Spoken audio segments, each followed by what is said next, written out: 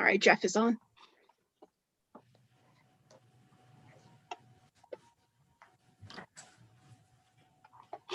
We ready to start then, Lori?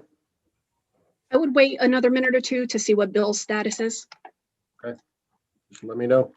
All right, thank you.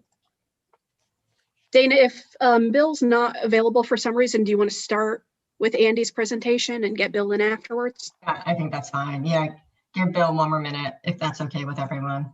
Okay, thank you.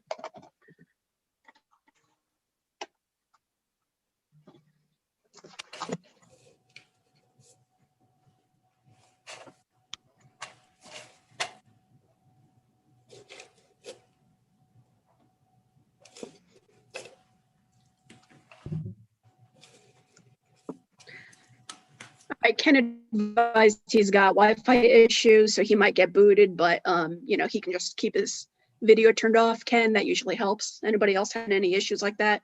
If you turn your video off, that sometimes helps the signal.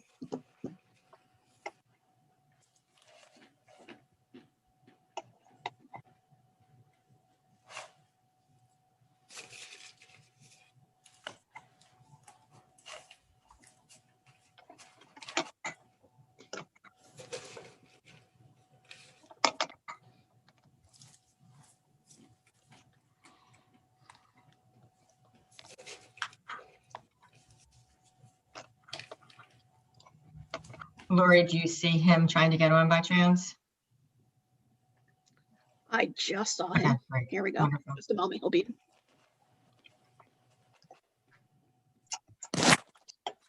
Hello, everybody. Sorry I'm late. There he is. Bill? Gotcha, Bill. All right, there, you can begin when you're ready. Okay, welcome to this. Oh, I just had an issue.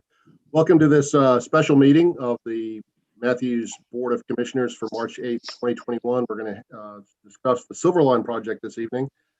And Dana, are you going to start things off for us?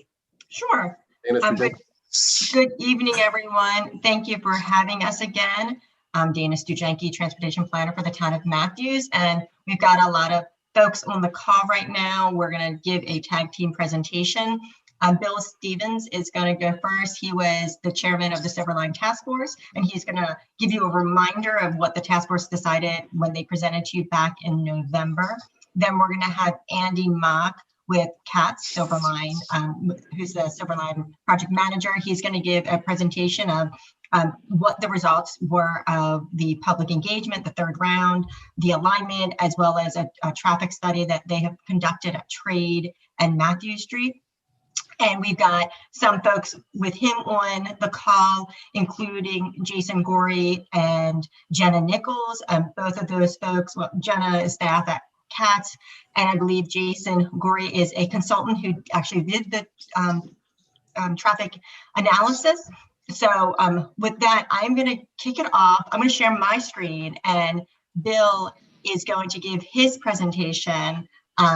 So let's see how this works. So bear with me, everyone.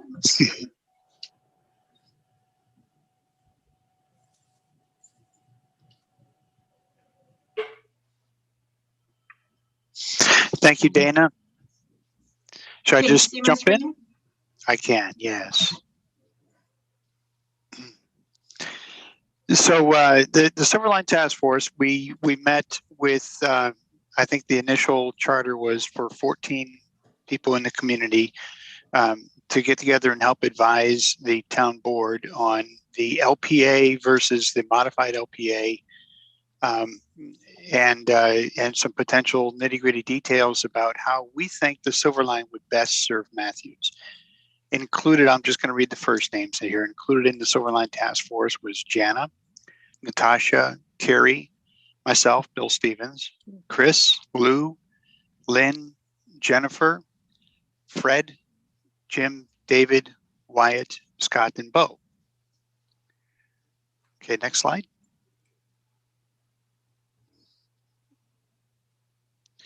So just as a very broad overview, what the Silverline does for Matthews is it basically encompasses a stretch of approximately, and I'm not talking as an engineer or as a specific transportation designer, I'm speaking as a a person involved in the Silverline Task Force. Approximately 4 miles, 4 stations, 1 park and ride, maybe, well, that's to be decided. And trying to see the last thing here, the Matthews LPA modifications.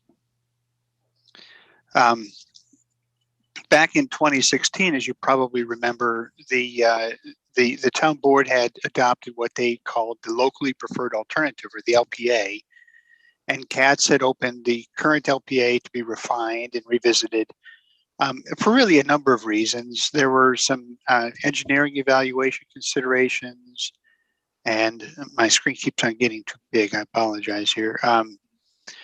There were some considerations related to cost for the LPA coming through Matthews, and changes in the quarter. So, you know, lots happened really in Matthews since 2016. And they also were realizing pretty quickly on a quickly evolving basis the lessons from the Blue Line. And we also see there being a lot of other things going on within Matthews looking forward from here. Other land use projects, other coordination, coordination with other projects and things. So that's really why we came together, and the CATS, as Andy will help give you a lot more detail. CATS guided us through a number of different details of the Silverline and what it would mean for Matthews. And now we, as a Silverline Task Force, I think tried to digest this and synthesize it for what it meant for Matthews. And it really left a really good, I guess, a building block for how to make decisions for what we think the Silverline will look like in Matthews. Okay, next slide.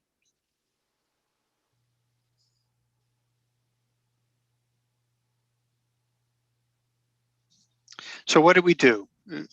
We had 10 virtual meetings starting in June and ending in November. We had 2 field trips. We had a Blue Line tour where we, Andy and the CATS leadership team, they actually got a trolley for just us, completely isolated just for us. That's not the right word, but anyway, it was just our crew for a tour of the Silverline, along with a bunch of CATS staff members and employees, and got to see firsthand, along with talking with the CATS team, what went into building the Blue Line and some of the characteristics of what they saw and what they encountered as they were building out the Blue Line. We also had a downtown walking tour. I understand that the town board did that as well. That highlighted to us, in combination with all of our discussions and with the Blue Line tour, what the options were for Matthews, specifically in the town portion of Matthews, the downtown portion. And there were a couple of surveys that were sent out to the Silverline Task Force as well. And the types of questions that we tried to vet out among ourselves were, what are the characteristics of a light rail that are valued, and what it would be our preferred alignment. As you can imagine, one of my apprehensions of a task force like this is that if we started with 15 people, that we would end up with 17 different decisions. And so we wanted to try to narrow that and bring it into a focus of what are really the important decision points, and what can we agree on, and where do we think we're going to have some additional discussion and potentially some divergence of opinions. Okay, next slide. So the Silverline highlights through Matthews. This is really what drove our discussion. We had what is on the screen now is my rendition. This is not the engineering rendition or even a CATS rendition. This is my trying to simplify the CAT's rendition of the LPA. It starts basically coming into Matthews just at the Galleria, goes along Matthews Township Parkway, and it runs into downtown at the Novant, or right near the Novant campus, and then out to the Sportsplex and over the highway over to CPCC Levine.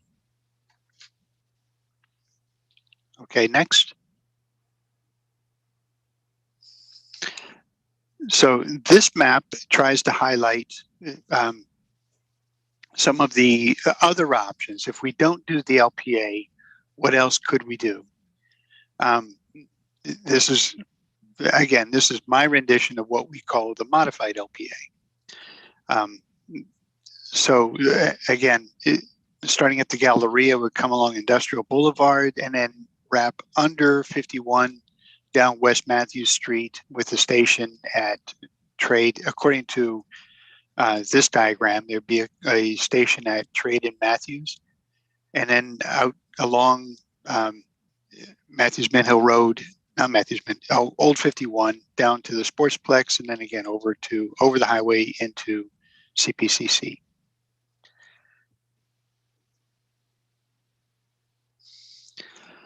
Okay, so really it became very, very clear that we had three truly focused points of interest. We had the Monroe Road versus CSX corridor. So we had an option. Did we think that it was better to change the LPA to run along the CSX corridor, or should we stick with the Matthews Road alignment? The second option was the downtown alignment. We could wrap along Sam Newell and over to the Novant campus, and then down to Independence Point Parkway, along Andrew Caroline and out to Old 51 and the Sportsplex that way. And then the third option was Independence Point Parkway over to CPCC. And in that number 3, there was really only one option evaluated and discussed. Okay, so how do we vote? So of those 3 sections, 3 decisions, the Monroe Road corridor and the CSX corridor, our first decision was that we would vote for Monroe Road. The pros of this alignment was that it would encourage more development, it would help to rebuild some infrastructure, and would make a walkable station with good visibility. The cons that were brought into the discussion were it could potentially create more traffic. But in the end, all of I think the 12 people that ended up voted for the Monroe Road alignment. And now probably the biggest set of discussion and the most energy put into the people of the task force was discussion about what do we do with downtown. And it came down to a discussion, do we want to keep the LPA, which would be the yellow line in this picture, going along Sam Newell and down down Trade Street over to the Novant campus and out to Andrew Caroline and over to Matthews Mint Hill Road. Or the green option would come under 51 after Industrial Boulevard along Matthews Street, and then come along Matthews Street down past Trade and out to Independence Point Parkway. Obviously there was the energy around this section led to a lot of comments, a lot of discussion. The comments that we had in favor of the West Matthews Street alignment, the green line, if you will, was that it would be near enough to downtown to be a positive impact for the town. It would encourage downtown redevelopment, landscaping. This is something that we saw over and over again when we were on the Blue Line tour, that they saw positive development where the Blue Line came into areas that it is now serving. I think Andy could probably give you a little more detail on that if the option is available. The station location of the downtown station would encourage more ridership by walk-up riders, and it would be better integrated into the town of Matthews as opposed to kind of set off in a corner. But more on that later. The information that we got from Andy and Katz was that it would cost less.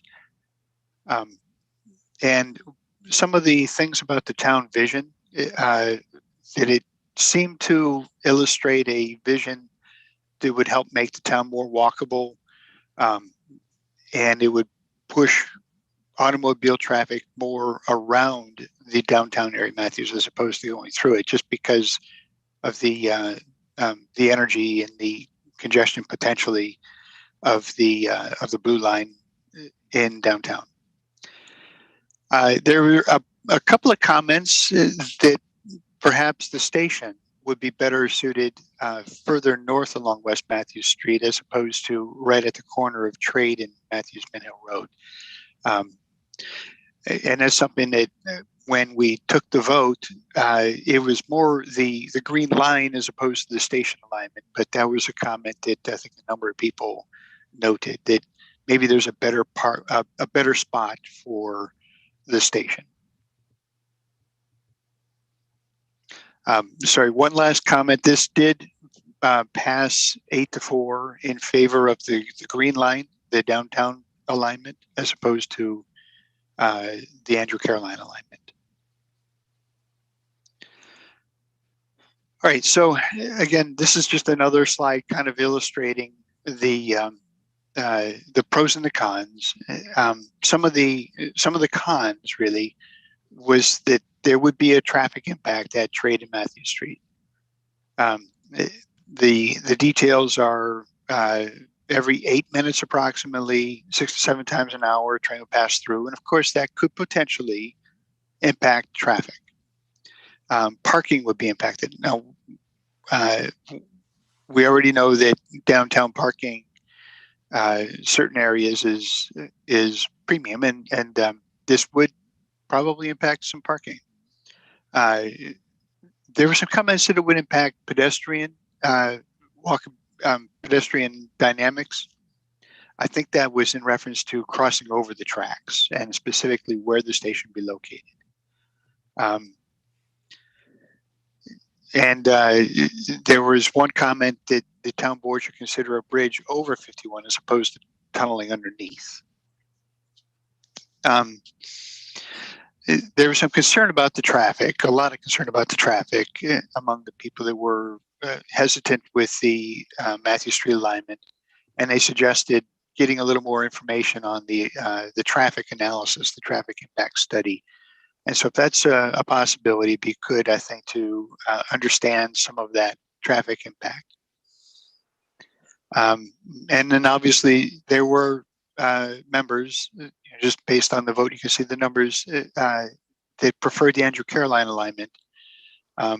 Then the comments there were simply that the downtown Matthews area we like it. It's a asset to Matthews, and it's what we like.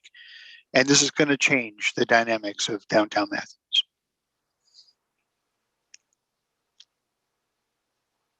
Next slide.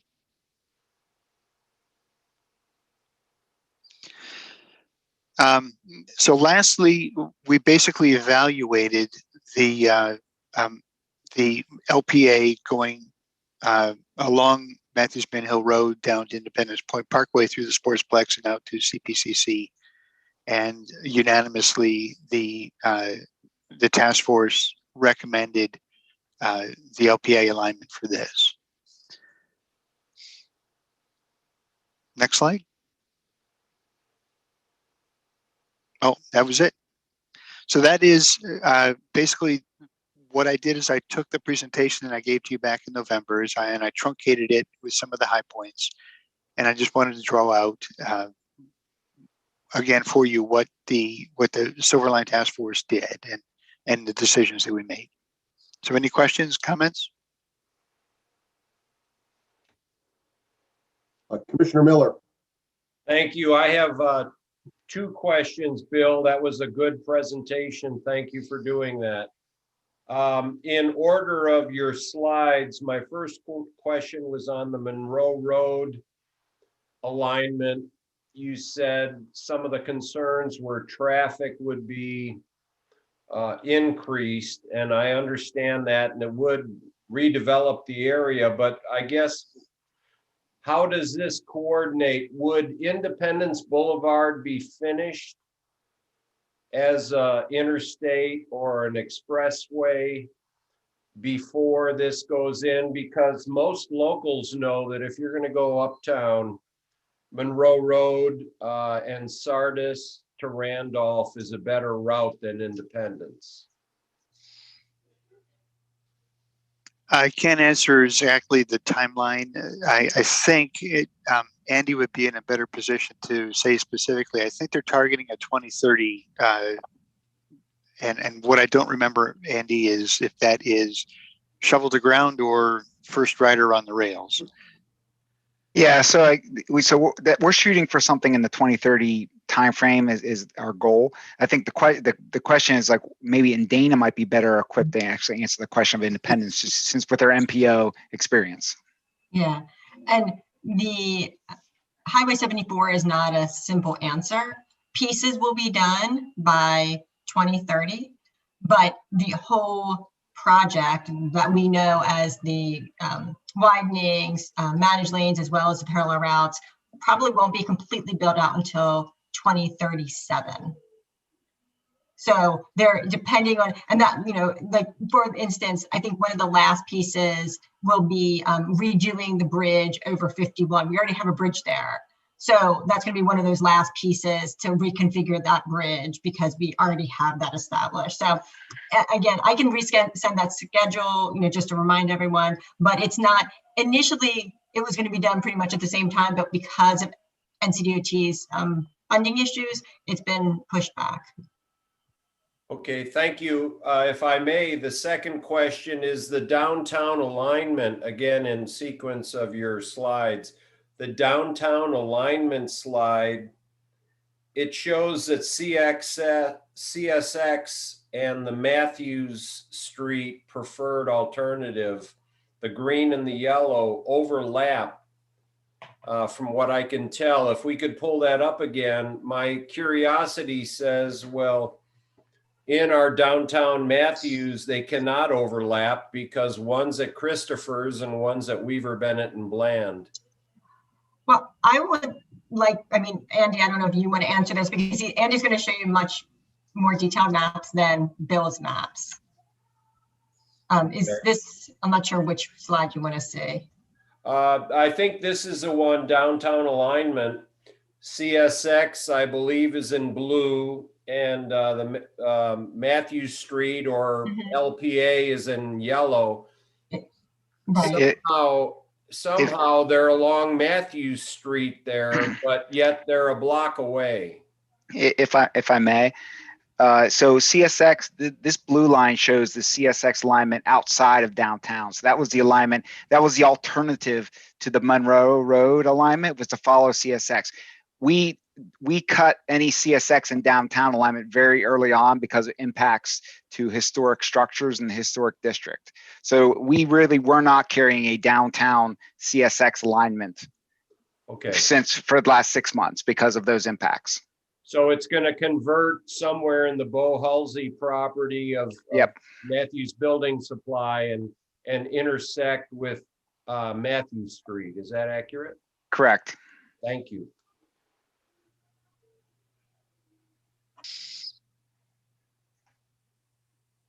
Can we take the presentation down so I can see everyone? Oh, absolutely. Sorry about that. Are there other comments or questions for Bill or? Hold on. I apologize, Mayor. I'm having trouble. Stop sharing. There we go. There we go. Are there other questions or comments for Bill before we let Andy? I guess Andy up next. Dana, you have a comment? I just want to thank Bill for showing up again. He completed this work in November, and I texted him last week. I said, hey, Bill, you come back and do it again. And he graciously revamped the presentation for us. So thank you, Bill, for all of your hard work and being such a great volunteer for the town. And if there aren't any other questions, I'm going to throw it to Andy and let him get into the weeds so that we can, listen to his presentation. And he does have, like I said, that piece about the traffic analysis that was brought up during the task force. So I will let him share his presentation. There we go. Before Thank you you, Dana. go, before you go, Andy, I want to reiterate Dana's comments to Bill and the entire task force. I know this wasn't an easy task, and it's, admittedly somewhat controversial. So I appreciate you raising your hand and agreeing to participate. So thank you. Thank you to the whole team. Very welcome. It was an honor. Great team to work with. Thank you.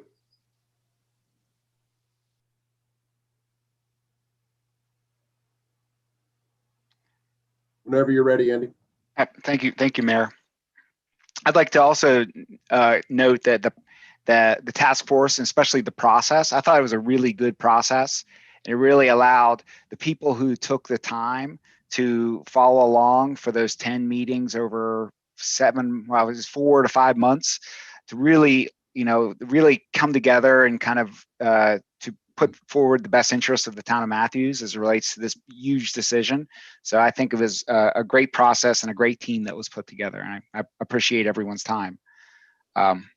So I'm just going to give a brief overview of the project. I think most of the people know a bit about it, but to talk about kind of where we are, talk a little bit about some of the initial recommendations and some of the work we've been working on, and where we're going from here. So I won't go too deeply into this, but we're at the very early stages of the pre-project development phase. That's really before we enter into the federal funding stream process. We're really trying to really refine the alignment to get down to the details for what project we really want to pursue as we get into design and get into that funding stream, because we really want to protect against late changes. So it's really important for us to do all this coordination and this outreach so that we can feel confident moving forward that we've got a good project and that's something that we want to pursue. So that's the LPA refinement phase. And so that from there, we're taking our proposed preliminary staff recommendations now that we've received public input to the MTC, and the information will be March 24th, where we'll present our preliminary staff recommendations, and then the action item will be the following month, April 28th.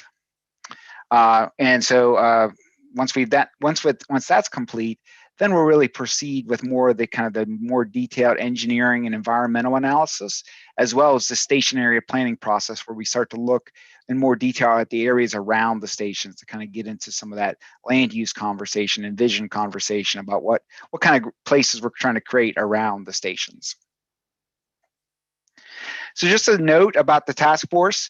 I won't go too far because I think Bill kind of hammered it inappropriately. We did participate in all the events requested, and really we were focused on a couple things from the Silverline team. We're really focused on building relationships. We're going to be working together with the members of the community and the task force and staff for a long time, we hope. So we want to come in with kind of like a relationship building perspective. And we also want to serve as a technical resource to the town of Matthews.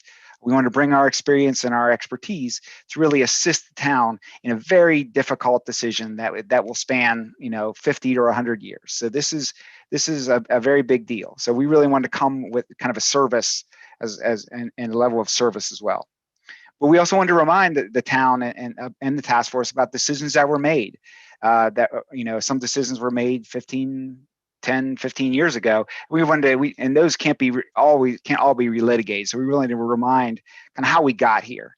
We want to orient the task force about the scope and the complications of the Silver Line. It's a very complicated project. There's no doubt. And we want to educate the task force about the Blue Line and light rail in general. How does it work, and how do people use it, and what does it look like? And I think we've accomplished all those goals in that effort.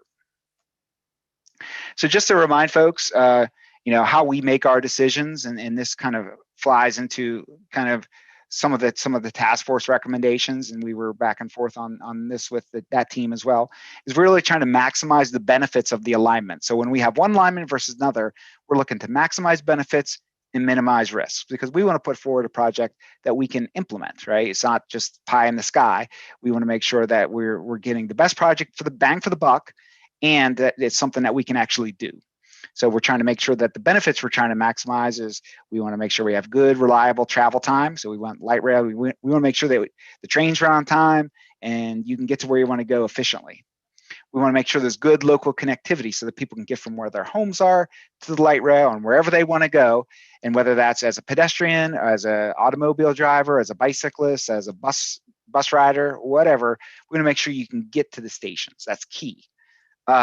And then we want to make sure that we're taking account as development opportunities around the stations, kind of those opportunities to create those places around the stations, in compliance with the town vision that's been established.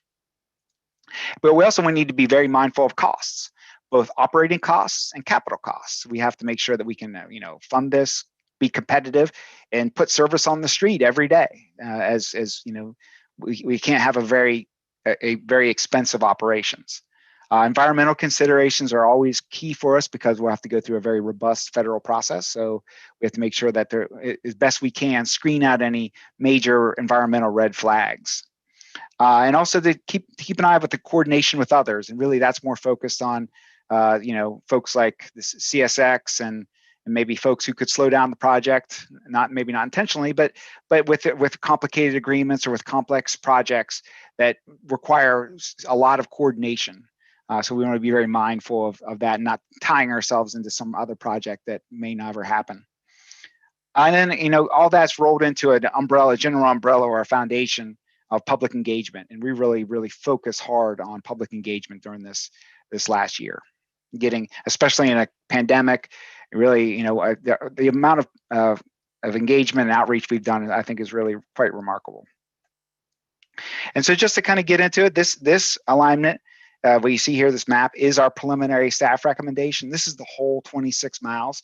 This goes from the town of Belmont in the west, the whole way to Indian Trail in the southeast. So just as a note, there's 26 miles, 29 stations, 1 maintenance facility. The focus areas, or the colored zones that you see, are really just ways to break up the alignment so that people can kind of focus on an area. So I call them focus areas. And so that we can have kind of general focus conversation with the public in these areas. That's how we that's how we did all of our public meetings as well. So the town of Matthews is in focus area 5, and it's one of the most complex areas of the entire project, not only because of the town, but because the transition point from Independence to Monroe Road is just very complex and very dynamic. So it's an area of a lot of focus and a lot of input through the public engagement process. So just to kind of get into preliminary staff recommendations, I'm only going to focus on focus area 5, which is mostly the town. And I'll talk a little bit about the map that you see right here. This is the alignment map that we sent out to the public. If you live within a half mile of the alignment, you should have received a paper map of this. It really outlines the preliminary staff recommendation. So just to orient you, the purple line is a preliminary staff recommendation. The gray lines are alignments that we have evaluated but are not recommending at this time. So you see like the CSX railroad alignment. You see that one is gray. You see the locally preferred alternative, the older one, the one that goes through the hospital. That's also gray.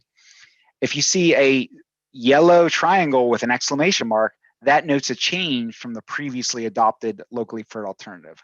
So just to kind of go through the 2 Matthews sections, and we're in line with the task force recommendations. So the first one is to recommend the alignment along Monroe Road.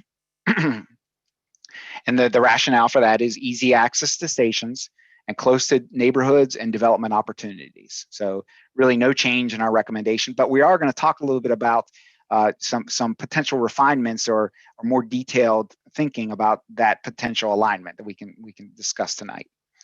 Also, and then the area of downtown, we do see a yellow triangle recommending the Matthews Street alignment. And so that shows right here in and that lines up with the task force recommendations. And the whole point, or the really what won the day on that alignment, is the station is very visible and very accessible in downtown. And we feel like it's a real asset to the town and can really help the town be that destination that they want to be.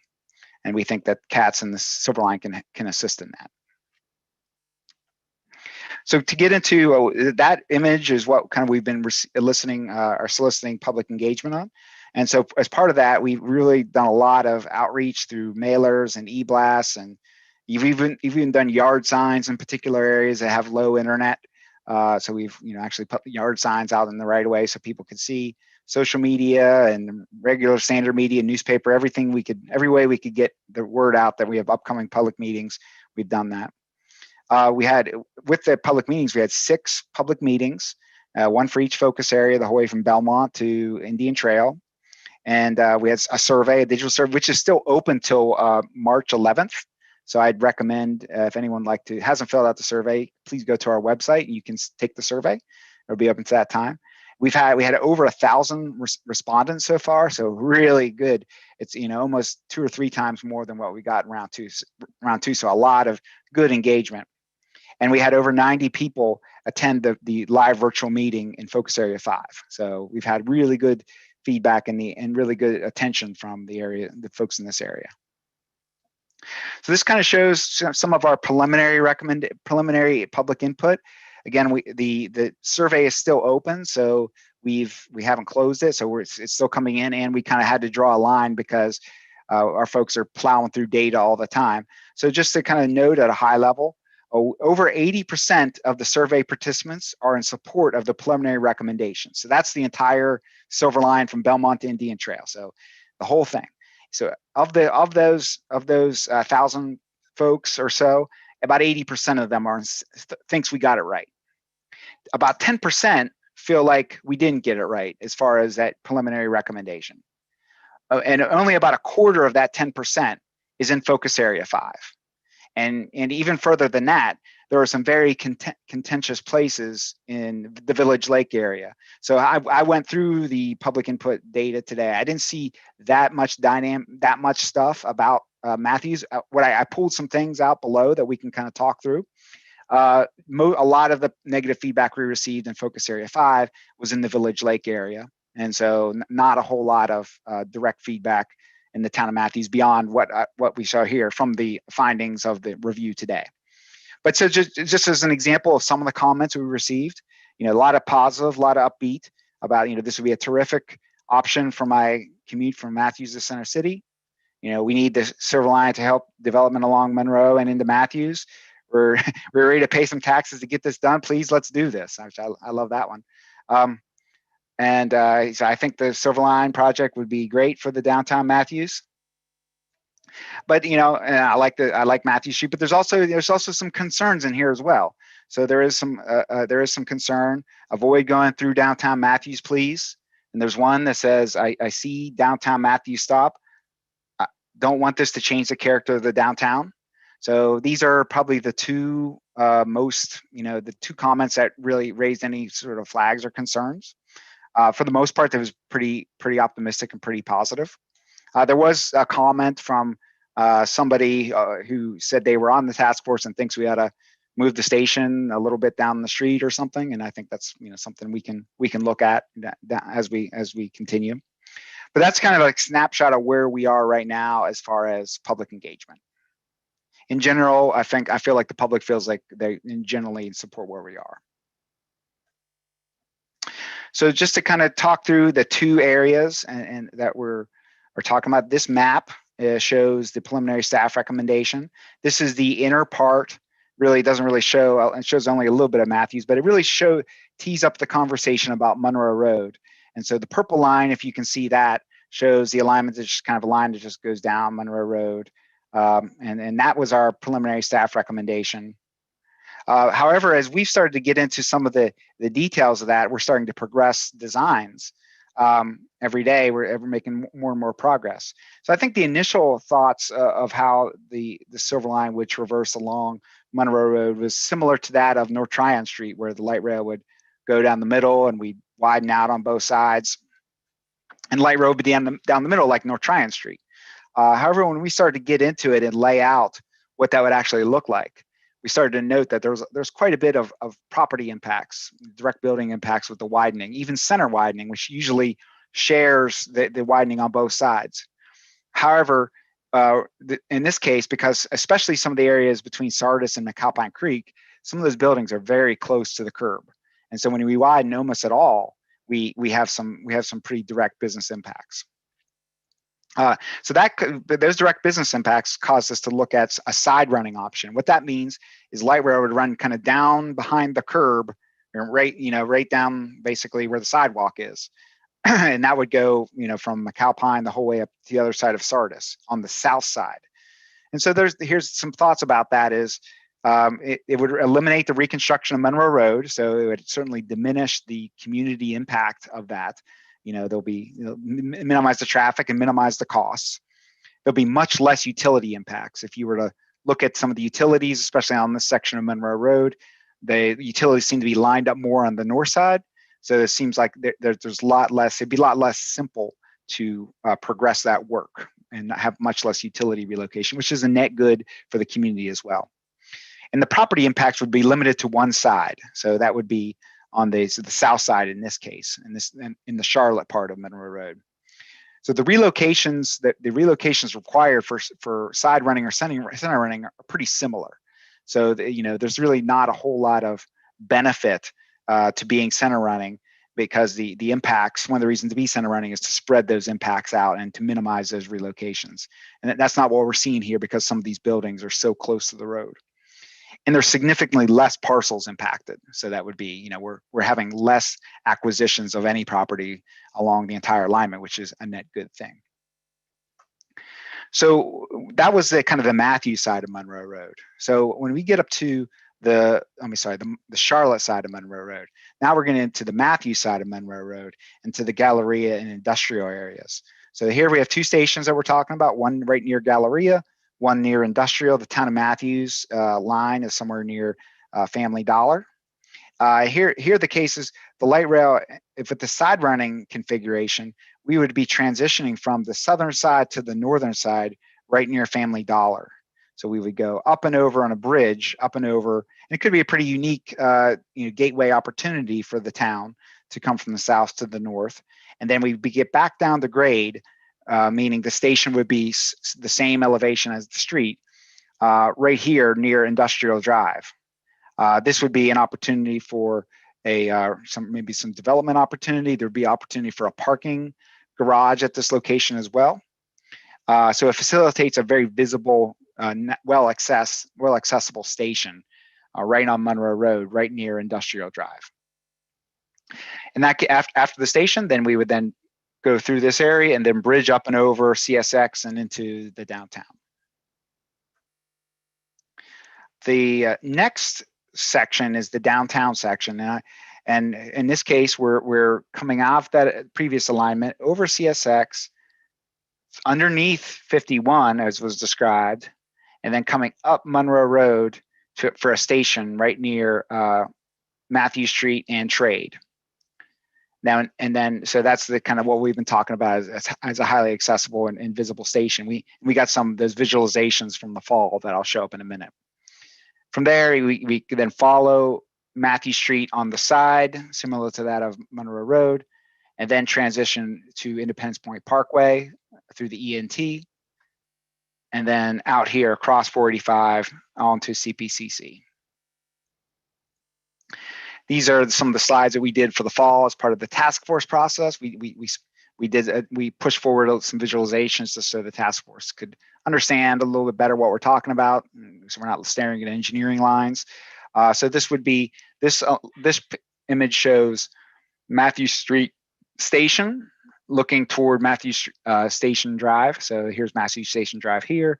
This would be the side running light rail alignment with a station right near Christopher's, and then crossing at grade at Trade Street, then down Matthew Street and through the lumber yard and under 51. Here's a little more zoomed in version of what this could look like. So this would be Matthew Street right beside us, and here would be Here would be the station right next to Christopher's, and then with the crossing right there. So before I go into the next area, is there any? I maybe a pause for a moment, see if there was any comment or questions from the kind of the public engagement part of it and the scoping part of it through the preliminary staff recommendations before I get into the traffic analysis. Commissioner Miller? You're muted. You're muted, Jeff.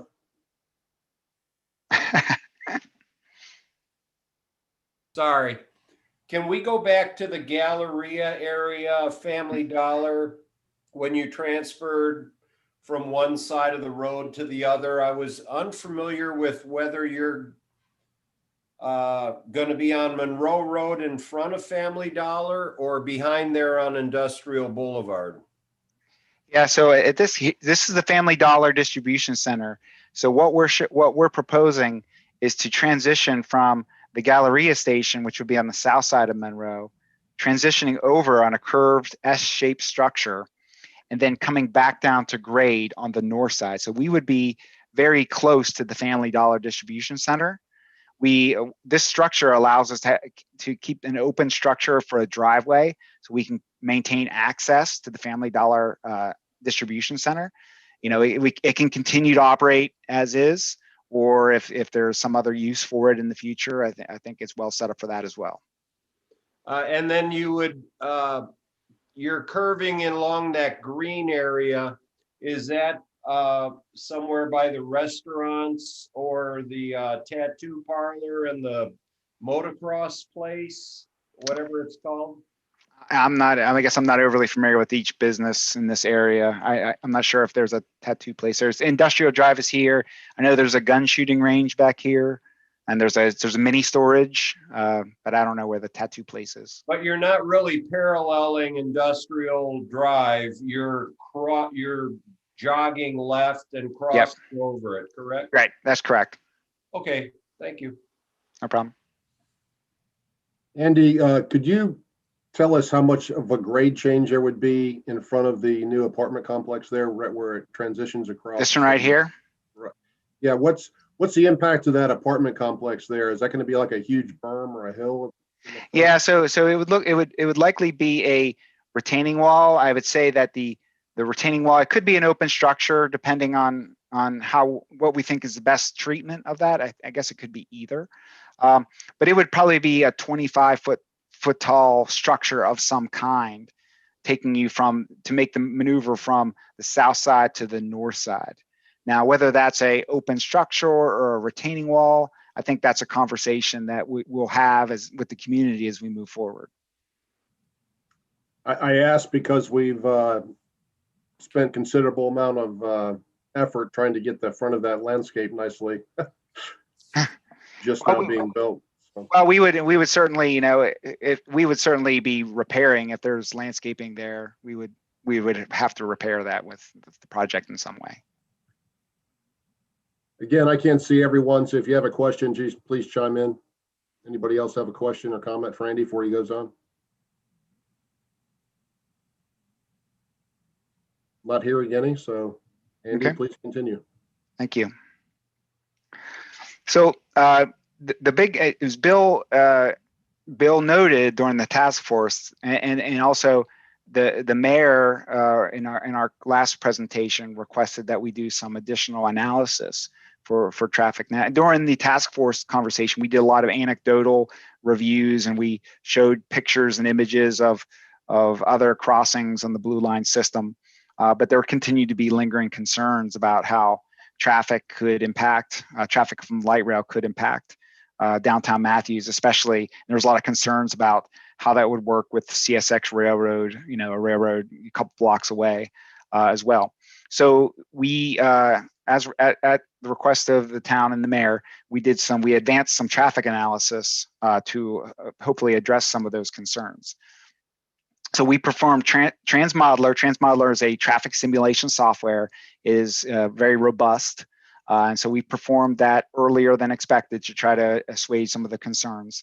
to kind of talk about some of the downtown Matthews intersections. And they're mostly the intersections along Trade Street. We modeled all the light rail crossings at Trade. We included CSX railroad operations during the peak hours. That would be in the afternoon and the morning. And so we met with town staff about these assumptions before we did the analysis to make sure that we understood the concerns of the town and before we did the analysis. Some of our key takeaways that we found: at-grade light rail crossing at Trade Street, at Matthew Street, can be accommodated while maintaining acceptable traffic operations. So we feel like that the light rail impact of the light rail itself does not negatively impact traffic, and there is a little bit of an impact, but we feel like it's manageable, and traffic is able to recover from queues associated with light rail train operations. In mitigation, and if there are some findings, because this is not the only time we're going to do the traffic analysis. As we go forward into the environmental work, we're going to do a lot more robust traffic analysis as this thing continues. We really just wanted to kind of do a fatal flaw analysis to see if we have this right, or is there something that we're not seeing. So we wanted to do a fatal flaw to see if there was any sort of major traffic impact by incorporating light rail into this crossing. And so our finding from our memo provided by our engineering team finds that we don't feel like there's any fatal flaw at this point, but it still will be progressed and refined as we get into the detailed environmental and traffic analysis work.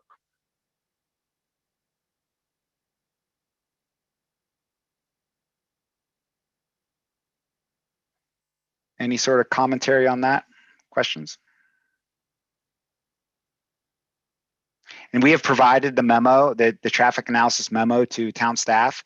So if there's any questions, we can provide also, if there's any detailed questions that people might have, we can provide our engineering resources to help address any of those questions or concerns. Okay. So moving on to next steps. We have completed our third round of public engagement. Now we're kind of on to the kind of elected official engagement, really working with the towns and the cities, boards and councils, getting everyone comfortable with our recommendations. And that, now that we're also moving into the MTC adoption process, so we will do a presentation for information on March 24th, and then for action on April 28th. And then once that's complete, then we'll then proceed into the environmental review and preliminary design and additional public engagement. We'll advance light rail design, environmental surveys, and all of those sort of things. And again, just a plug for the survey. If you haven't taken the survey, we'd love for folks to take the survey. You'll get put in a raffle for a $100 gift card, which has been, I think, very successful, getting 1,000 respondents to take it. And also, if you would like to reach out to your constituents and let them know to take the survey, that would be great too. We would appreciate that. And that's open till March 11th, and you can find that at ridetransit.org/links-silverline. Lots of different ways you can provide feedback beyond the survey. You can text the survey to us as well via text Silverline to 704-461-4441. If you just have any comment or feedback, or you'd like to let your constituents know, they can just always email us, call our customer service line, or even leave us a voicemail. And you can always send us an plain old letter, and we still take those as well.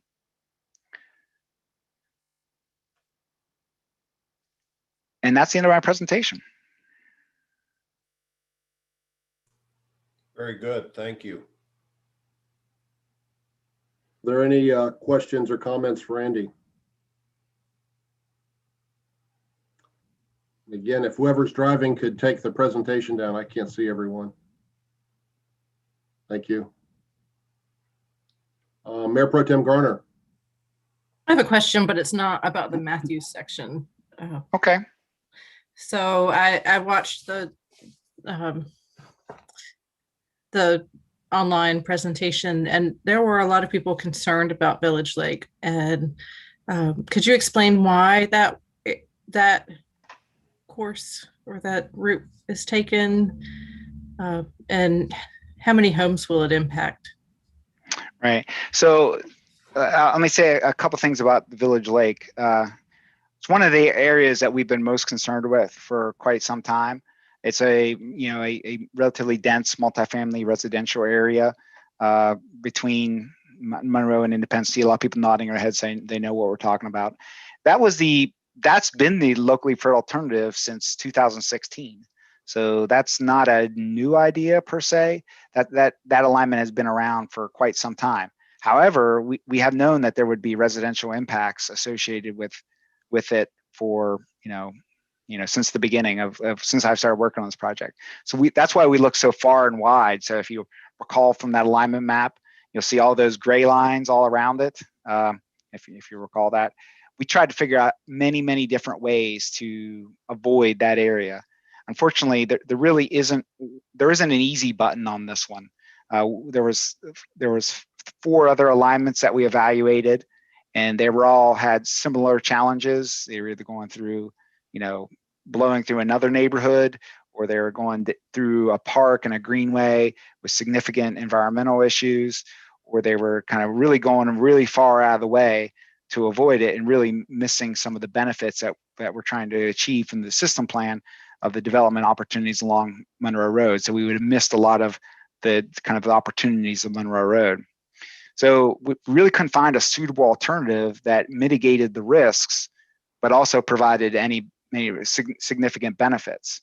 So what we thought was if we could come up with an alternative that would also provide benefits, so it wouldn't just be impact to the community, but also would provide benefit. And so the big change between 2016 and the preliminary staff recommendation at this time is the inclusion of a new station within the Village Lake community, and also a comprehensive and a commitment for a comprehensive affordable housing strategy to try to replace and replenish some of the affordable housing that's in that area. So we didn't take that one lightly, and there really was no good alternative other than to kind of go back to the alternative which we started with, which was back in 2016 to now. Yes, Thank you. I think that expanded a lot on what I heard in the presentation, and I hope that people in the future can know that bulk of the information so they can feel better about instead of it just taking out houses, there are methods in place to kind of ease the burden. Yeah, and one of the things, and thank you, Mayor Pro Tem, but one thing we're going to do that one of the next steps is once we have the alignment. So that's when you get into the station area planning.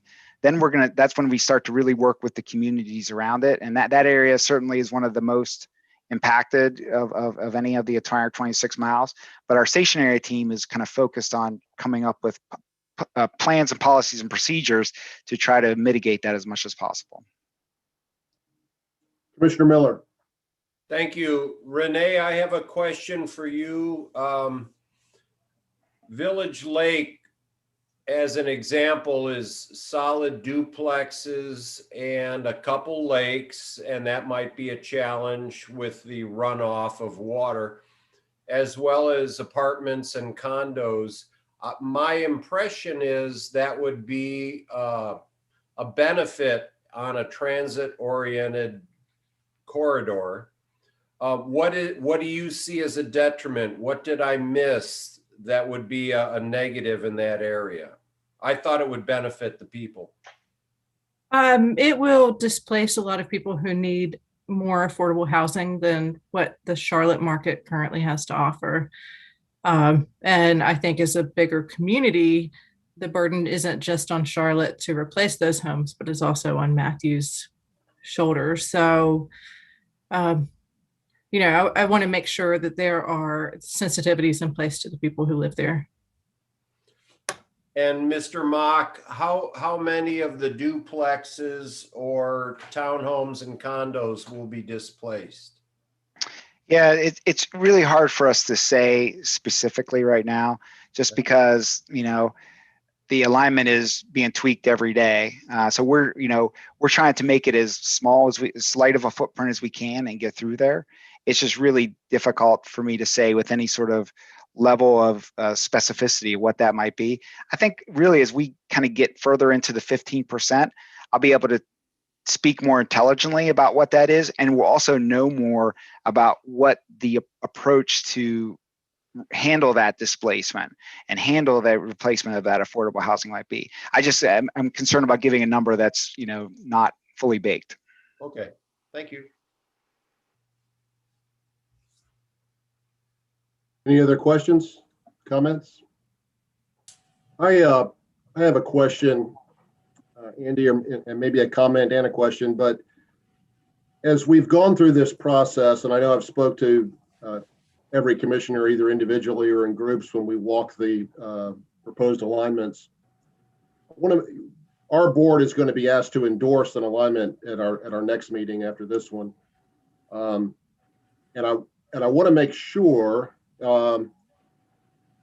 It seems from everything I've heard that alignment, the other alignment that would go down Andrew Caroline, is not viable. So it's really not an option. It's kind of like, Henry Ford said, you can have any color Model T you want as long as it's black. So are we voting on you can have this alignment or this? Is there really an option to what's being proposed? I would just say that the other alignment has a lot of cost and risk. I mean, anything is possible with the right amount of money and time. I just fear that we won't have enough of either ultimately. And so I'm not saying that the other isn't an alternative.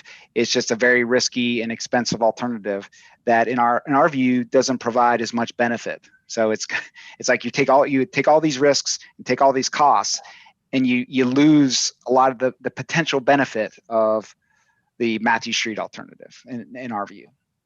And also that goes to, I know we had some of this conversation when we were out there in the field, but that we compete for federal funding nationally with all other transit projects. So that's also sort of where Andy was going with that, is that the costs and benefits need to also help assist us in being competitive and sort of winning that money from the on that national scale.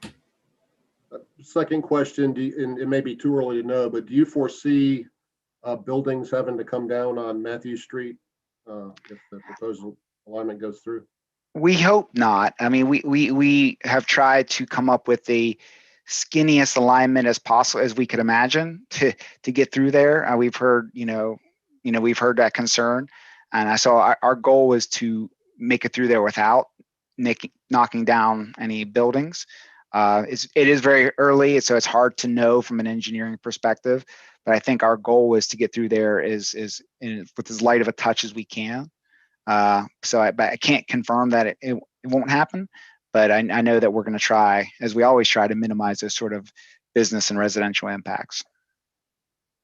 And you also mentioned in your presentation about doing some additional traffic studies. When would those be conducted? So our traffic studies, that would go with the environmental impact statement. So right now we're trying to get the alignments set, or as set as we can get it. And then once we have it, then once we have the alignment for the entire project, then we would start doing an environmental assessment and analysis of the entire project. That would be from wetlands, and traffic would be part of that as well. So really what we're trying to do now, this phase of the project, is to try to look at screening and look at anything that we think is a red flag. So if we feel like something's going to blow up, we want it to blow up now, not 2 years from now. So we're trying to look at this as like, okay, what is the screening? What's going to tell us if it's going to blow up 2 years from now? So where we are right now is that kind of high level, kind of fatal flaw screening. I'd say that the 30% after this year into next year is when we would be beginning the environmental impact statement. And that's when we would do the formal traffic analysis that would go with that. Yeah, so I had the benefit of having a review of the traffic impact analysis with Dana and Susan. And I see where, basically it said that the impact will not be that great or would be minimal, but that really seems counterintuitive when you have 7 or 8 trains going through downtown Matthews every hour. So I hope that we'll continue to look at traffic impacts going forward and Absolutely. signal, We have to. signal timing and all that sort of thing, because I mean, it's pretty congested right now. So I can only imagine. Are there any other comments or questions? Not seeing any. Dana, you want to wrap up? Yeah, I will thank Andy and Jenna for coming tonight, and Jason as well. And I will remind you all, like you said, Mayor, we will be back on the 22nd with a resolution of endorsement, a staff recommendation, and some sort of endorsement language. And so we just wanted to make sure take the time at this meeting to do a deep dive if there is any concerns. Please reach out to me if you guys think of anything or you're concerned about anything, and I'll make sure to get you in touch with Andy or Jenna or whoever it is that you need to be in touch with. But thank you, you all for listening, and we appreciate the time. Thank you. One more thing, and perhaps Maureen, Keith, you may be able to answer this. Is this a survey link on our website now? And if it's not, can we put it on there? It is on there. So I see Dana nodding her head. Yes, it is. I'll make sure it's on the homepage, and we've been pushing it out via our social media as well. Great. I really encourage as many of our residents to take that survey as possible. So, yes, thank you very much, Andy, Jason, Jenna. We appreciate your time as always. Thank you for having us. Thank Always you. been extremely available. So I guess we can't knock you for that. You've always shown up when we want to ask questions. Thank you. We don't have anything further. Dana, that's it, I guess, for this presentation. Then we will recess until our 7 o'clock meeting. So let's have the elected officials and staff join back up at 6:55. Are we back on the same link? Is this the same link, Mayor? It is the same link. Same link. Okay. I'd asked my boss, Lori, and she confirmed. All right, thank y'all. See you guys in a bit. So can we just stay on this, Lori? You sure Lori, can? can we Yes, just sir. stay here? No, just, yes, sir. You might want to mute and turn off your mic.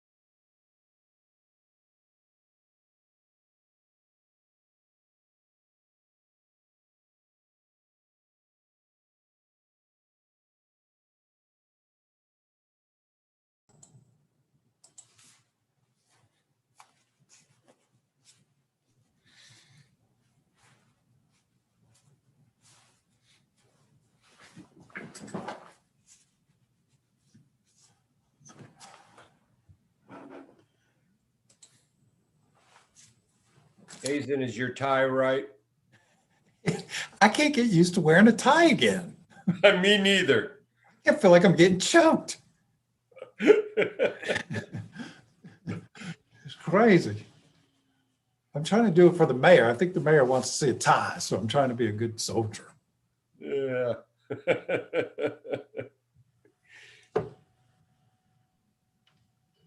Rarely see me wear a tie outside of business.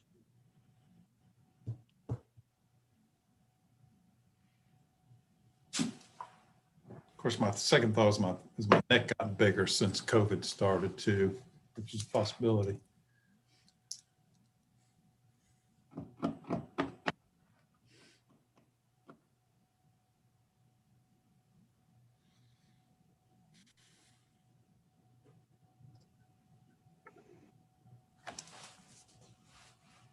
All right, Mayor, so we have our department heads on. They're all going to be participating in the Employee of the Year presentation. That's why you see a lot of folks on right now.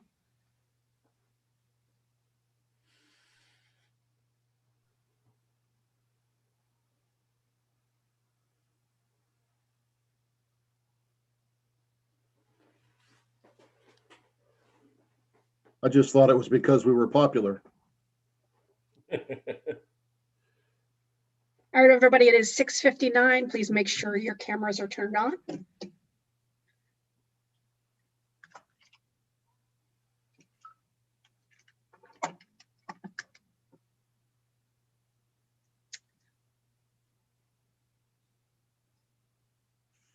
And Mary, you can begin when you're ready. Good evening. Welcome to our March 8th, 2021 regular Matthews Board of Commissioners meeting. I'm Mayor John Higdon. I'll start with some introductions. We have our town attorney, Charles Buckley, Commissioner Dave Bland, Town Manager Hazen Blodgett, Commissioner Jeff Miller, Town Clerk Lori Canapino, Planning Director Jay Camp, Assistant Town Manager Becky Hawk, Mayor Pro Tem Renee Garner, Commissioner John Urban, Commissioner Larry Whitley, Human Resource, not sure what your title, Tanya, but Human Resource person, Tanya McGovern. Director. Parks Manager Scott Rawls, our Communication Coordinator Maureen Keith, Commissioner Ken McCool, our Parks and Rec Director Corey King, Fire Chief Rob Kinnenberg, Public Works Director CJ O'Neill, and a cast of thousands. I'm sorry if I missed a few, but that's most of the people I can see on my screen now, so thank you. Once again, I'd like to remind everyone that due to the governor's COVID-19 orders, this meeting of the Matthews Board of Commissioners is being conducted remotely using the Zoom virtual meeting platform. Town of Matthews is committed to transparency and robust public participation during these challenging times. Once again, myself and the commissioners will vote on each item by roll call vote, meaning each member will be polled to individually state their vote for the record, will also raise their hand or otherwise visually indicate what their vote is. We'll start with an invocation, and I'd like to ask our town attorney, Charles Buckley, to do that tonight. Thank you, Mayor. For those who care to join with me in prayer this evening, let us pray. Gracious God, as we gather this evening, we give you thanks for the many blessings of life. We give you a special thanks and praise for the development of vaccines to ward off this terrible pandemic, COVID-19, that has so engulfed all the lands of your people. We ask that you grant your power and your grace to this elected board this evening as we meet. Grant them the power and the ability to make the just and right decisions for your people, the people of Matthews. And ask, Lord, that you would give your blessings upon all of our public safety officers, our fire, police, and EMS officials, and keep them from harm's way. And especially we ask blessings on our first responders who are there on the line fighting the COVID vaccine, COVID during this pandemic, Give them your blessing and keep them from your harm's way. These things we pray in your name. Amen. Thank you, Mr. Buckley. We'll move on to the Pledge of Allegiance, and we'll wait till our virtual flag shows up on the screen. Please join me in the Pledge of Allegiance. I pledge allegiance to the flag of the United States of America and to the republic for which it stands, one nation, under God, indivisible, with liberty and justice for all. We have kind of a special presentation this evening on our agenda item number 4. We're going to recognize our Matthews Employee of the Year. And Hazen, I guess I'll turn it over to you to start things. All right, thanks, Mayor. We do this every year. We're very excited about it. And this Employee of the Year process selection comes through the Service Excellence team. And Scott Rawls is our chairperson this year. And I'm going to turn it over to Scott. Thank you, Hazen. Good evening, Mayor and Board. My name is Scott Rawls, and I'm the chairperson for the Service Excellence Team, otherwise known as SET. SET is comprised of employees from each department, and among other responsibilities, we nominate the Employee of the Year. 2020 was a year unlike any other, and we have selected an exceptional employee who continues to work tirelessly during this unprecedented time. This person is extremely dedicated and has had a positive impact on all Town of Matthews employees. On behalf of the Service Excellence team, it is my pleasure to award the 2020 Employee of the Year to Tanya McGovern. And I think there might be a couple people coming in with Tanya. Very good. Let me just say that, Tanya, I need to remember what your title is from now on, since you are this very Employee of the Year winner. So, our Human Resource Director, much deserved. Yeah. And so Tanya has worked effortlessly with every department to help the town adhere to new and ever-changing COVID policies while always making safety a priority.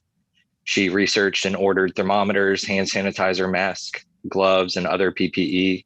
She has spent countless hours on the phone, even on nights and weekends, tracing down contacts, setting up doctor's appointments for tests, and following up with employees.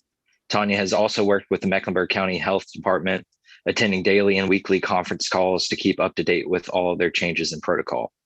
Needless to say, COVID management has been a full-time job on top of her responsibilities as HR director, as well as covering risk management during its vacancy. I could go on and on about the positive impact that Tanya has had this year, but it should be clear that Tanya is more than deserving of recognition as Employee of the Year for 2020. Congratulations, Tanya. Thank you, Tanya. And I think Hazen might have some other words to add. So Tanya, a lot of people work pretty hard to keep this a secret. So I know several of us were watching the reaction on your face. That gave us a lot of joy. I would just like to mention just a few of the highlights. You know, this has been a year of like no other. And the first comprehensive email to all employees went out March 4th. And this is from Tanya. Tanya's really been the point person for taking care of our employees. And she's done just a fantastic job. Even the PPE supplies, which we kind of take for granted now, but people had to scramble. I remember Tanya scouring the internet to try to get us masks and hand sanitizer. She had to come up with all the protocols for all the exposure. She had to determine what's an essential and non-essential employee. These are really like things you normally would take months to vet, you know, talk to other folks. Instead, we had really days to do this. All the coordinating of testing. Now it's everywhere. Back when we were first starting this was a scramble in itself. Determining what an actual exposure was, then you have to determine, okay, do you really have it? Is this your second cousin twice removed? You talked over the phone? What was going on here? So everything was brand new, hazard pay, new deal. And the other thing I can tell this group without a doubt, as a result of her leadership, we had towns reaching out to us to try to figure out what we were doing, because we were really setting the bar, and we are a skeleton staff. We are not a big city. And really that's Tanya's leadership, what she did for our town and our employees. And we are greatly appreciative to you, Tanya McGovern. Thank you.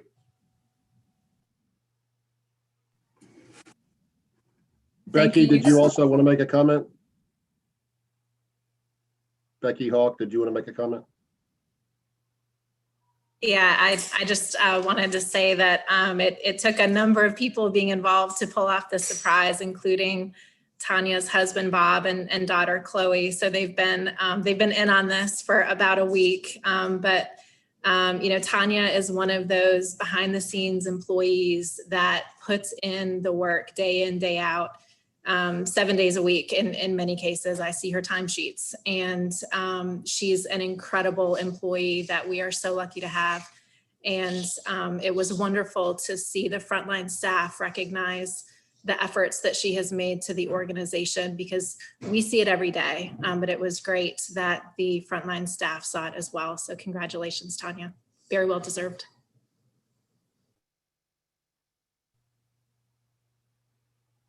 All right. Well, on behalf of all of us elected folks, thank you, Tanya. Again, yeah, very well deserved. Congratulations. We're very, very proud of you, and I'm glad you got a beautiful bouquet of flowers there, and loving family, and a big smile on your face. So it's a good day, right? Tanya, is there anything you want to say? Mayor, can we give Tanya a couple words?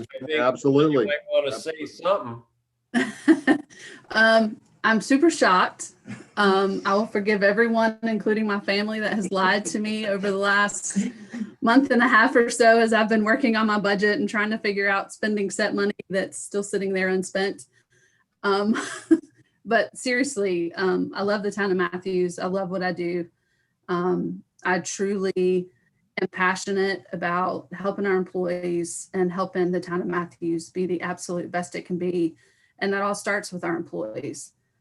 So taking care of them and truly just supporting them in any way possible is really what gets me out of bed every day. So I greatly appreciate this.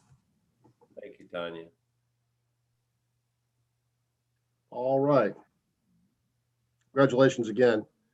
We'll move on to agenda item number 5, receive an update on COVID-19 from our Emergency Operations Center Commander, Rob Kinnenberg. Rob? Good evening, Council. Congratulations, Tanya. We couldn't have got through this without you. As Hazen mentioned, March 4th, the term COVID entered our vocabulary, and if we knew then what we know now, we would have just written this year off. So today is the 360th day that we have dealt with COVID through the EOC. We stood it up about March 16th of 2019, or 2020, excuse me. As of this morning, Mecklenburg County had 94,388 cases, 848 deaths, 57 facilities in outbreak status. Fortunately, no long-term care facilities in Matthews are in outbreak status. Everything is going in the right direction. 94,000 cases represents a 3.2% increase over the last 2 weeks. Deaths represent a 4.6% increase. Both of those metrics are down from the previous 2 weeks. Under the state's color coding system, Mecklenburg and all surrounding counties except Gaston have been moved back to yellow. We're still not completely where we want to be. The 7-day average of new cases, which is about 300 right now, keeps us in the red. We want to get below 200. All these metrics that we talk about peaked in January, and we've seen a steady decline. Hospitalizations are down. Governor Cooper issued executive order number 195 on February 24th, which relaxed some of the restrictions of earlier executive orders. It lifted the modified stay at home and the nighttime closures of all businesses from 10 to 5 a.m. allowed indoor bars to reopen subject to a reduced occupancy capacity of 30% or 250 maximum. Alcohol sales were extended till 11 p.m. Indoor amusements were allowed to open at 50% capacity, and mass gatherings were increased to 25. People continue to seek testing for COVID, although those requests have declined rapidly. We are still concerned with the variants, but hospital census continues to decline and things are looking better in the ICU. As of March 4th, we only had 12 fire personnel from all of Mecklenburg County out due to COVID. Again, back to the governor's order, it opened up vaccinations for all people who are eligible in groups 1 through 4. We had been rolling a eligibility of group 3, which includes teachers, essential workers, and law enforcement, but the executive order opened that up, as well as group 4, which are individuals at higher health risk and those who are in long-term home care greater than 30 days. The vaccination effort continues. To date, we've 116,000 Mecklenburg County residents have received their first shot, and 76,000 have received their second shot. The main facility at Bojangles continues to operate 6 days a week. Mass vaccination events held around the area have been hugely successful. And tomorrow, Matthews will host a vaccination clinic at the Sportsplex from 9 to 4, and we have 400 people signed up for that event. As of over the last 2 weeks, Matthews EMTs have contributed 25 shots at the vaccination clinics and task force efforts across the county. So that's the end of my report. I'll entertain any questions you may have. Any questions for Chief Kinneberg? Commissioner Whitley. Thank you, Chief. I don't have a question, but I want to thank the chief along with his department who helped Mount Moriah on last Friday. We were able to partner with Atrium to be able to give 300 vaccines at Mount Moriah for the church, the Crestdale community, and the town of Matthews. And we gave out 300 shots. And we had 2 came and did not have enough of them, but the second dose is going to be April the 2nd. But the chief helped us tremendous with traffic to be able to get in. But I just want to thank the police department and several of you I've called and told you that we were having, and some of you came through. But I'm just grateful that we were able to give 300, and I hear 400 coming tomorrow for the town of Matthews. That's just a great news to be able to vaccinate our people, especially with phase 3 and 4 now being online. Commissioner Bland. Chief, did I understand you say that group 4 is comprised of anyone that has health care issues that make them more susceptible? Is that what I understood? Yes, sir. When did that take effect? When does that start? They are currently eligible under the governor's latest executive order. Okay, thanks. How that's defined is a little up for interpretation, but at this point, they are pretty much taking all comers. Okay, thanks. Mr. Miller. Thank you. I wanted to give a shout out to Larry Whitley and thank him because he invited me and I attended, got my first Moderna vaccine last week and will get the second one the first week in April. A question for Rob. You say tomorrow at the Sportsplex, how many vaccines do you have available? 400? Yes, 400. All the slots are full. Okay, thank you. Any other questions for Chief Kinnenberg? You know, while we had a short break, we had a 5:30 meeting this evening, and while we were on break, I watched the news for a moment, and I saw a data point that said very recently, yesterday or today, we have surpassed the number of people that have at least one shot of the vaccination is more than the total number of people in the United States that have contracted COVID. So that's a good moving in the right direction. I want to remind Matthews residents to still wear masks and practice social distancing where appropriate. Likewise, we've all heard stories of people who were, going to get their shot next week and contracted COVID and have passed away. So we're very near the finish line. Let's be respectful of others. If you don't personally believe in mask wearing and social distancing, I hope that you'll do it for the benefit of others in our town that might be vulnerable.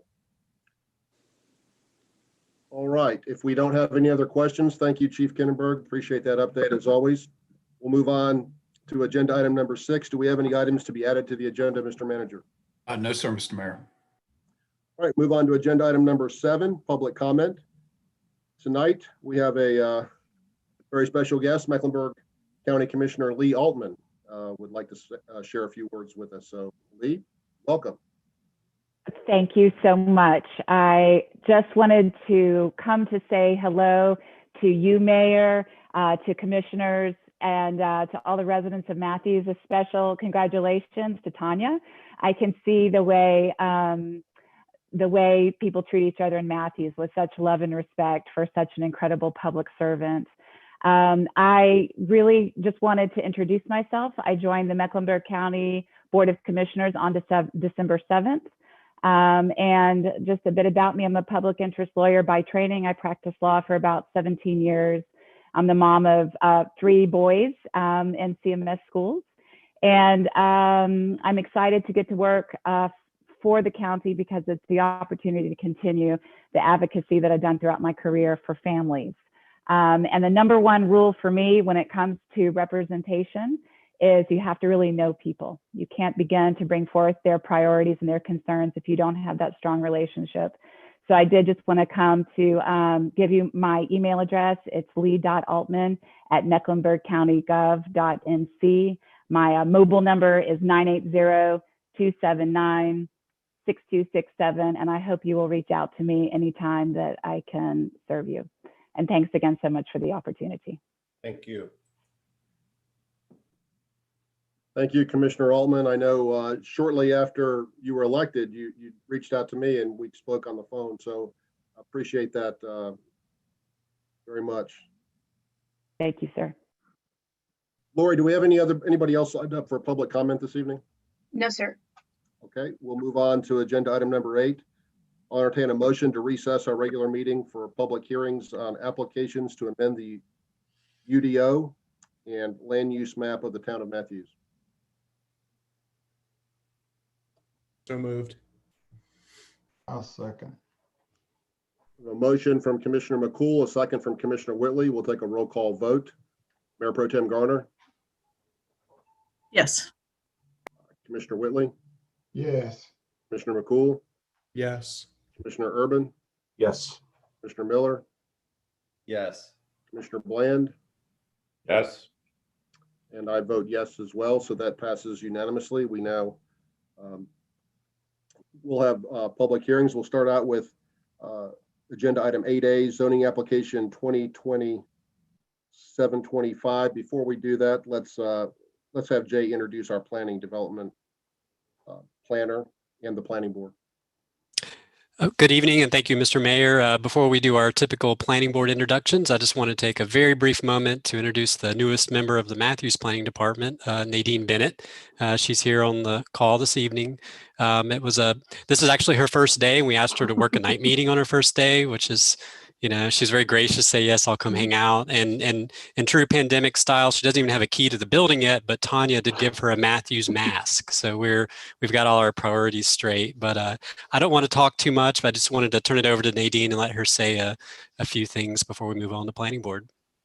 I'm really excited to be in Matthews. I don't know if you guys know, but I actually started my planning career in the town of Matthews more than 20 years ago. I hate to say how long ago it was. It was and I've always kind of missed Matthews, and I'm very, very excited to be back, especially hearing you guys talk about it tonight. I mean, I feel like I've really landed in the right place.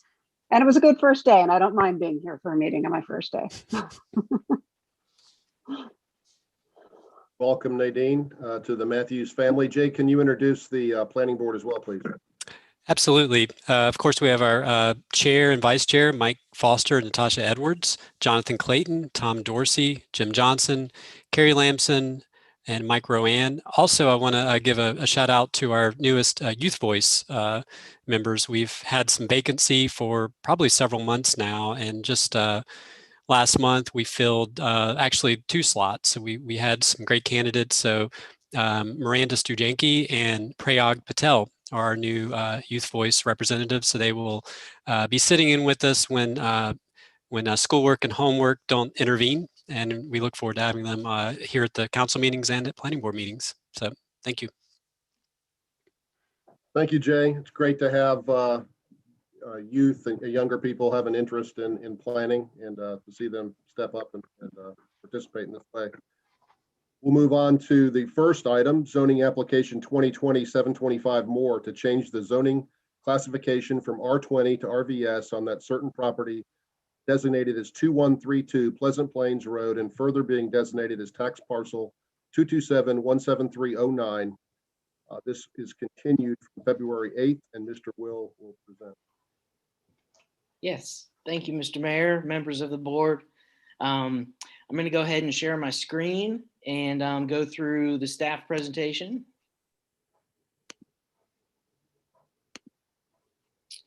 Okay, as the mayor said, this is application 2020-725, zoning request for change in zoning at 2132 Pleasant Plains Road.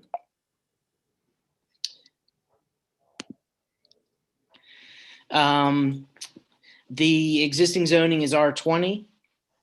The proposed is RVS, which is residential varied styles. And the applicant proposes to change the zoning of the property from R20 to RVS for the purpose of constructing 8 duplexes for a total of 16 units. This is an aerial with an overlay of the site plan. As you can see, it's close to 485 on Pleasant Plains Road, right across from the Brightmoor Drive, Brightmoor subdivision. And this is the current single family residence on the site. As you can see, it's mostly cleared. There's some border trees, but it's got an awfully big yard. The site is 3.236 acres. And directly to the north is Match Point Sports Facility. To the south is a single family residence, and it is directly across from the Brightmoor subdivision on Pleasant Plains Road. As mentioned before, I have to move everyone's face now. Okay, so this is the site plan. There's 16 total units, which would consist of 8 duplex units.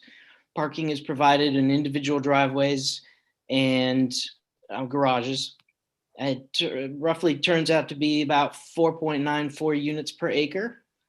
Their ingress egress is proposed to be a private road connection made to the adjoining property, the Match Point Sports, excuse me. There will be tree save along the perimeter of the property and also a proposed buffer along Pleasant Plains Road. For this project, no TIA, no traffic impact analysis was required because the unit count is under 50. These are just some of the these are just some of the elevations and styles that were presented by the applicant.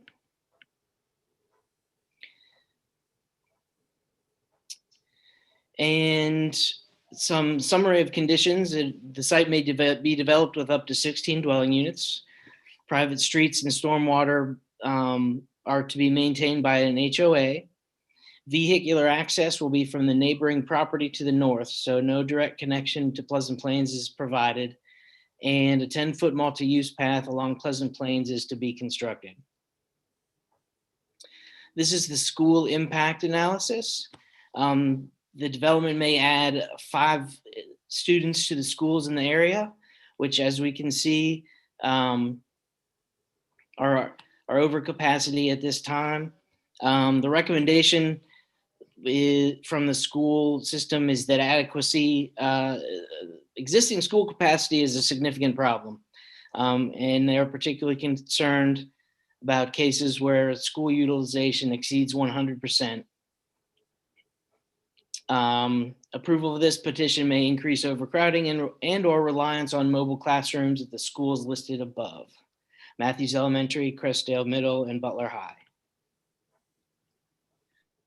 The land use plan does not specifically make recommendations for this site, but it considers well-designed infill developments such as RVS and higher density mixed use and multifamily uses where appropriate and compatible with existing development. It's generally consistent that the zoning change request is generally consistent with the land use plan. And staff comments and outstanding issues. Planning department had a few outstanding issues. No formal easement agreement from the northern property has been provided. And only a few of the elevations that were provided seem to be duplexes. And we would request that conditional notes should reflect proposed details of this buffer screening along Pleasant Plains Road. At this time, that is the end of the staff presentation. I'm going to stop sharing my screen, and I'll be happy to take any questions from the board or the planning board, or that the planning board may have. And we also have the applicant, and they have a short presentation as well. There, Commissioner Urban. Rob, was there a tree survey required for this parcel? Yes, there was, and it was very rough, to be honest with you, because there's only trees that are around the perimeter. And as you can see, as I sort of showed you from the street view, there's no trees in the front yard. Well, there are 3 significant trees up in front of the house that's there now, and I was just wondering if they were located, and I wanted to know what the condition of those were. Okay. I do not know. I will have to check with our landscape manager and get back to you. We can check those out. Thank you. Any other questions for Rob before we go on to the applicant's presentation? Not seeing any, so. Rob, would you like to introduce the applicant? We have Chris Goodwin and Brian Linton. You are muted, sir. Sorry. Yes, Chris Goodwin is of Goodwin Custom Homes, and Brian Linton is on Plot Hound Engineering. And I'm going to go ahead and share my screen. And if they want to just go ahead and tell me when to advance slides, we can do it that way.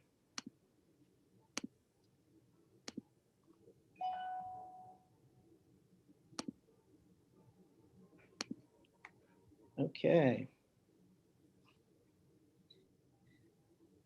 Okay, hi. Hello, everyone. My name is Chris Goodwin. Obviously Goodwin Custom Homes. Wanted to present and bring up a new neighborhood named Edenmore. If you could go. So just a little bit background about us. We are local. I actually live in Brightmoor.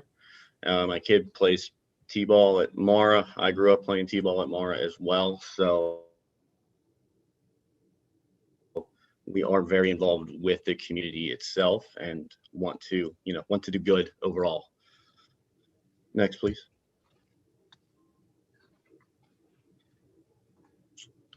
So Susan, my wife and I are both South Charlotte natives. As a team, we typically help and design private custom homes for clients, and we have a few smaller infill developments already. One off of Sardis Road, that's 14 lots, and then another one that we're just finishing up off of Tilly Morris Road, that is 13 lots.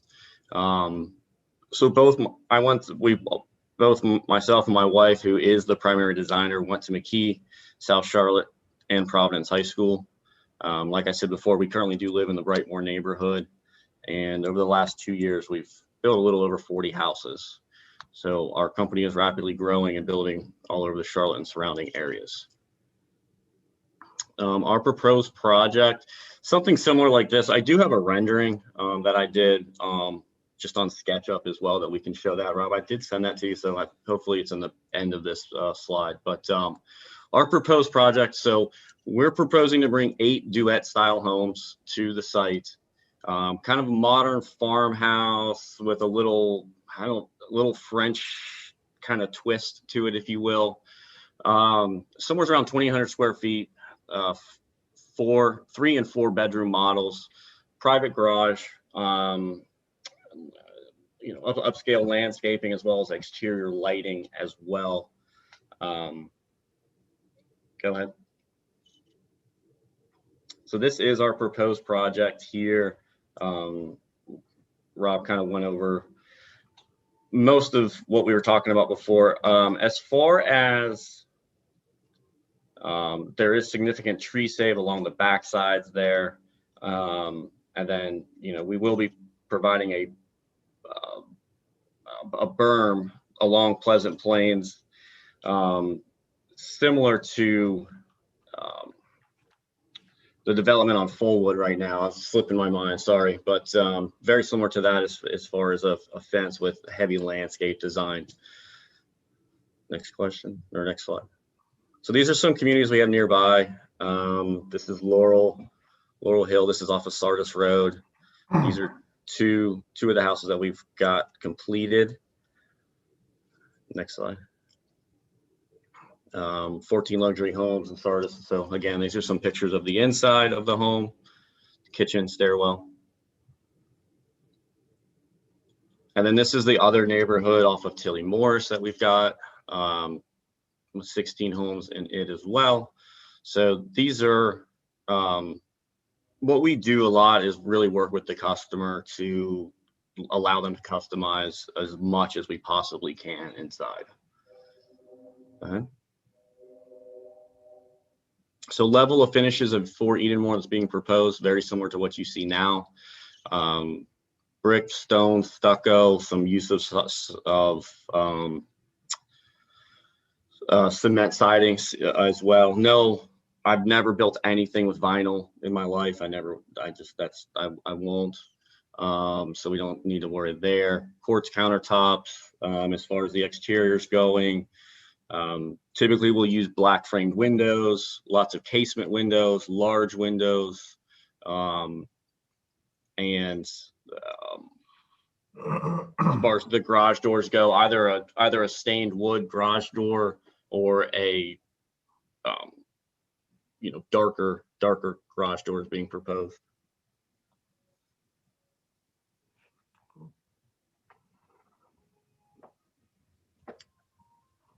And here's our email address here. If there's any concerns or questions, info@goodwincustomhomes.com.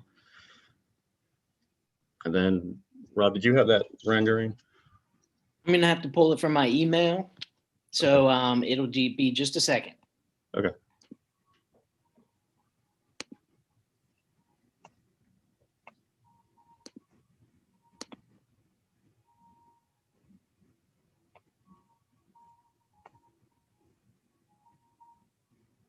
Okay.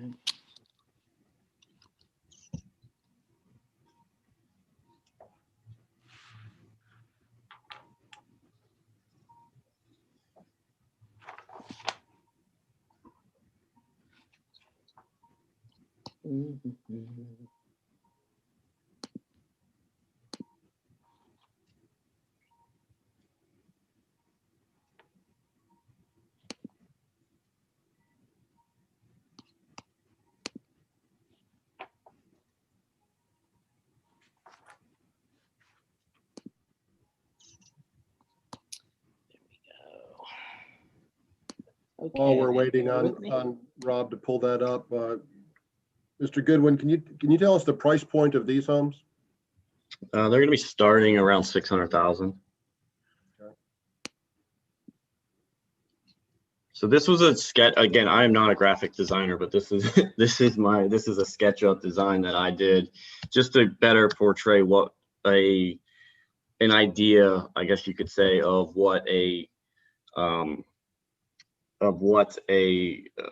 of the duets would be. Now, I would propose that all 8 of them be different. I mean, what we don't want to do is go in there and build all 16 houses that look identical. I mean, I just don't think that does any good for anyone. Some of the neighbors' concerns were just the overall height of the homes. So we are playing with, the pitch of the roof. I mean, I would like to see a taller pitched roof if possible, but again, we're trying to work with the neighbors all around, because that was one of their major concerns, I guess, was just the overall height. We are going to be 2 stories, so nothing, crazy tall or anything like that. But yeah, this is the overall general theme, if you will.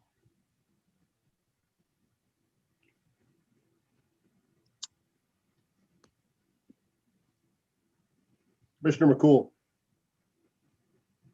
I just want to make sure I heard you right the first time. You said these would be starting at 600,000 each?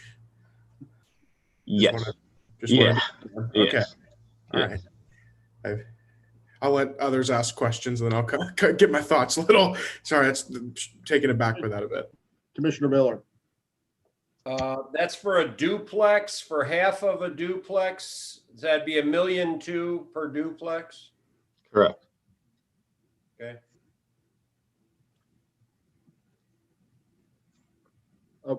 What is the plan for when visitors come? Where would they park in this development? So we do have some on-street parking on the back tee, but then also, if you look at the site plan, the driveways are exceptionally long. If you ask me, most of them are over 40 feet in length, and they are 2 cars wide. So we do have significant driveway parking.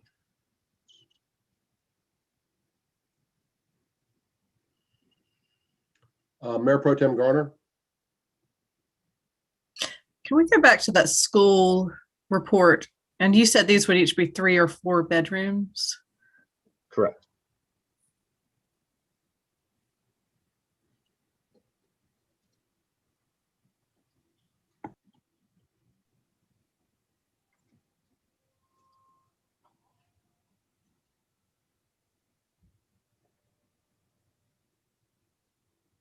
What do you expect your customer base to be?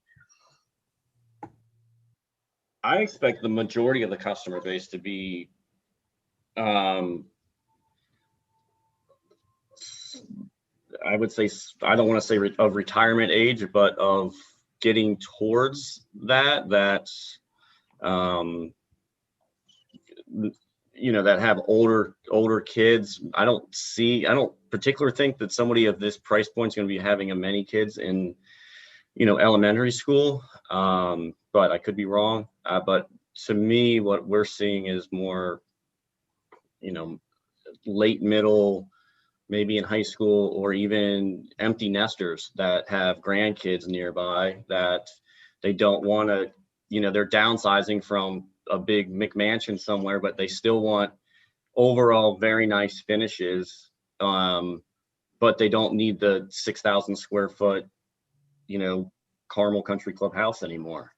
And that, along with the, the swim and racket club, just to the north, that's a neighborhood amenity that I think will be very appealing to a slightly older crowd, if you will. So that's going to be our target.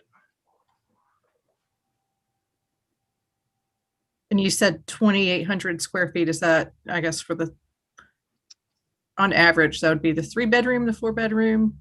That'd be more like the 4-bedroom.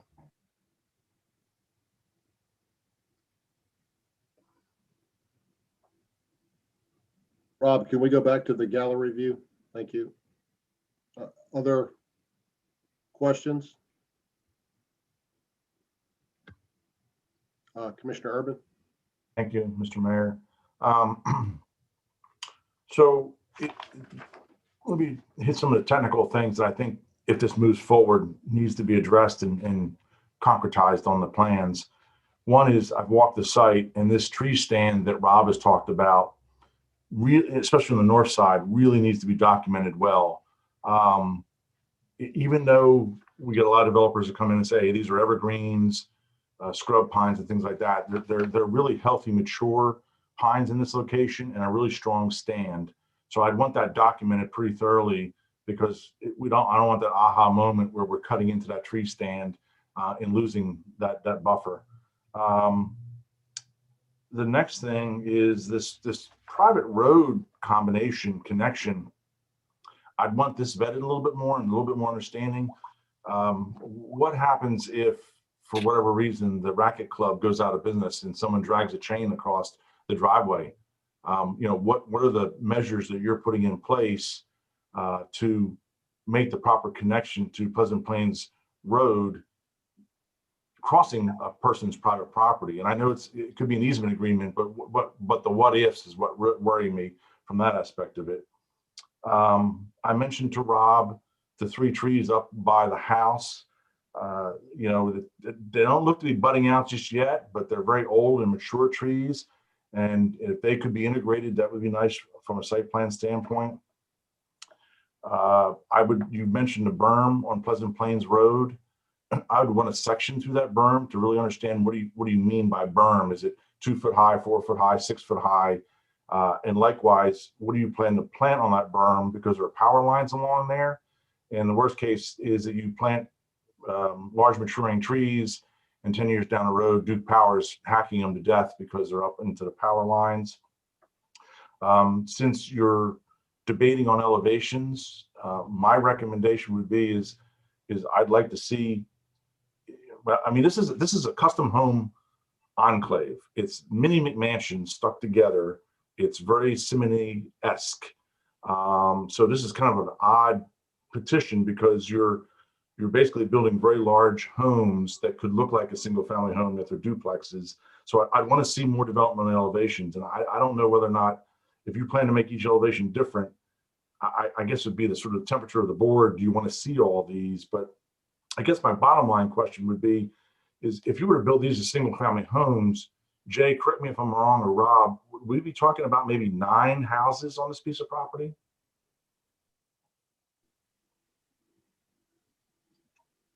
It's over 3 acres. 3 acres currently at the existing R20 density. Yes. Yes, it's about 9, Okay. depending on how it can be laid out and infrastructure wise. Okay. All right. So that being said, I mean, maybe the plan could be embellished or improved from maybe reducing the amount of duplexes on the property to give back some amenity space. Because when you see a higher density type project, they tend to drive towards providing some level of amenity, a pocket park or something else. And I'm thinking at this price point, you're already up there. I mean, we're not talking about $300,000 duplexes and we're fighting for every dollar, and we're trying to keep them attainable and affordable. This is a select niche of folks. So I think if one duplex was removed and you gave more green space, the increase in premium on the other units probably wouldn't be significant when we're talking about it. I reviewed your work on the website. It's commendable. It's good quality. So I have some faith in that. But this is kind of a unique press coming to the town of Matthews when everybody else is trying to build an affordable product. And now we're talking about a product that's north of $600,000. But I think there's some work to be done. I don't know what the other comments from the board members are, but thank you for coming tonight. Thank you. Commissioner McCool. Is there any way we can pull up the bird's eye view of this property by chance? Just Yes, to kind of see. We'll work on that for you. Rob is getting a workout as our entertainment director tonight. Dun, dun, dun. I guess my question based off of this is what's the kind of piggybacking off of what Commissioner Urban said, this kind of jogs something, what kind of green space will there be when this is built? Is there going to be, you know, any space for, you know, dogs to be walked, you know, that kind of stuff? Yeah, I mean, there still will be, if he pulls up the site map, there's obviously you've got this space, there we go. So we are kind of piggybacking too, like I said, off of, we were talking before about amenities and things like that. I mean, I think one of the things that kind of makes us unique and a draw is that, you know, each one of these homes will be automatically, the HOA, it will pay for a monthly subscription, basically, or a membership, excuse me, to the Swim and Racket Club. So they will be full members of the Swim and Racket Club as paid by their HOA, not the individual units. So there won't be any way for people not to pay it, I guess you can say. So what if you zoom in? I mean, we're going to make a little monument space when you come in, just on your, it'd be on your right when you're pulling in from the shared drive. You know, little, potentially like a little gazebo, meeting space, green space there. And I mean, we've got area reserved for BMP. I mean, obviously that's stormwater detention, but you know, we could always have a little walking trail around it or something like that as well. I guess to steal a line from Commissioner Urban, this isn't really knocking my socks off. We see a lot of things come to us, and there's, you know, ample green space, pocket parks, all this stuff. And then to see this super high density, okay, I'm like, ooh, high density, this will be a lower price point. It's a higher price point. So I just don't see, I mean, I don't know. It's not knocking my socks off when with something like this at this kind of price point. I want to see just amenities galore on the property, you know, for people to use, and I'm not seeing that right now. So I'll be interested to see what can be done on that. Okay. Comment I have, and I'd like to have some other commissioners weigh in, and to kind of echo what Commissioner Urban said, is I don't feel like we have enough elevations to really know what this is going to look like. I did go to the homes you're building in Charlotte off Sardis and agree that they appear to be very high quality. For me, and full disclosure, I literally almost live across the street. I live in Ashley Creek, so I almost throw a rock and hit this property. But these homes to me look a little out of place for this part of Matthews. It would seem almost kind of strange to have this type of product there.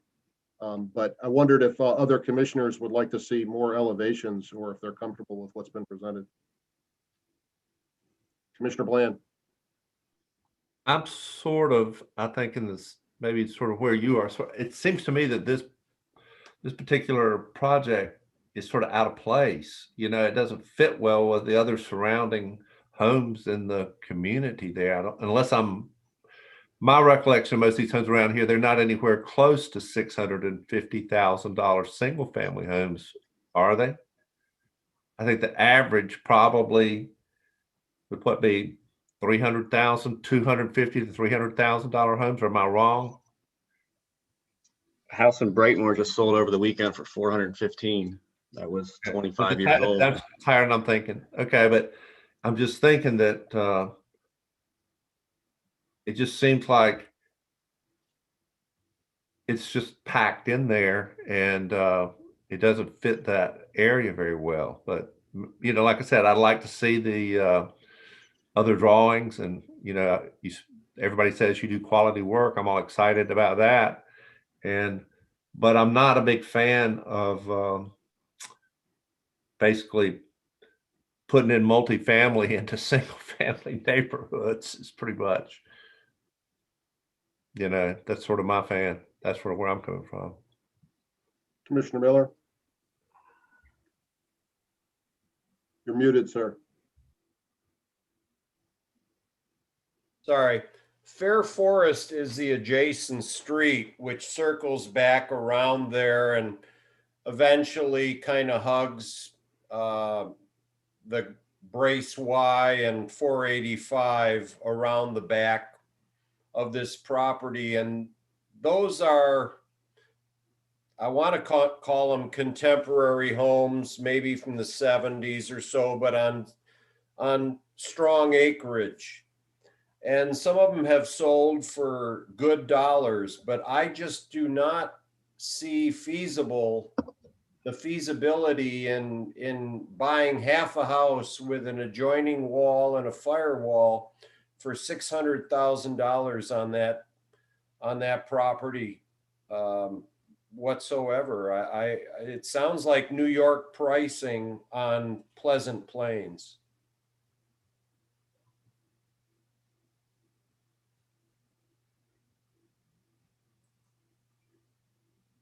Mr. Foster. Chris, I think Rob had mentioned during his presentation that you don't have an agreement with the Swim and Tennis Club for access to their parking lot so you can exit the neighborhood. I assume you've had conversations with them and you expect to get that approval? Yes, we've had extensive conversations with them. We're all in agreement. I'm waiting. The surveyor that is on the property that did the survey is holding us up a little bit at this time. He promised the survey showing the easement agreement about a week and a half ago, and I've been trying to call him to reach him many times. I just wasn't able to get it to reach him. But essentially, the easement's about 160 feet by 160 foot square, if you will, that just takes up the entryway of the Swim and Racket Club. But I have sat down and, we are all in agreement as far as what the easement will be. Is the reason that you want to use that for access to improve traffic flow on Pleasant Plains? Right, to avoid having to put another entry point onto Pleasant Plains. Okay. Any other questions or comments? Commissioner McCool. I guess to piggyback off of what Mike just said, what happens if you don't get that easement? Then what you just brought to us was kind of a moot point, and then you kind of have to redesign the whole thing. So I'm just, I guess, maybe a little confused too, because if that's not there, then what are you going to do from an entrance standpoint? Is there a contingency plan that you guys have for Pleasant Plains if for some reason there's not a right-of-way acquisition or an ability to put that entrance there? Well, I think one has to happen. One of them has to happen first between one and the other. I'm not going to put an easement on a guy's property that, I have no use for anymore. So either one kind of has to happen before the other. So Bob Robinson and I, like I said, we've met in person. We've walked a lot. We've agreed, handshake, walked everything, measured it out. It's as simple as, hey, once this, if the rezoning does get approved, then, we can draw up the easement agreement and, get that going. But it was my thinking, like I said before, is why would I go through everything and then this not happen? And then I have an easement on someone's property that I have no use for at all. It just seemed backwards to me. I get a little fearful too, because if for some reason there's, we go through this rezoning, then and that falls through, then there's no contingency. So I'd like to see a contingency plan at least moving forward. Mayor Pro Tem Garner. Hold on, I think my kids might be yelling at my door. I think that it's a surprise to a lot of us that we've seen the drawings and understand the site layout. But as we talk about smaller lots, and especially as Charlotte is having this big conversation about changing their single family zoning rules, a duplex, an entire neighborhood of duplexes is a big change to what we're used to. And to come into this conversation, I think I like the phrase gentle density, and would prefer to see a neighborhood that is, just simply put, less dense. Maybe mixing single family with a few duplexes would be appropriate. And and going back to the architecture, I think the architecture is something that we see a lot right now, and I think it's attractive. That's all subjective. I think that in other areas of Matthews, these homes are being built, and if you drive back through on Elizabeth Lane or somewhere, you would see, or maybe Reverdy, you would see a lot more homes like this. So I don't know that it's inappropriate to see a design like this on Pleasant Plains, but I do feel like the people in Fair Forest really appreciate their land and the beauty of their neighborhood. And when I see a development come to Matthews, I want to see a developer that is working really hard to better the space that they're in, instead of trying to fit their own vision of what it should be into that community.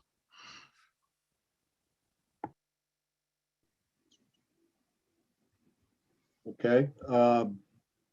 Does anybody else have a question or comment? I'm not I seeing guess any. my only comment, if I can, is just that I guess I know that it's different, but I don't know that's a bad thing. Like, I know it might stick out, but personally, I get tired of seeing 40 by 60 vinyl square boxes built everywhere that have no design to them or no features, and they're just, how many square boxes can we build? So at least with this, we are proposing much higher quality materials, design elements, and things that, yes, they don't fit in with, I guess, yes, your typical, I live in Brightmoor, so I can say that's your typical Brightmoor house, but I don't know that that's a bad thing, honestly. What's so wrong with increasing, with having a pocket community that has different features and different finish levels than the surrounding community? As long as, like I said, during our community meeting, some of the biggest concerns we had was just the overall height. And, we have agreed that it's 2 stories tall and, 10 foot on the first, 9 on the second, with maybe a slightly higher pitched angled roof, that is a little taller than, your standard builder 4/12 pitch roof. But, we're not going to have any, it's not going to be 3.5 or 4 stories or any rooftop terraces or anything such as that. So, I guess that's my kind of closing statement, is that I'm just a little confused. I guess you guys are a little confused as far as the design. I'm a little confused too, of saying like, well, wow, I guess, okay. Like, I thought better finishes were good, but I'll just leave there. Okay. Mayor Pro Tem Garner.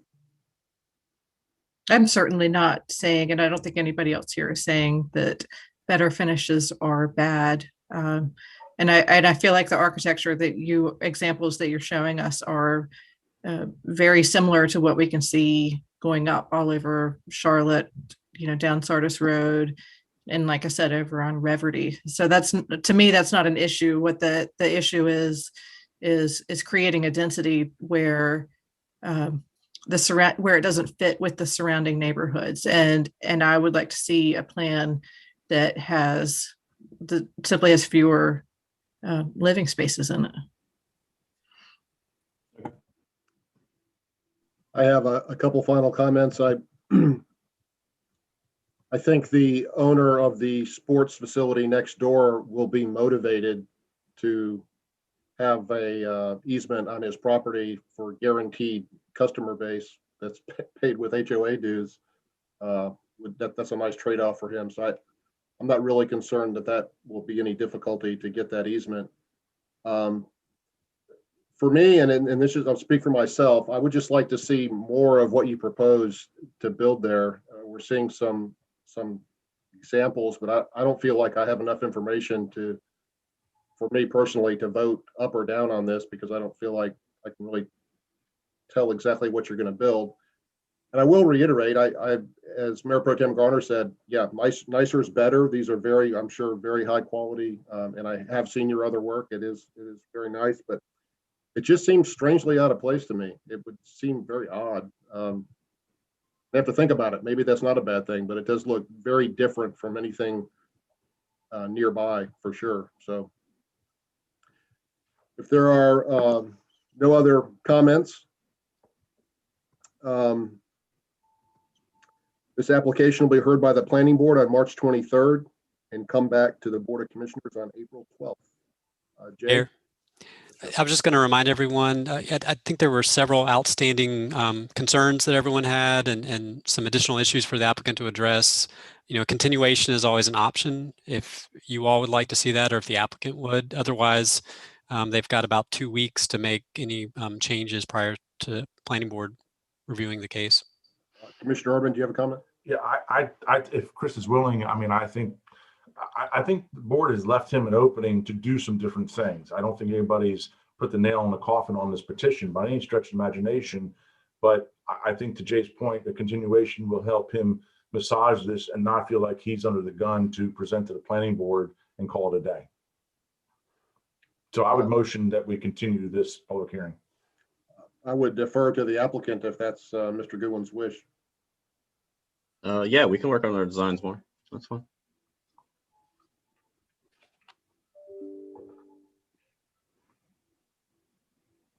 I'll second the motion. Well, that would be a motion to continue, not to defer. Yeah, continue the public hearing. And continue it to the next specific date that you're going to continue it. What's that date, Jay? Well, the next zoning board meeting. That would work. Okay, to the next zoning board meeting. That's April 12th? April 12th, yes, sir. April 12th, we'll take it. I'll second that. We have a motion to continue this petition by Commissioner Urban, a second by Commissioner Miller. We'll take a roll call vote. Commissioner Whitley? Yes. Commissioner Urban? Yes. Commissioner Bland?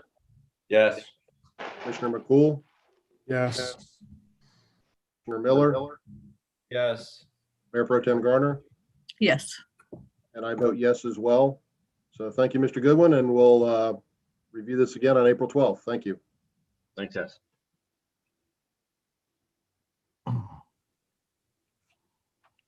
All right.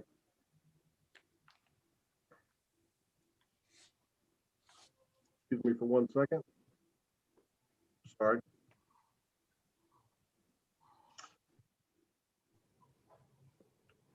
So I will remind the public that you have 24 hours to submit comments by email to matthews@matthewsnc.gov or by phone at 704-708-1222. We'll move on to agenda item 8B, zoning application 2021-728, private streets text. To change the text of the UDO to allow private streets within the RVS zoning district only. Mr. Will, you're up again. All right, thank you, Mr. Mayor. This is a brief staff report. But this is a request actually from Goodwin Homes, Goodwin Custom Homes, in order to allow private streets in the RVS district, because currently it's a conditional zoning district, but it requires all streets to be dedicated to the public. Only alleyways are permitted to be private. To permit private streets in the RVS, of course, built to public street standards, allows development to maintain control over the road network instead of having the town have responsibility for maintenance. Many of the neighborhoods that are zoned RVS are small and do not have large or complex street networks, and potentially could be a burden for the town to maintain. Of course, on the other hand, when private streets fall into disrepair, residents may petition the town to take them over because of lack of an effective HOA or for other reasons. The proposed text is as follows. Section 155-503-1F2. F, private streets may be permitted in the RVS district. Gated streets are prohibited.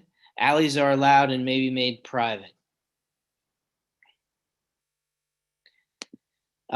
So what we basically have here is, this is because the previous project has private streets, they needed to submit a text amendment to amend the RVS zoning district to allow private streets. And I'd be happy to answer any questions that the board may have at this time. Mr. Bland. I really feel very hesitant about this. One of the things that years and years ago, of course, from way back when I was on the board before, I remember when streets were too narrow. There's another thing, I've owned property in other parts of the city of Charlotte and stuff where they have like very narrow, crappy streets where, people can't hardly park their cars and get by. I just think that that's a bad idea unless there's some extremely great, explanation for why we shouldn't have town requirements for the streets. To me, it doesn't make any sense, but other than the fact that they could cram more buildings onto a smaller piece of land. And I just don't think that's something that I'm particularly in favor of. But of course, I want to hear all the other explanations of why we need to do that. But, if they fall into disrepair, it's just, I don't think that's a great idea, but that's just me. I want to hear what everybody else has to say. Rob, these would have to be built to town standards, correct? Yes, sir, that is correct. We require private streets to be built to the town specs. Now, just from my perspective, if there's less roads for us to maintain, that's a good thing. We have a hard time keeping up with the ones we have now. Are there other, Mayor Pro Tem Garner, go ahead. Rob, what are some other streets in Matthews that are private streets? Okay, so we have probably the best example is the St. Andrews development off of McKee. Those are private streets. I might need some help from Jay to point me in the right direction for some other ones. Bellicera, Abington off of Fullwood Lane are a few.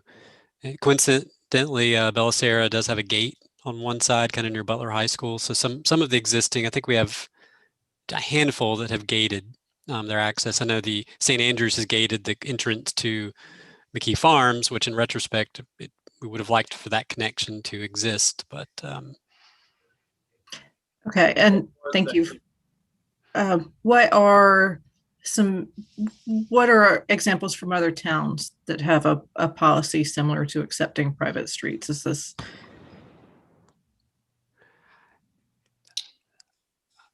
I do not have any point of reference. We'd have to do some research. I will add that this is something that staff has discussed for a few years.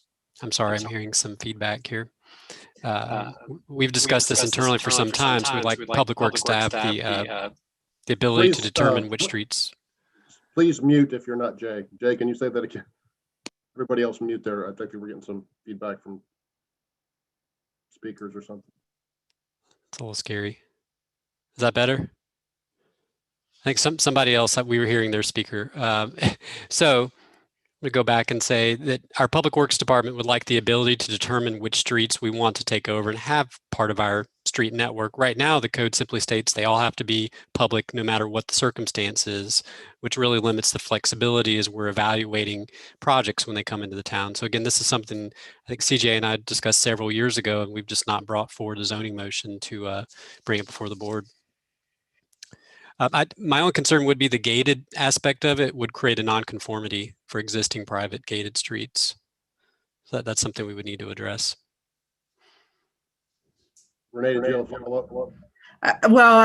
We just resolved the problem with the neighborhood near Reed Harkey with their roads not being built to standard. And my hesitancy would come from that, is that the homeowners would be left shouldering a burden for road care. I guess if you're buying a $600,000 home, that price tag isn't as much of a burden on individual homeowners as it would for another neighborhood. But I have some hesitancy over that. Commissioner Urban. Yeah, because it's not going to necessarily always apply to the $600,000 RVS project too. So you could get somebody with an RVS that's an affordable type project. I'd like to have maybe Public Works weigh into this a little bit to talk about the what ifs, because I just know in the past 10 years, it seems like every time we turn around, we're taking on a street, we have to do repairs, we're doing assessments and things like that. So I'd like to work through this a little bit more. Jay or Will, is there a way to sort of be more myopic about this, about specific zoning cases that you can leave as a private street versus a public street and not make it as text amendment? Is there a means or a method to do that so we can kind of cherry pick a little bit better? I don't like a text amendment when it's so broad in nature like this. Right. So I'm sorry, Commissioner Bland, I'll let you go and then I'll answer Commissioner Urban's question. Sorry. Oh, you answer his question and I'll go next if that's what you, go ahead. Right. So through conditional zoning, projects have to meet the UDO standard. We can't approve something that doesn't meet standards in the UDO. One way to look at it potentially could be adding this to our flexible design standards request, so that a petitioner could request private streets, and then the council in turn would need to approve that request as part of the conditional zoning. Now that's a text amendment in a different part of the UDO, so we would have to modify this. But I think that sort of goes to what you're trying to get at. It is. It gives a little bit more leeway to really look at these things specifically. I'd hate to wholesale an RVS district and saying they're all private streets unless you do them gated or something like that. So I just have a problem with that, but I like your approach there that maybe there's some other opportunities. Okay. Commissioner Bland. Maybe I'm just from old cases and stuff that I've been dealt with. I know that I've been involved in disputes with developers who own those streets, and there's been all kinds of problems where they either go belly up or have all kinds of other issues and whatnot. Maybe this is something that there's an explanation or way to solve that problem. But I do know, what do you do if the developer owns the streets or it doesn't fix them? What do you do? Tell me. DJ, did you want to weigh in? Yeah, thank you, Mayor. Jay, correct me if I'm wrong, but this just gives us the ability to decide ourselves whether we want the street to be public or private. It's not that the developer necessarily decides, right? It's up to the town to make that final decision. That's correct. The developer would make the request as part of a conditional zoning process. And of course, the RVS is it's not one of our parallel traditional zoning districts. So any RVS district that's created must go through the rezoning process, if that makes sense. So it would. I'm just gun shy. I've had bad experiences, but anyway, thank you.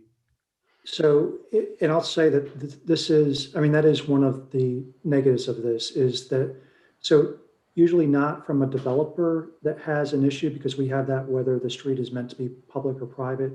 The street is always private until the developer turns it over to us. This is in the future once the HOA takes it over to maintain it. The only issue that I could see is that HOA not saving enough money. So in 20 years when it needs to be redone or maintained, they don't have the money and they come to the town and say, hey, we have these bad streets, will you take them over? So that's, that I would see would be when the board has to say, look, you haven't been paying taxes on these all these years. you have to bring them up to our standards before we take them over. And that's what we would do now, to be clear. That's what we've done. So, buyer beware. Well, the issue that concerned me is I feel like there's a problem over with some of these things over at Indian Trail where the developer came in and started developing the project and selling off lots to different builders.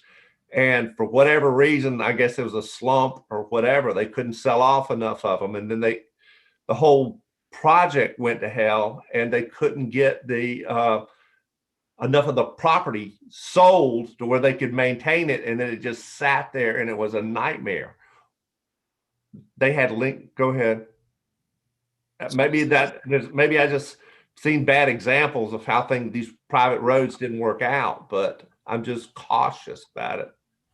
Well, this can happen in any real subdivision. And to be blunt about it, the General Assembly handcuffed local government's ability to require a higher performance bond. And this would happen to us. And then, road construction gets really expensive and there's not enough bond there to cover it. Now, this board, to its credit, with Oscar Drive and the one we just did, is like, this is not the town's fault. We're abiding by the law. And then the neighborhood's responsibility is to sign the petition, bring back the petition to the board, and then the board acts accordingly, and that's worked out. And Charlie, correct me if I'm wrong, but we could do this if there was a private street out there and somebody wanted public and it wasn't up to standard, we could go through the same petition process and say, we're willing to do that, but you guys got to pay to bring up to our standard. Let's say they haven't been paving it for 15 years or whatever,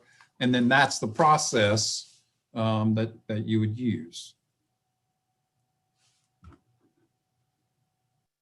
Yes, again, from my perspective, I just want to reiterate that I think everybody on this board knows that we are really struggling, in my opinion, to keep up with even an adequate paving schedule due to the cost. And so again, if we have a developer that's desiring to build and maintain their own road, or the homeowners are going to do it, have at it. I mean, from my perspective.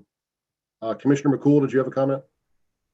Yeah, I feel a little odd, putting a text amendment for such a niche specific, zoning petition, this is directly correlated with it. I just feel like I maybe before my time, has this come up before, or is this a new thing? Maybe I just don't know. It definitely has come up before. One of the most recent cases was, I believe, the Greenway Cottages development on South Trade Street. And I want to say that there was a zoning variance process maybe that allowed them to do private streets there. Off the top of my head, I would have to go back and double check. Okay, thank you. Just to add to it, the other two communities that we do have in the area, they are also, both of them are private roads, very similar to what's been proposed here. So if anybody wants to drive them, please feel free to. The one off of Sardis and one off of Tilly Morris.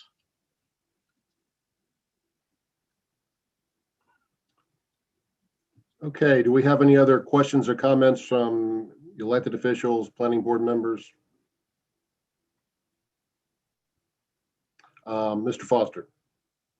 I guess a clarification for myself, that the case that Commissioner Garner mentioned that was recently settled, wasn't that and this is to CJ's point too, that was a neighborhood that really had public streets, but they remained private until the developer turned them over.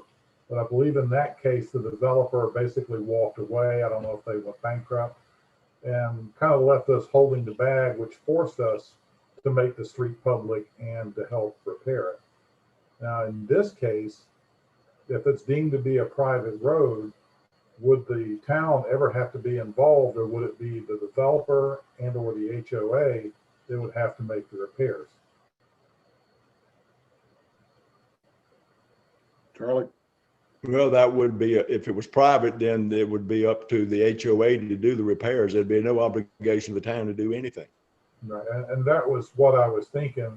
So in this case, since it's going to remain a private road, and in all cases like this, the town would not be liable to do anything. That's correct. Mayor Pro Tem Garner. But as I don't remember who said it, Jay or Hazen, I think it, if they don't save up enough money to repave the road at some point, if they come to the town, how do we handle that? And what's the burden on the town for that? And not just necessarily in this case, but in any future RVS private streets that may come up. Historically, there's been an assessment to the homeowners in that area to do the repairs, and the town is held harmless, I believe. Isn't that correct, Charlie? That's correct. But also, even if they petition for 100% assessment, you still don't have to accept the petition. Now, you'd be silly not to, but technically you don't have to do it if you don't want to. That board would, but of course that board would feel a political pressure, a very strong political pressure to allow an assessment.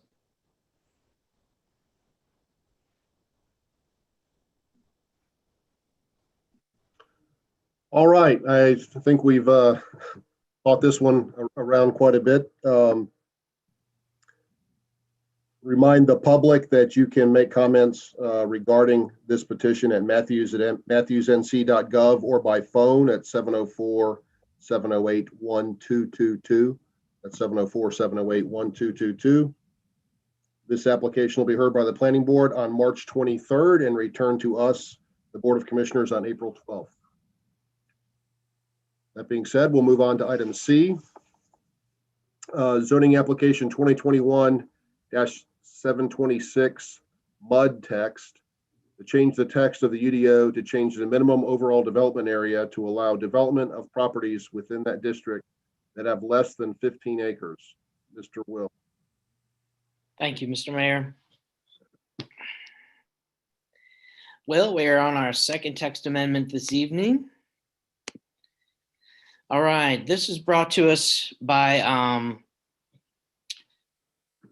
True Homes Development, and currently the minimum size for the mixed use district is 15 acres. As you can see in our table here, 15 acres is the minimum lot size for the MUD district. So while having that minimum acreage is a good way to guarantee that there's enough acreage for a proper mix of uses, which is the intent of the mixed use zoning district, allowing smaller sites to take advantage of mixed use could permit creative infill opportunities. The town has a limited amount of vacant land left, and very few parcels are 15 acres or more. The proposed amendment is as follows: change the dimensional standards to NA, not applicable, similar to the minimum lot area in the MUD district that is we have currently.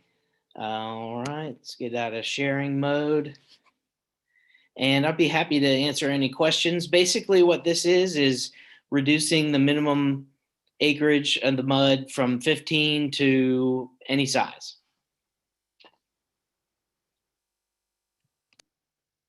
So there would be no requirement on a half acre. That's correct. You could have it would be tight, but half acre, I don't see a very mixed use half acre project, but that's the intent of this text amendment. Do we have any questions? Commissioner Miller. Thank you. We've received some commentary on this that was objectionable. I'm not necessarily smart enough to know better, but let's just say if I had a section of downtown like Weaver, Bennett and Bland, or the dance studio, or any storefront in Matthews, and I bought a small piece of property and I wanted retail downstairs and living space upstairs, wouldn't that qualify as mixed use? That's correct. Yes, sir. So that's a traditional business downstairs, living environment upstairs. I have a grocery store, I have a restaurant, I have a whatever it is. I'm not sure the downsides of that, in that that's what they used to do, but yet we've heard some commentary via email objecting to that. And so I'd like to reach out to others to see what they think. Please. Commissioner Urban. Charlie, can I get a ruling on this? This is a text amendment. However, the petitioner has a petition next that I'm going to ask for a recusal on. I don't see the connection because it's a text amendment, but I don't want to rule out a term. It's not site specific, so you would not have to recuse yourself. I appreciate that. Okay, so to go to Jeff's point, Jeff, we're talking about the an MUD, a mixed use district. Rob, do you have a map of the where the parcels are that you could show everyone where all the mixed use districts are? Yes, I can pull that up for you. Yeah, I think, Jeff, that'll sort of clue you in that it's more refined than you think. I was talking to the mayor earlier today, and I'm not of the mindset to drop it to 0 right away. I'm of the mindset to come up with a number that we can vet and look at over a period of time. Having done mixed use developments, you can do a nice one in 4 or 5 acres very readily. It gets very difficult when you're talking about an acre or a half acre. That's kind of an odd burden itself. So I'd like to see a number placed in there that's somewhat reasonable. Then if in a few years it changes and the dynamic changes, you want to drop it again, that's fine. But I think, Jeff, to your point, what goes on down in the historic district doesn't apply in the sense that you're talking about mixed use. It always have mixed use components. And I think there's a lot of other workarounds if you talk to Jay or Rob about some mixed use components. So I wouldn't be opposed to putting a number of, 4, 5, 6 acres, 7, whatever you want to do. But I don't think that to drop it to 0 is necessarily the best thing to do right off the bat. That's when Commissioner Urban and I were speaking, both of us had concerns about unintended consequences. Jay or Will, Rob, can you speak to that? I mean, is there any downside? Sure. Yeah, let me go ahead. Before I answer that question, let me pull up our zoning map and I can point out the current MUD districts to you all.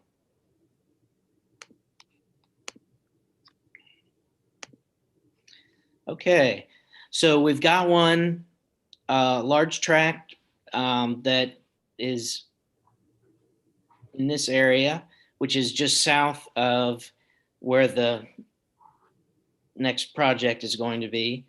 We've also got a district tucked in here, and then up to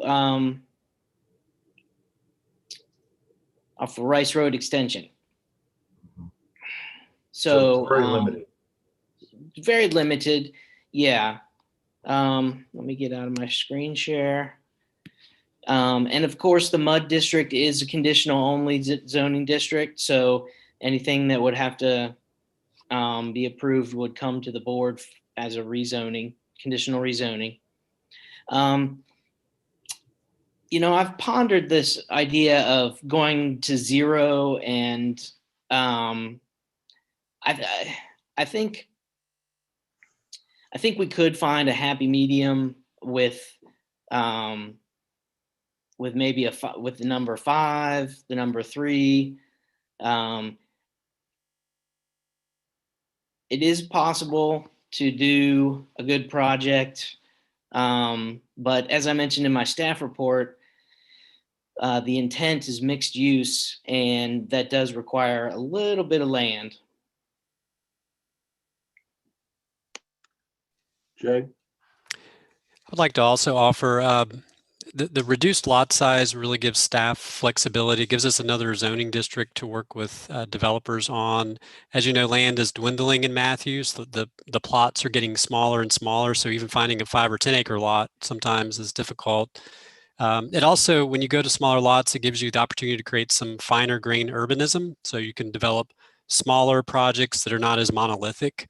Probably the best example I could give you would be the relatively new apartment building next to Town Hall. So it's a 3-story building. It's on a half acre.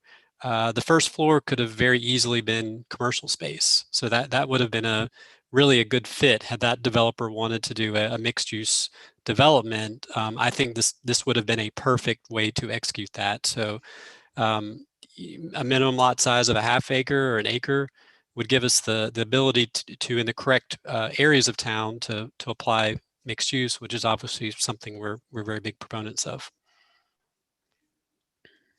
Mayor Pro Tem Garner. I realize that, this text amendment is not site specific, but what about the next application makes that, what is it that they need it to be a mixed use development for, so that we can know how that would apply to any other, applications that may come if we approve this text amendment? Yeah, so that's a good question. I'm sorry, Rob, I'm unmuted, so I'll keep talking. That project would have ideally been suited probably to RVS, but because of its location, the fact that we want it to really more seamlessly integrate with the future mixed use development adjacent that's on 50 or 60 acres, it really made sense for this to be sort of an extension of that larger development and for it to have mixed use zoning. It also has a little bit of land reserved for future development that may be folded into that Lat Purser holding adjacent. So that's the reason that it's mixed use, even though it's all townhomes, because it's to the average visitor there. If this is approved a few years from now, it should look like one contiguous development and not piecemeal, which is what we want to avoid that. Thank you, Jay. Mayor Pro Tem Garner. To follow up on that, if it were instead RVS, what's as far as density, what would that be? The process be? I think the density would have been the same. Really, it's at the end of the day, it may just be that it makes more sense on the zoning map, but it allows for contiguous zoning districts that are the same, essentially, and it allowed them again to fold some of that property potentially into the adjoining. There are some odd lot lines. If you look at the zoning, if you look at their site plan, that other land holding actually abuts John Street, and this property does not. So going to mixed use allows this project to be integrated, but there would have been no difference in density. There's no density cap in the RVS district, so it did not gain them any additional density. Okay, and since I'm on a roll with asking questions, I have one more. Excuse me. Are there areas of town that would need to be rezoned to be mixed use that are, 2 acres aside from the historic downtown footprint? So, I understand that it really makes sense to have mixed use in a small footprint in downtown. But if we're talking about, I don't know, it seems like every time we turn around, we're saying one road in Matthews is a gateway. So, I'm trying to think of, if there's a 2-acre lot, I know if there's a 10-acre lot on Sardis Road North or Sardis Road, would it make sense for that to be mixed use? How would this apply to any other area of town besides the historic urban core? So it's a great question. It's always going to start with the land use plan. So the land use plan is going to give us direction for where mixed use is appropriate. And then we go to the UDO and look at what zoning districts would be applicable. So this would really just be another tool for us to use as staff when we're working with developers in determining what zoning district or category is appropriate when a development is proposed in an area where mixed use is desired according to the land use plan. But there would be no automatic need for any rezonings anywhere in town as a result of this, if that makes sense. That does. Thank you. Yep. Any other comments or questions from commissioners or planning board members? Okay, again, I'll remind the public that they have 24 hours to submit comments by email to matthews@matthewsnc.gov or by phone at 704-708-1222. Like the others before, this will be heard by the planning board on March 23rd and come back to us on April 12th. Mr. Mayor, Yes. we do have a member of the public wishing to make a public comment. Matthew Napick. Mr. Napick, if you could unmute yourself and begin.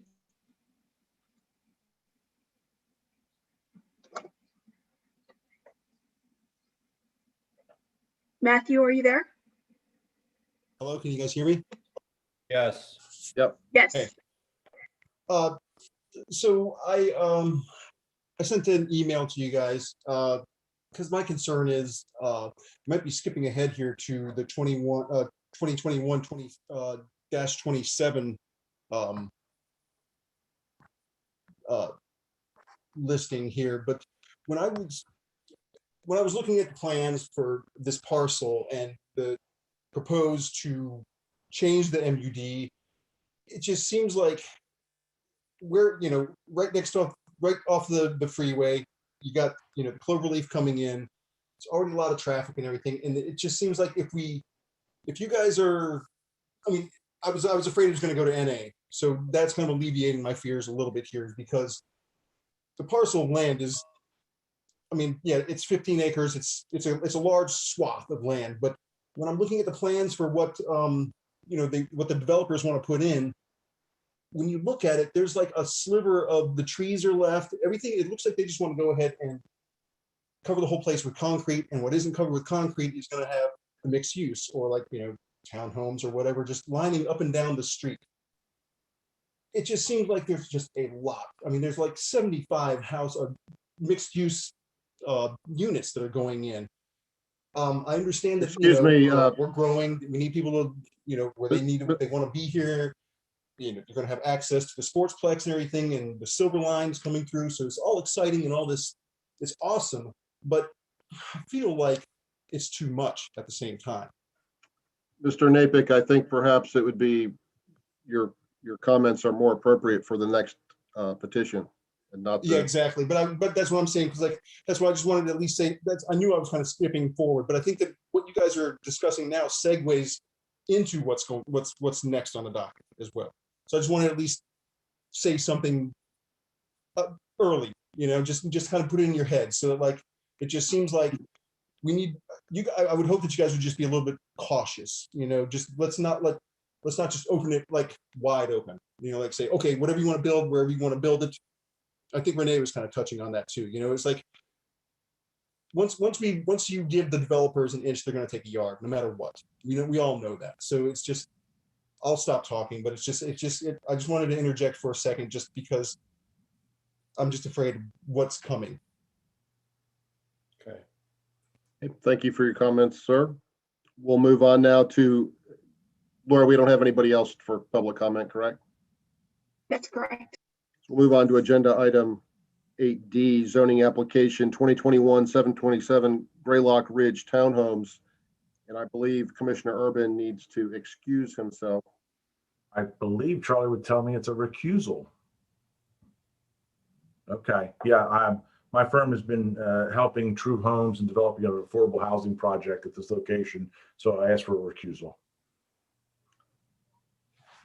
I'll make a motion, we recuse Commissioner Urban. Second. From this particular petition item. That doesn't take a motion. This is just a recusal. He just gives a disclosure and recuses himself. This is not an excusal. All right, Commissioner Urban is officially recused from this. So this petition involves a request to change the zoning classification from R9 to MUD on those parcels located south of Marsh Road between East John Street and Tanktown Road, and being property known as the John R. Downs heirs property. further designated as tax parcels 215-042-12 and 19. Mr. Will, you're up again. You're popular tonight. I am. It's a good time. All right, so I'm going to share my screen and give my public hearing staff report.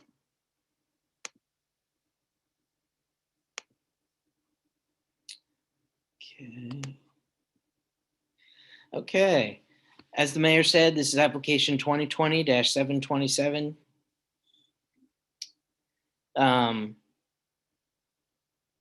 Petition to change, whoops, technical difficulties. Petition to change 2 parcels from R9 to the MUD mixed use district for the purpose of constructing 75 townhomes. This is the aerial view. As you can see, the 2 starred properties are the parcels in question. Oh. And they are completely wooded at this time. This is looking east from Charles, right before the train tracks. It's 7.3 acres, and directly to the north is Morris Road and a single family residence. To the south is a large vacant tract that's already zoned MUD. The 2 parcels in question are separated by a town-owned parcel for the future extension of Greylock Ridge Road. The proposed site plan is 75 total units, 16 separate buildings. Parking will be provided behind individual units and potentially on street, and I'll touch on street in a little bit. It's roughly 10.3 units per acre. The tree canopy required is 0.5 acres, and they're providing just less than an acre of tree canopy, but 3.1 acres of open space. These are some of the proposed elevations and color palette. And then the ends of the units are here. Some of the conditional notes, site may be developed 75 townhome units, as I mentioned before.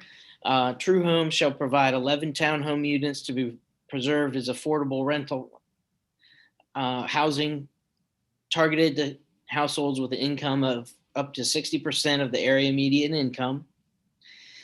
The internal parking islands and open space will be landscaped and act as open green space for the neighborhood and guest parking.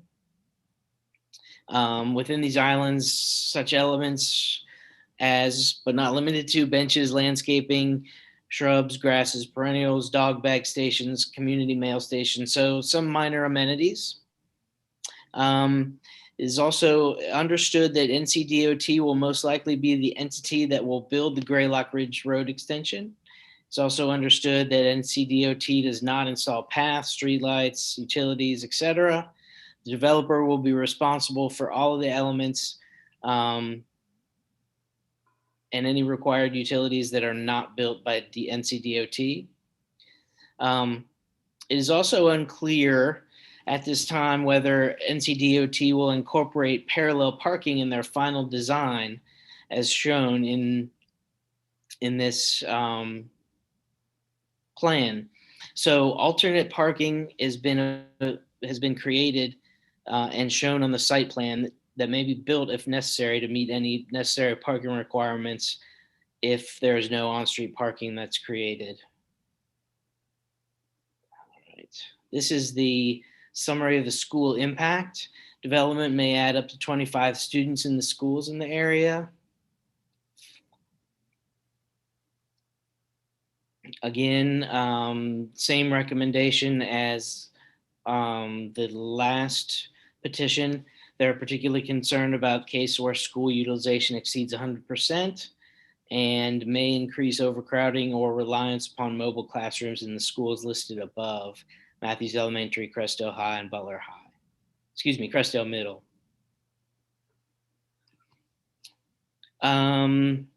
very similar statement from the land use plan as the last petition. It considers well-designed infill development such as RVS, even though this is requested to be MUD, and other higher density mixed-use multifamily where appropriate and compatible with existing development. It's generally consistent with the land use plan. We do have a few staff comments and outstanding issues that we'll be working with the applicant on. Again, first and foremost, NCDOT design of the Greylock extension may or may not include on-street parking. If on-street parking is not provided by NCDOT, there may have to be alternative parking to satisfy the parking requirements. And materials for the townhomes are not indicated in any of the conditional notes. Also, length of time for keeping units affordable is not indicated in the notes. We needed some clarification if Selma Burke and East Charles extension are to be built by the developer. And they will need to request through our flexible design standards a reduction of the front setback. 14 feet is the required minimum, and they are proposing a 10-foot front setback from the right-of-way.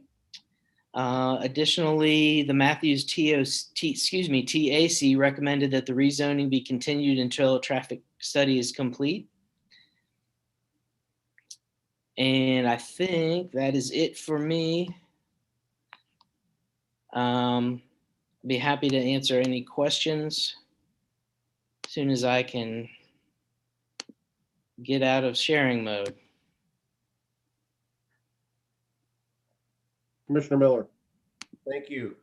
Mr. Will or Mr. Camp, who or what percentage of the Greylock Ridge extension will be paid for by the developer? Who will pay for that extension and the road work network going through? So Town Engineer Susan Habina Woolard has graciously joined us for this public hearing to help assist with some of these transportation related questions. Okay. Thank you, Susan. I guess that was kicking it over to me. I was trying to do it. As Rob mentioned, the Greylock Ridge Road extension itself is funded by NCDOT and is going to be managed by NCDOT. But what we need a clarification on is some of the other public street extensions that are shown on the site plan, Charles Street, Selma Burke. Rob, did we ever get clarification if that was going to be built by the developer? Seems Yes, like they need it for access. Yeah, they need those for access to the rear alleyways. So those are to be built by the developer. Just on the west side of the street will be public, is that correct? And on the east side of the street, those streets would be private because they would be connecting to a private street system on the adjacent parcel? Yes, that's correct. Does that answer your question, Commissioner Miller? It's somewhat confusing, being that we're doing text amendments on private versus public streets and narrow streets versus wide enough streets. But I would like to see the developer fund the majority of that streetscape.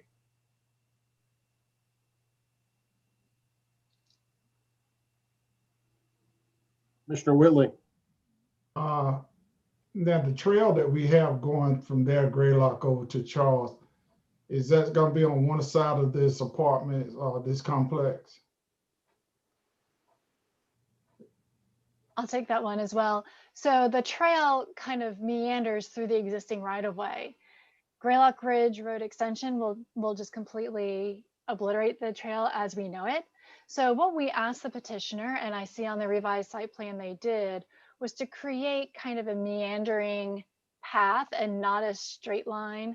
We requested enhanced plantings to try and mimic the trail along South Trade Street in front of Axe to kind of keep that kind of rural kind of nature to the Crestdale Heritage Trail. We think the current trail users will appreciate a similar type trail, but it would have to be relocated to the side of the road. Through the subdivision. That's correct. It's shown on the eastern side of the road, and it's shown as, like I said, meandering. I have a second question, might be for the developer. What's the price range of these units? That's a great question, and I would defer to the developer to answer that. Mr. Rowan? Susan, is this road funded? I mean, with the issues that we're having today with other projects with DOT, is this one on the list? That's a great question. So it's a separate funding source for this road called bonus allocation funding, which is a special type of legislative funding. So it is funded. The Board of Transportation voted on it in February to fund it. And the funds expire in June of 2024. So if the DOT does great project management, they can get their funds allocated and the road under construction by June of 2024. Thank you. I see the petitioners are with us, Donna Cook and Keith Fenn. Would you guys like to give a presentation? Yes, if we could. Dawn, I believe, has the presentation slide deck, so she's going to share that screen.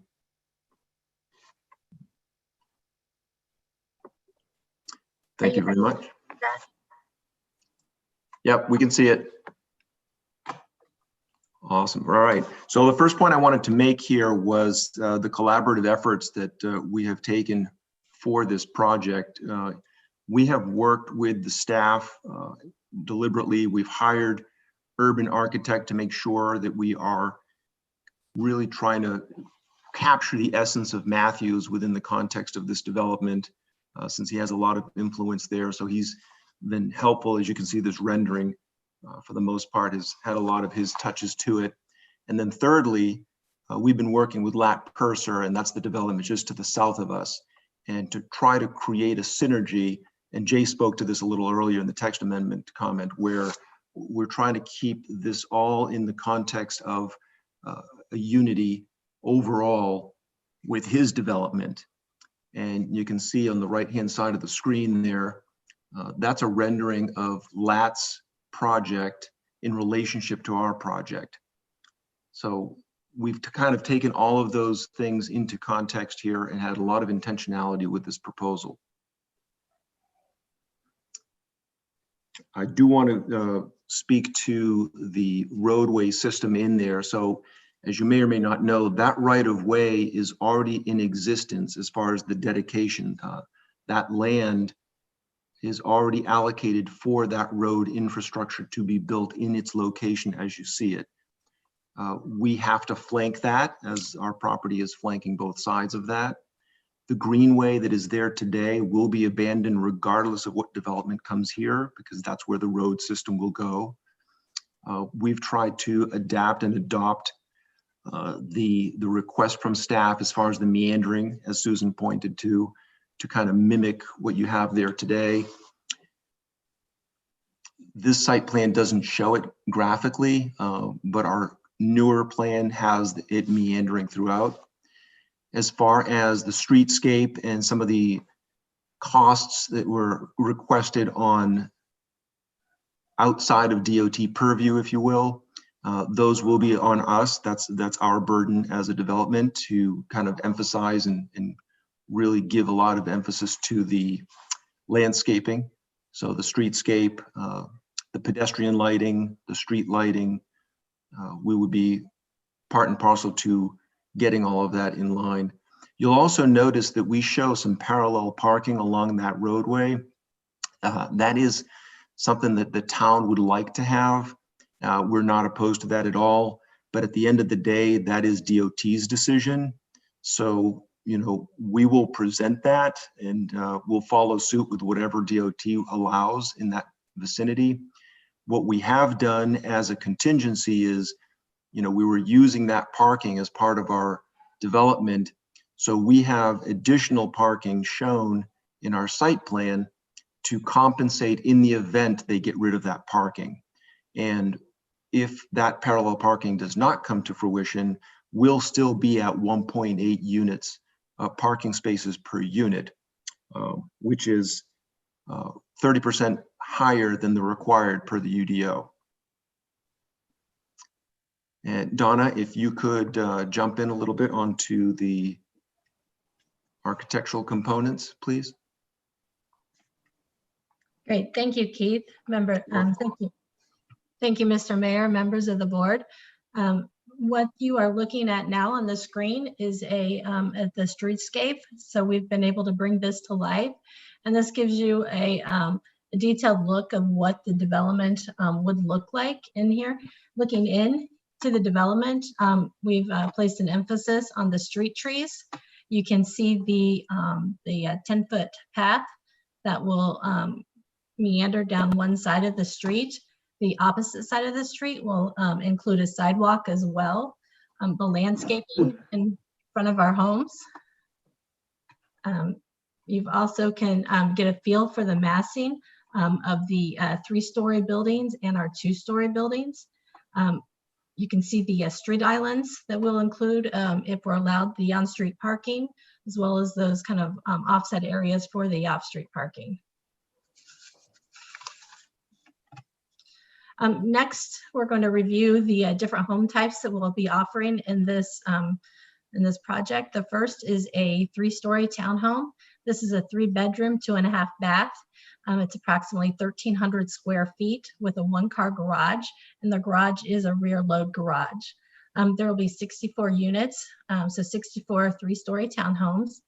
The exteriors will be fiber cement and brick, and then we'll include accent siding of board and batten and horizontal siding. And you can see that the elevations are also characterized by full porches.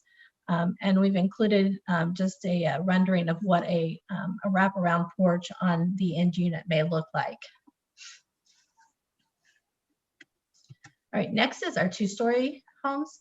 These are also a 3-bedroom, 2.5 bath. They're approximately 1,200 square feet.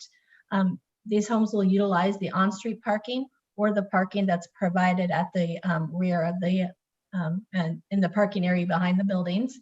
And again, as the 3-story homes, these homes will also be fiber cement. They'll utilize the board and batten siding and horizontal siding to create the patterns in the elevation. Brick will also be included, and again, the full porches.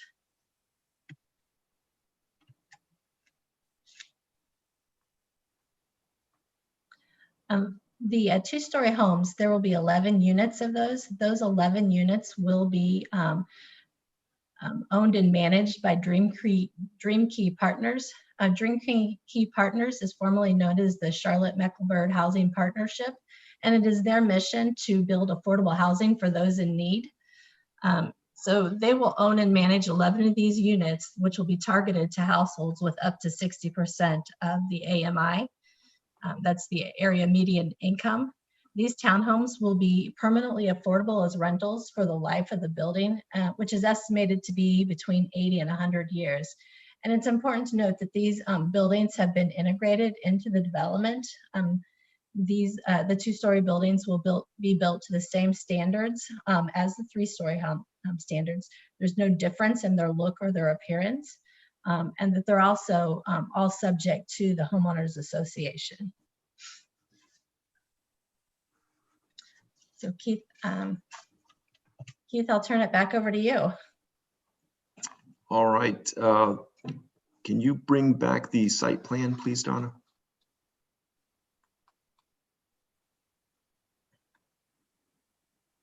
All right. Susan had mentioned the connectivity of Selma Burke and just north there, the Charles Street coming in. So to the east, if you can look at the north arrow, right, the east would be the upper portion. Those portions of connectivity would be public rights of way. The eastern portion, sorry, that would have been the western. The eastern portion would be private, and that would be tying into the Lat Purser project, which is abutting. So that's kind of the relationship of the connectivity. And I do want to point out that the 0.4 acres that's reserved for future development, that has already been rezoned as part of Lat's rezoning. So that's already in the MUD, even though that wasn't part and parcel as part of his property. So this would just kind of continue, as Jay Camp mentioned, just that synergy and feel of the unity of the whole development. We're trying to make sure that this gateway is really reflective of similar to Charles Buckley. So you kind of have that look and feel there. So that's the intent with this development. And again, as Donna mentioned, the affordable homes are integrated into the overall, so anyone driving through will not be able to distinguish which home is which. And with that, we're open to questions. Right, Keith, before we open to questions, I'd just like to add that in response to the inquiry about the price of the homes, we would expect that these 3-story homes would sell in the high 200s. Yes, correct. How about the 2-story? The 2-story will be owned and managed by the Dream Key Partners, the Charlotte Housing Partnership. And so those will not be available for sale. Those will be available for rent. Okay. Those are leased by the housing partnership. Donna, do you know what the rental price will be? I do not, however, it is that rent is designed so that it's affordable to those making up to 60% of the area median income. Okay, thank you. Also, I have one more question if I can. I noticed in the drawing, and are there rear parking that comes into the back of those units? Actually, you bring up a good point. Actually, all of the 3 stories have garages. Forgot to point that out.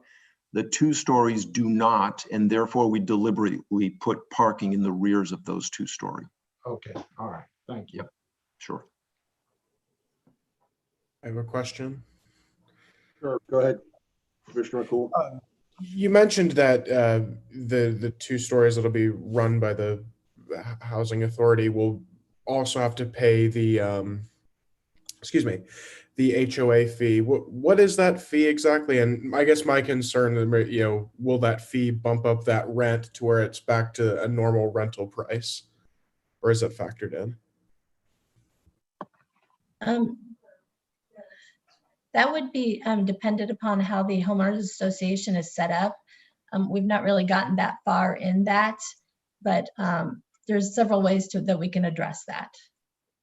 Because I think that was a concern that I had is, I think it's good to have affordable and attainable housing, but then if the HOA fee is really high, then it kind of is a offsetting point. So I just want to make sure that that's not crippling to those who want to move here. Yeah.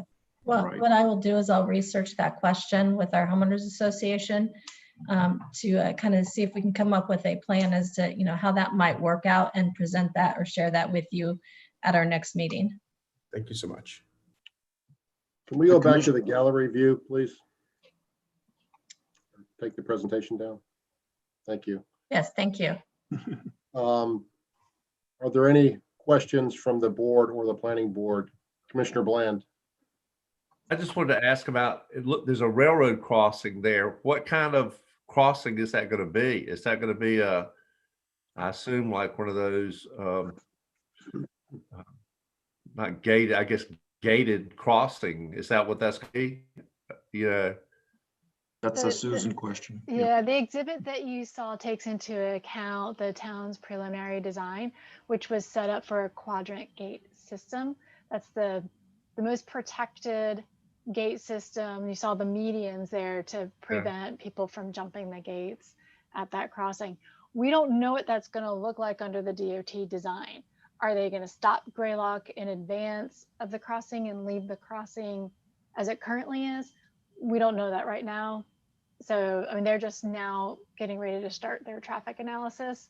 So 25% design is a little further down the road.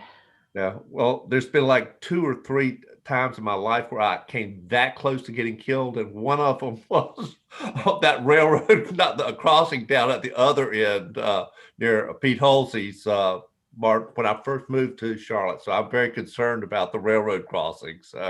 how easy it is to get killed. Sometimes those trains come through there faster than you think they do.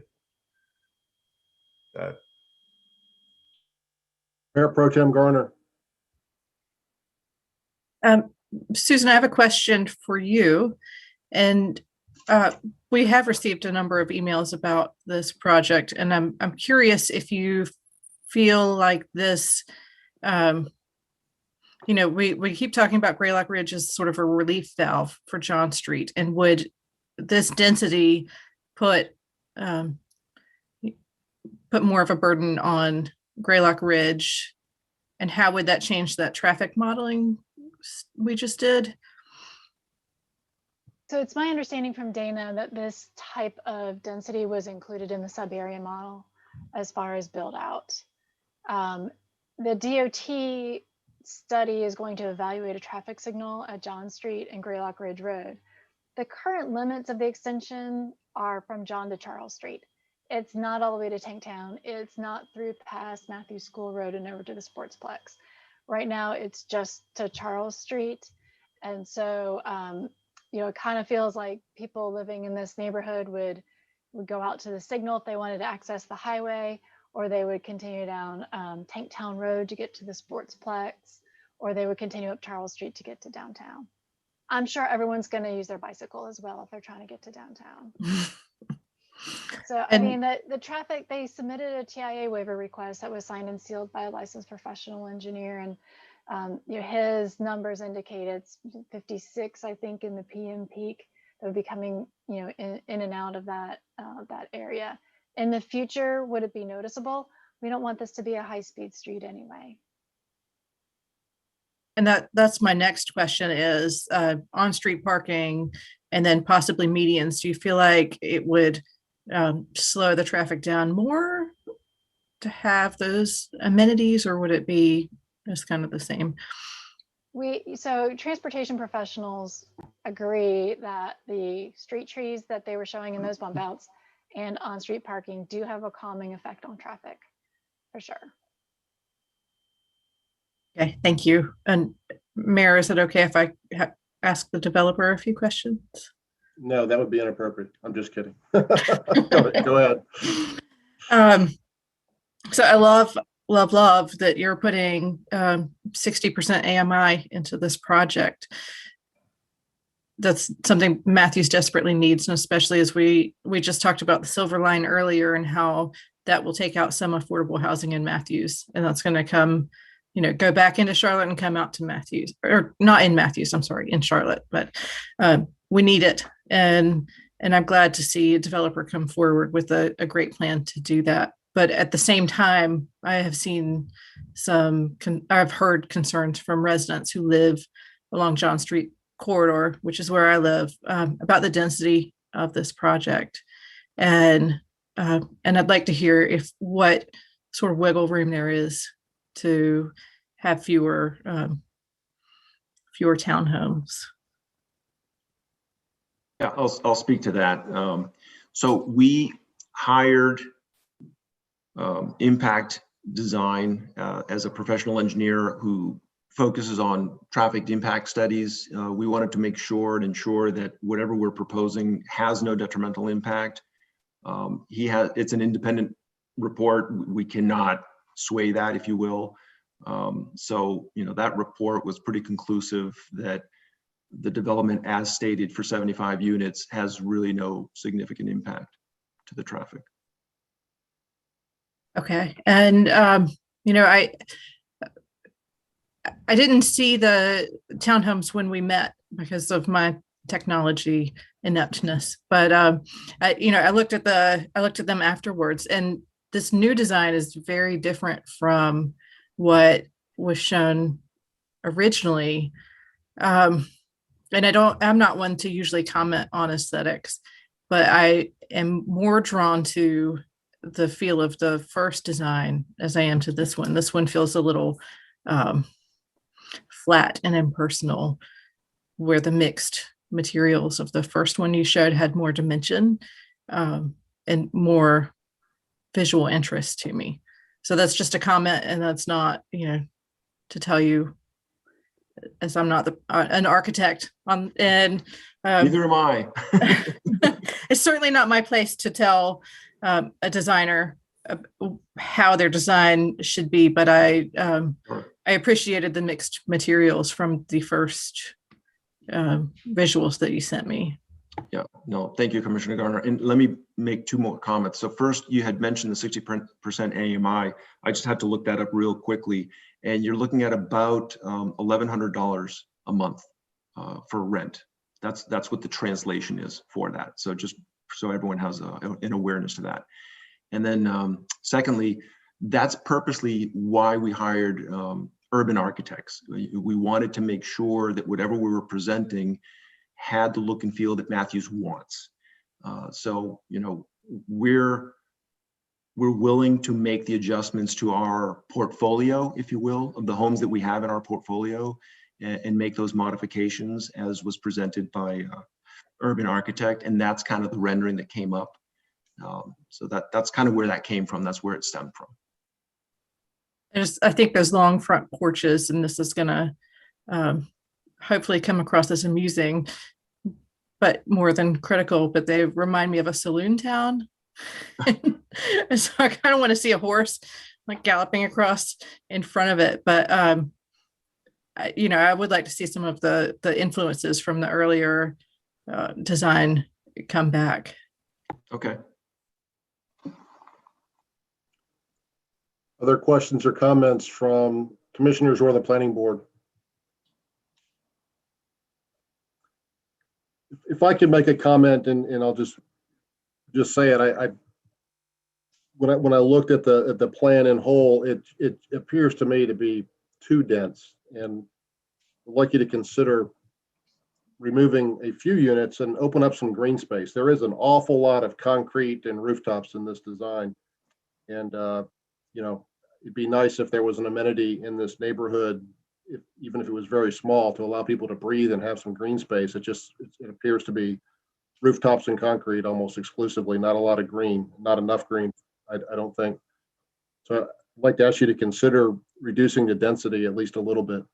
I also like to say that the 11 units set aside for affordability is very laudable, and thank you for that. And I keep telling people that especially when I meet with other mayors in our area, that when they ask about affordable housing, I'm proud to say that Matthews is starting to dip our toes in that pool, and we're starting to make some incremental improvements in affordability. So thank you very much for that. That is a very, very good thing and very needed.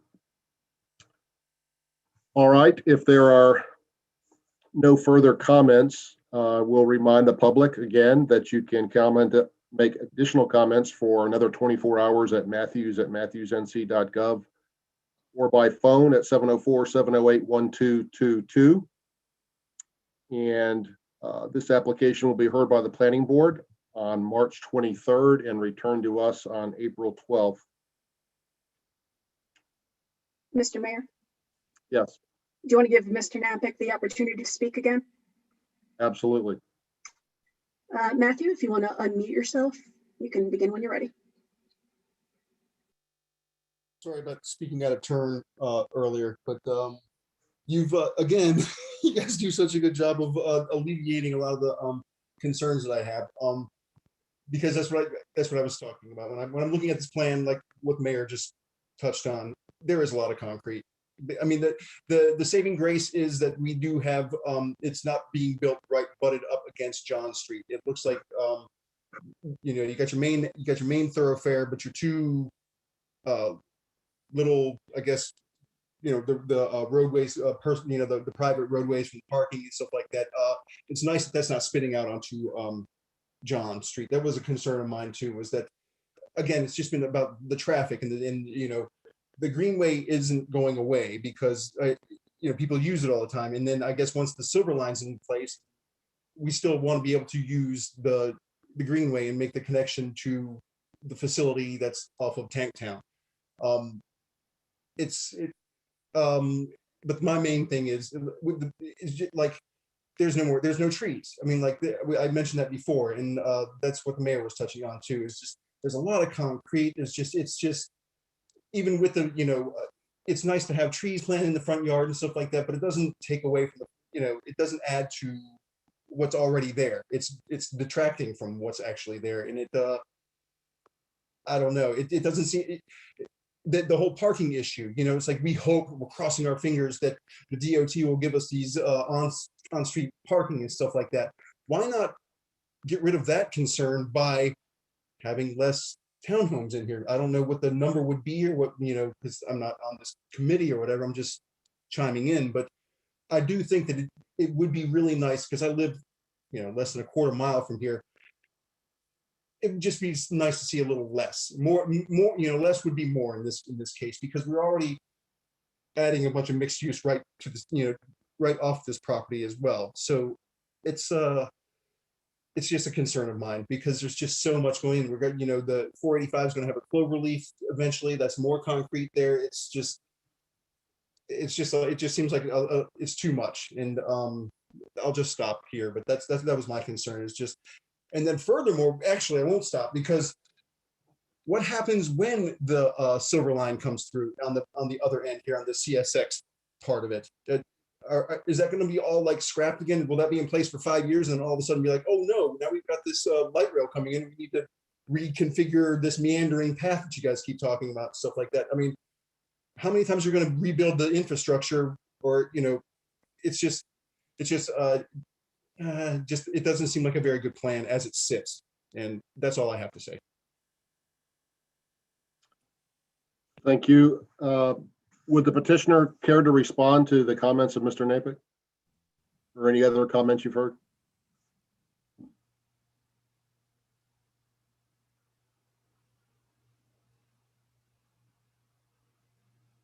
Okay, I'm not hearing anything, so. Nope, sorry about that. My mouse was not cooperating. Okay, Mr. Finn, go ahead, sir. Sure, yeah. No, I can sincerely appreciate those comments. We will definitely take a look at the density component. But again, because we're proposing the affordable housing component to this development,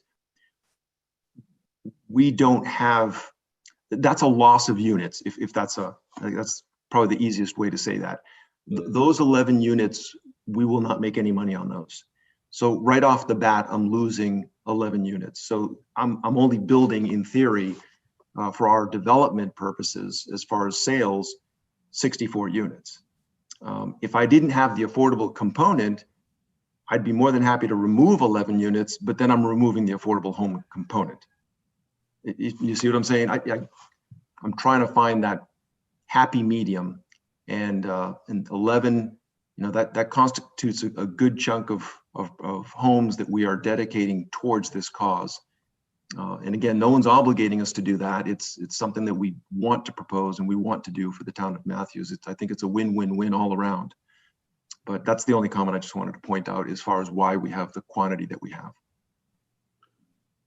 Okay, thank you. I would like to ask Commissioner Urban to rejoin us.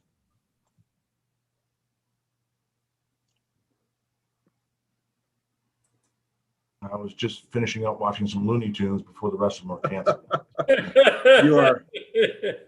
You are officially unrecused, Mr. Urban, so I would entertain a motion to reconvene our regular meeting at this time. So moved. I heard a motion from Commissioner Whitley. Who seconded it? Jeff. Second by Commissioner Miller. We'll take a roll call vote. Commissioner Bland. Yes. Mayor Pro Tem Garner. Yes. Commissioner Miller. Yes. Commissioner Whitley. Yes, sir. Commissioner McCool. Yes. Commissioner Urban. Yes. Okay, we now stand back in our regular meeting again. We'll go on to item 10, planning and development business, and receive a report from the planning board from Mr. Foster.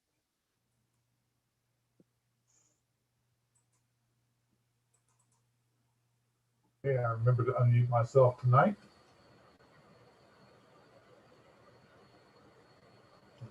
Let's see. Okay.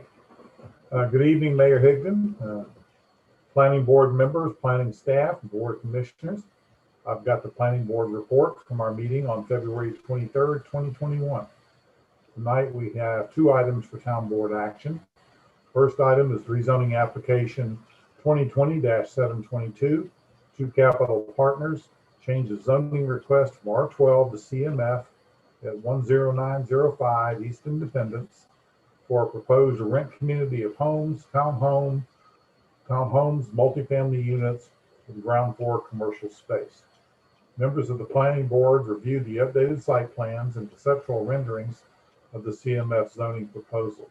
The planning board unanimously recommended approving the zoning application subject to conditional notes to clarify the indexing that would be used in determination of the affordable housing units, as well as more detailed four-sided elevations versus conceptual drawings that we were provided at the planning board meeting.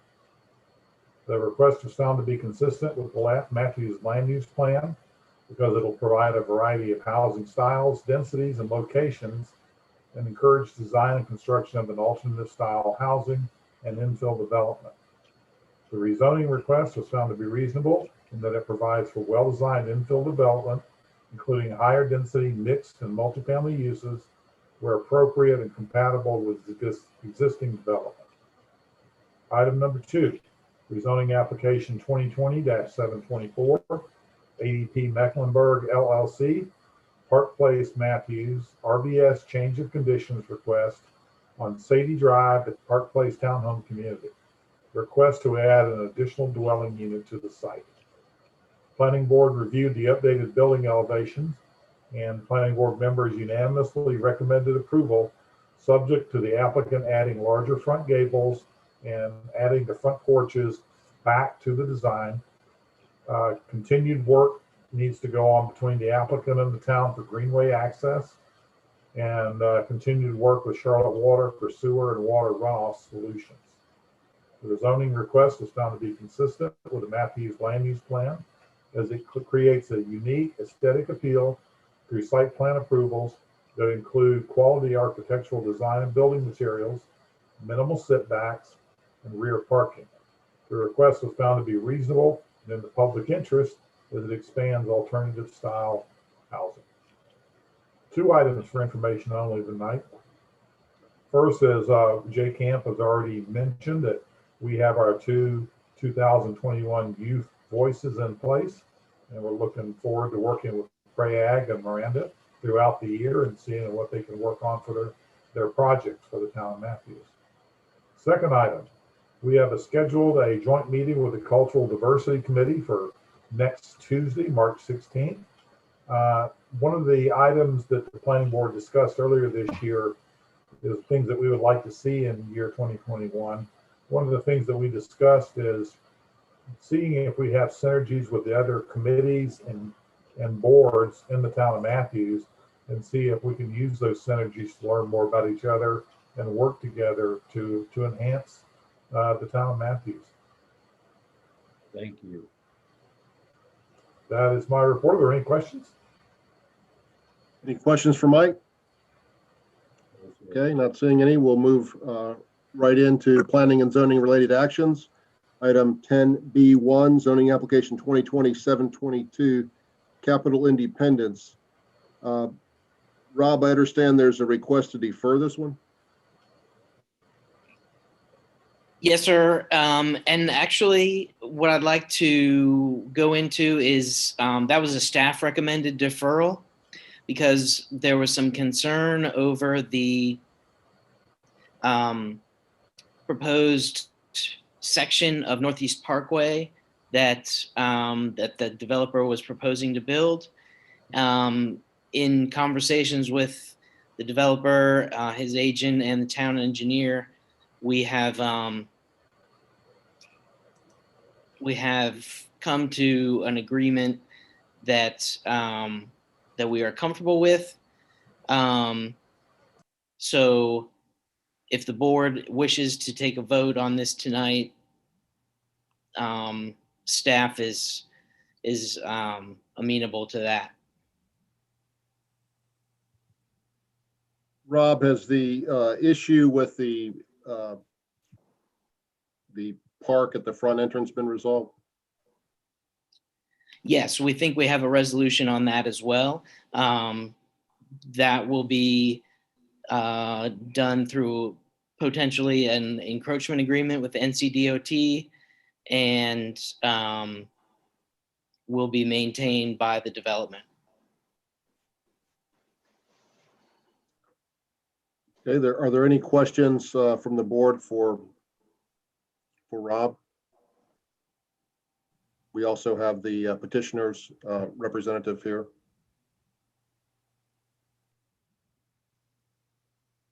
Any discussion, motions?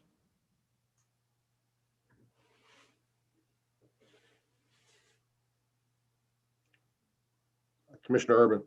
It's such a quiet bunch, such a large project. I will say that the turnabout and redevelopment of this project was refreshing.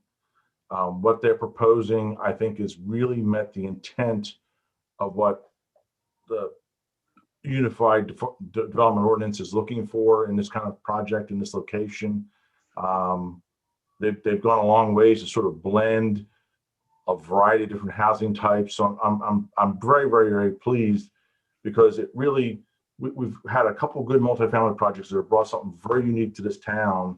And I think this project brings something very unique to this town. Now, would I want to replicate it over and over and over again? Absolutely not. But I think it has brought something very unique to the situation, that location. In talking to the developer, the potential for the cottages and the homes to move from rental to sale is a possibility given time. So I think this has a longevity to it that's well founded from that standpoint. So I am in support of this project, unless there's something comes out of the sky and hits me. But I do appreciate all the efforts they made. I like the fact that this is a hybridization of a multifamily project that I think is very refreshing, and is going to be very unique for Matthews. Commissioner Miller. Thank you. I agree with Commissioner Urban in that it's a unique project with a multiple style of housing, and some of it is affordable housing or reserved for affordable housing, which is something we all strive for. And I would ask Wes to comment about what percentage and how much and how they came upon that, so that we can be clear before the vote. Yeah, thank you all very much. I continue to appreciate everybody's time. And you know, hopefully to continue to do what we can do to move the ball forward in a productive manner. So Commissioner Miller, I'll sort of answer your question specifically, and if y'all will afford me a little bit of an opportunity to sort of opine on a slightly longer explanation. As it relates specifically to the affordability component, we are at 5% of the units at 80% of AMI for 18 years. Okay. And you know, beyond that, I think what I would hope the board would take into consideration is, you know, the aggregate capital and costs and things that we are doing in pursuit of the public benefit for the town and for this community, in addition to the affordability. You know, so from our perspective, obviously, there's an aggregate amount of cost that has to go into this, and then an income that has to be derived to support the cost, so that we can all get to the ultimate conclusion of having a successful project built and improve the town along the way. And so, you know, in addition to the affordability component, you know, we're building 5,000 square feet of retail, which doesn't really have any standalone economic viability. In fact, it'll probably ultimately be somewhat of a drag on the overall project, just because of the cost to construct it versus where the returns are. But it's a commitment that we made, and we're going to do it. We think it will provide ancillary improvement to the overall community and sort of a lift in other avenues. Obviously, the capital and cost to construct and maintain the public park, you know, doesn't come without cost. We think ultimately provides a benefit to everyone, the project and the community included. And then the additional capital that we're spending in pursuit of improving Northeast Parkway, and then the additional set aside of capital to facilitate the town trying to make that further connection. There's a whole host of things that we're trying to do, and I think one of the applicants on the previous public hearing had a good comment, which is, you know, there's this push and pull, right, of trying to balance all of these things that we can do to provide public benefit to the community, to provide affordability, but at the same time can ensure the ultimate economic viability of the project, because I don't think any of us in the business are trying to improve things that can't ultimately be constructed. The goal is to you know, to design and plan and have approved and ultimately be able to build to fruition, you know, what we're proposing today. And so I think on balance, you know, can you push and pull and do shorter timelines, longer timelines, higher percentage, you know, lower percentage of AMI, you know, less infrastructure improvement. I mean, there's a whole host of those things that we can push and pull on. And my hope is, you know, taken in isolation, could you sort of, you know, nitpick here or there around the edges, certainly, but taken in totality, I hope that the board would come to the opinion collectively that we are taking a monumental step in terms, you know, of a project this, you know, relatively, it's a big project, but also small in terms of unit count, the you know, aggregate improvement that we're trying to bring to the community. I think, you know, would be my longer-winded explanation to your very specific question. Thank you. I'd like to make a comment to that on that, if I could, before we go on to some other comments, because I'm very interested in this affordability issue. And Wes, I understand everything that you said, and I understand that your willingness to do affordable units is voluntary. But I would hope there would be some competitive spirit when we have other developers, the one that just spoke, doing 60% of AMI for 80 to 100 years. We have two other developments that are doing 70 and 75 years. I would hope that you could at least move this to 25 years. I know you've made incremental improvements from your initial offer, but I don't think the need for affordable housing goes away in 18 years. 18 years from now, there's still going to be people that need it. And you're at 80%, which is higher than some others in town. So I would ask you to consider that. Mayor Pro Tem Garner, do you have a comment? Well, I want to ask what 80% of our AMI is, because to me, that's $1,300 a month. Is that correct in my? One of the comments that came out of the planning board was sort of some sort of the formula or an index or some approach to just to answer your specific question, like what does 80% of AMI mean? And I believe one of the planning board members had mentioned a HUD, a link to the Housing Urban Development website where you could plug in the zip code for the area and it would sort of spit out, because it's slightly more complicated answer because it has to do with size of household, number of bedrooms. And so I don't believe, and Keith, Rob, correct me if I'm wrong, I don't believe there was ever a succinct, a simple link of go in here and type in this. I think the best we could find was some stuff that actually went to FMV rents, which is what they use for the 40% test for the public induced projects, you know, Section 8 and the bond finance transactions. And so I believe one of the things to be resolved is sort of exactly how you do that. I mean, I think our recommendation is the 80% is pretty fairly standardized, and the formulaic calculation that HUD uses to sort of derive that, I think is pretty transparent, and that's sort of what we would follow, but I don't have a specific answer for you. But yeah, I would imagine there's some $1,300, $1,100 rent equivalent, depending if it's a one person household versus a 5-person household, and a 1-bedroom or studio versus a 2 or 3 bedroom townhome or single family home. And so I just, okay. Sorry, thank you for following up on that. I mean, I just want to, I just need to put it out there that while I appreciate that the attempt to make affordable units, and beyond that, I appreciate everything that you've put into making this an incredible development, because I think it will define what is possible in housing. But at $1,300 a month for rent, I mean, we're, for at least some of us, that's not affordable. And so, and as a public discussion, it may feel good to talk about affordable housing and increasing the affordable housing stock in Matthews. And 80% AMI is really not going to help the staff at Starbucks find a safe place to live.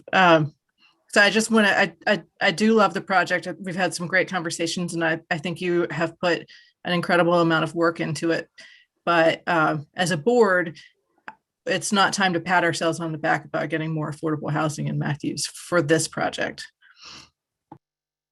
I hear you and I appreciate that. And I just wanted to come back to Mayor Higdon's question. We can certainly live with 25 years. I think the goal was just to have some duration somewhere in there. And candidly, it gets a little bit back to Commissioner Urban's comment previously, which is sort of, law of unintended consequences, which is, we're trying hard to have these units sort of integrated seamlessly throughout the project. So in a building, we've got multi-story buildings with 20 units, 30 units, 6 units, 5 units, standalone, single family, and they can be all mixed in.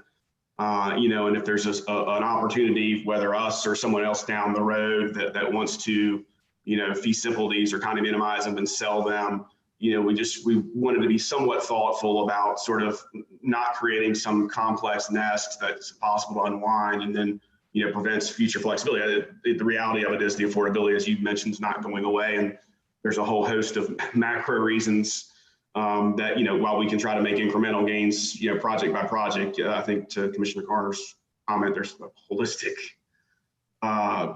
issue that needs to be addressed. But that was sort of the rationale behind trying to have some horizon to it. But if 25 years, we can help move the ball a little bit forward and a little bit further, I think that's something we're happy to commit to do. Thank you. Commissioner McCool. I've got a few comments, so bear with me. I do want to say that I from beginning to now, that this has changed a lot, and I'm kind of excited about what's being brought forward. Especially as a young person, I see it as a very, very appealing place, and somewhere that I could see myself living eventually. I think it's just a very interesting concept, and I think, like Mayor Pro Tem Garner said, it could show what the future can hold. That being said, I agree with the mayor and Renee as well. As I would like to see, 5% is how many units on this property? I think 8 approximately. Okay, so I mean, it's not as 5% kind of something. It's not as significant as it may seem. I agree that maybe going up to 25 years will make it a little bit more palatable in that regard. But personally, I'd like to see a higher percentage but again, we'll go with what we can get, and I think it's a good project. I'm excited about it. I just wish the affordability was a little bit higher there, but that's it.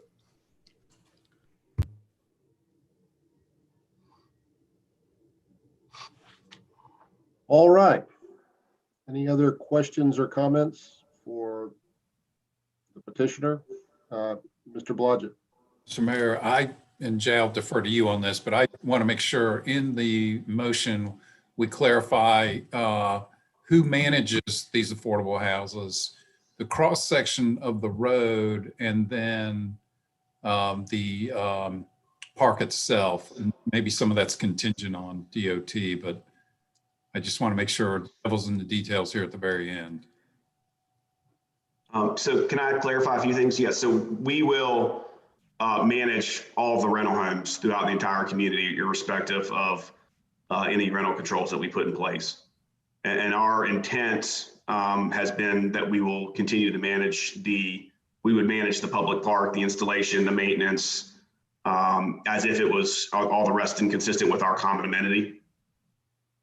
And then I think the road cross section is fairly simple, Rob. I mean, we've got I think we had some email correspondence with a pretty specific scope of work that we're certainly, I think we talked about just updating the plan tomorrow. I just want to make sure it's consistent with DOT, what DOT's already built. Yeah, correct. That would basically, excuse me, let me clarify that what the developer built on the other apartment complex. Yeah, that, Rob, I mean, you want to hit on that? I mean, that's pretty consistent with what we discussed this morning. Yes, and that's a great point, Hazen. We have sorted out some of those details, and we'll have revised site plan tomorrow, and can include, if those items are included in the motion, they will be included on the site plan. This is Keith McVeigh. I'm happy to provide a little more detail on what was agreed to as a one southbound lane, median, curb gutter and sidewalk on our side of the road, consistent with the cross section that was built by Cambridge. It does not build a northbound lane because this site would actually not have access to the northbound lane at this time. So it's cross section consistent with what was built. It's not a full cross section because of constraints and access issues, but it was what was worked out with Susan earlier today, Susan and Rob and Jay.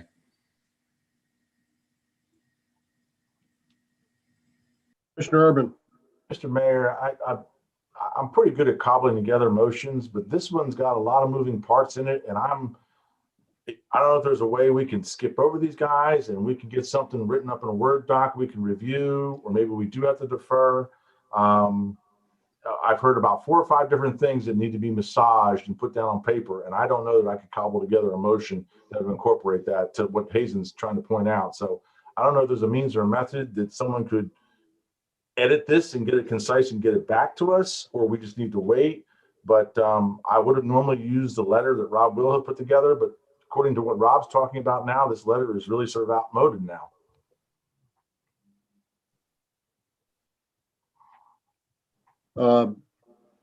Fair point. Let me ask town attorney, is it okay if we allow Rob to maybe put something down in writing as we address these other zoning issues and then come back to it for a vote during this meeting?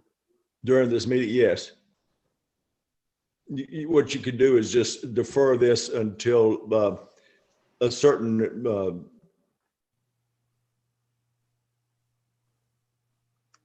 you're on mute. I didn't hear the last part of what you said. Oh, sorry. You can drop it down on the agenda. You can defer it to a new agenda item A or B or C or D or E and bring it back up at that point. And the applicant should provide the notes to us. So Keith, if you can take the language that was in the earlier email to Rob, as well as language related to the park and the encroachment, and just provide us some language so that can be included in the motion, that would eliminate the confusion. We have the road, the park, the affordability for 25 years. What else? Is that it? I believe that's it. That's it, Mayor. So, Rob, you've got about 5 minutes to get this all pulled together. We appreciate it. Thank you, Mr. Mayor. Mayor, If you could do that, yes? I'll make a motion. I think I have it together that we defer this to item 13B under new business. Vote on it under 13B. I'll second that motion. Okay, we have a motion from Commissioner Miller to defer this to essentially the end of the meeting and under new business 13B. The second from Commissioner Urban. We'll take a roll call vote. Commissioner Bland? Yes. Mayor Pro Tem Garner? Yes. Commissioner Whitley? Yes. Commissioner Urban? Yes. Commissioner Miller? Yes. Commissioner McCool? Yes. And I vote yes, so that we will take that up under 13B. Okay. I'm going to go through these, the other 2 planning and development business items, and then we'll take a short break. It's getting kind of late without a break. So let's go on to right now, item 10B2, zoning application 2020-724 Park Place Phase 3, to change that existing conditions on the certain RVS district located at 310, 314, 318, 322, and 326 Sadie Drive, to add an additional lot to the development and other conditions, and being property further designated as tax parcels 227, 012, 31, 32, 33, 34, and 35. Ms. Garner, you need to recuse yourself, I think, right? Yes. Okay, so you are recused. Mayor Pro Tem Garner lives essentially across the street from this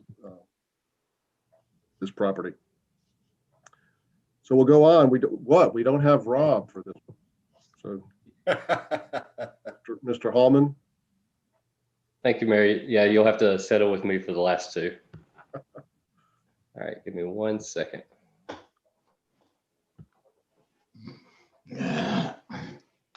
So I guess the first item on my agenda, so it's the decision place for Park Place over on Sadie Drive. So just a quick update from the public hearing and the planning board. There were some questions about the sewer lines and some drainage in the area. Now for the stormwater drainage, I did walk the site with the applicant and I did see it. So there is some stormwater infrastructure built up by the road. That's currently covered. They built that when they built the first two buildings, and then they covered it up until they built or completed the third building. But since that was never completed, the drainage system was never uncovered. So once this building's completed, during the construction for this building, that'll be uncovered. There was a question about the sewer. The applicant has been in contact with Charlotte Water. Charlotte Water was out there. They were marking some lines a few weeks ago. We haven't heard any comment from them. However, after the rezoning process goes through, as part of their building permit process, this will go back to review to Charlotte Water. And so that will be, Charlotte Water's review will be a condition, and sewer availability and ability to serve will be a part of their construction drawings or building permit. We do have some the updated elevations from the planning board tonight. And then there's also been some discussion about a potential greenway connection. I'll go ahead and scroll down to the elevations though, just so you can see those. And we'll get to the greenway.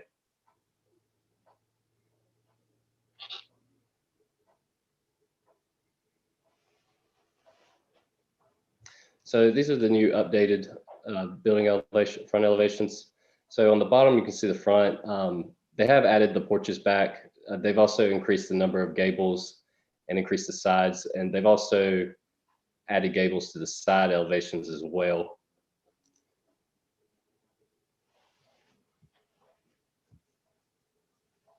They did provide a floor plan. So staff has worked with the applicant a little bit about any potential greenway easement. So we do have a trail that runs on the elementary school property on the back, right through here, and it connects back up to this existing 8-foot sidewalk that we have. The applicant's property line pretty much stops right here at the stream. It'd be the blue arrows. I think initially staff had kind of looked at putting maybe some type of access along Sadie right here. However, the town does own this driveway that connects back into the community center from Sadie Drive. And that's actually identified on the downtown mobility plan as access for this greenway. The connection there would be a lot simpler. It would just be connecting the sidewalk in front of the parking. The only other place on site where it would make sense to ask it from the applicant would be on their private drive and then have securing access across the creek. And then we do have a couple of, one second. We do have a couple of images of that. So this is up by the parking on number 1, just kind of showing that area. Down by the creek on the northern side, given the distance to that town-owned driveway as well, it might not make sense to go through there. There's a lot of drainage issues. There's a stormwater pond on the church property that drains back into that creek. And then this is looking, if you're on the applicant's site and you walk down into the townhome complex and go to the end, this is looking back out the trail. So there is a sewer line right there or in the area too. And then this is where we would need to make the connection over the creek. We did meet with a couple of the commissioners over the week. Right now, the staff recommendation, just given the project as a whole, Staff is making the recommendation that we grant approval of the project. We don't believe that not allowing the greenway would be completely detrimental overall. However, it is at the board's discretion to grant that or to ask for that greenway easement if they so desire. That concludes the staff update.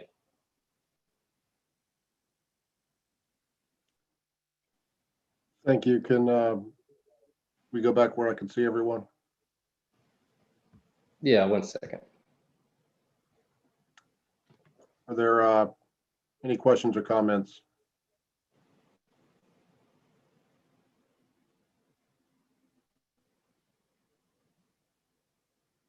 Commissioner Miller. Thank you. I've been in dialogue with Mr.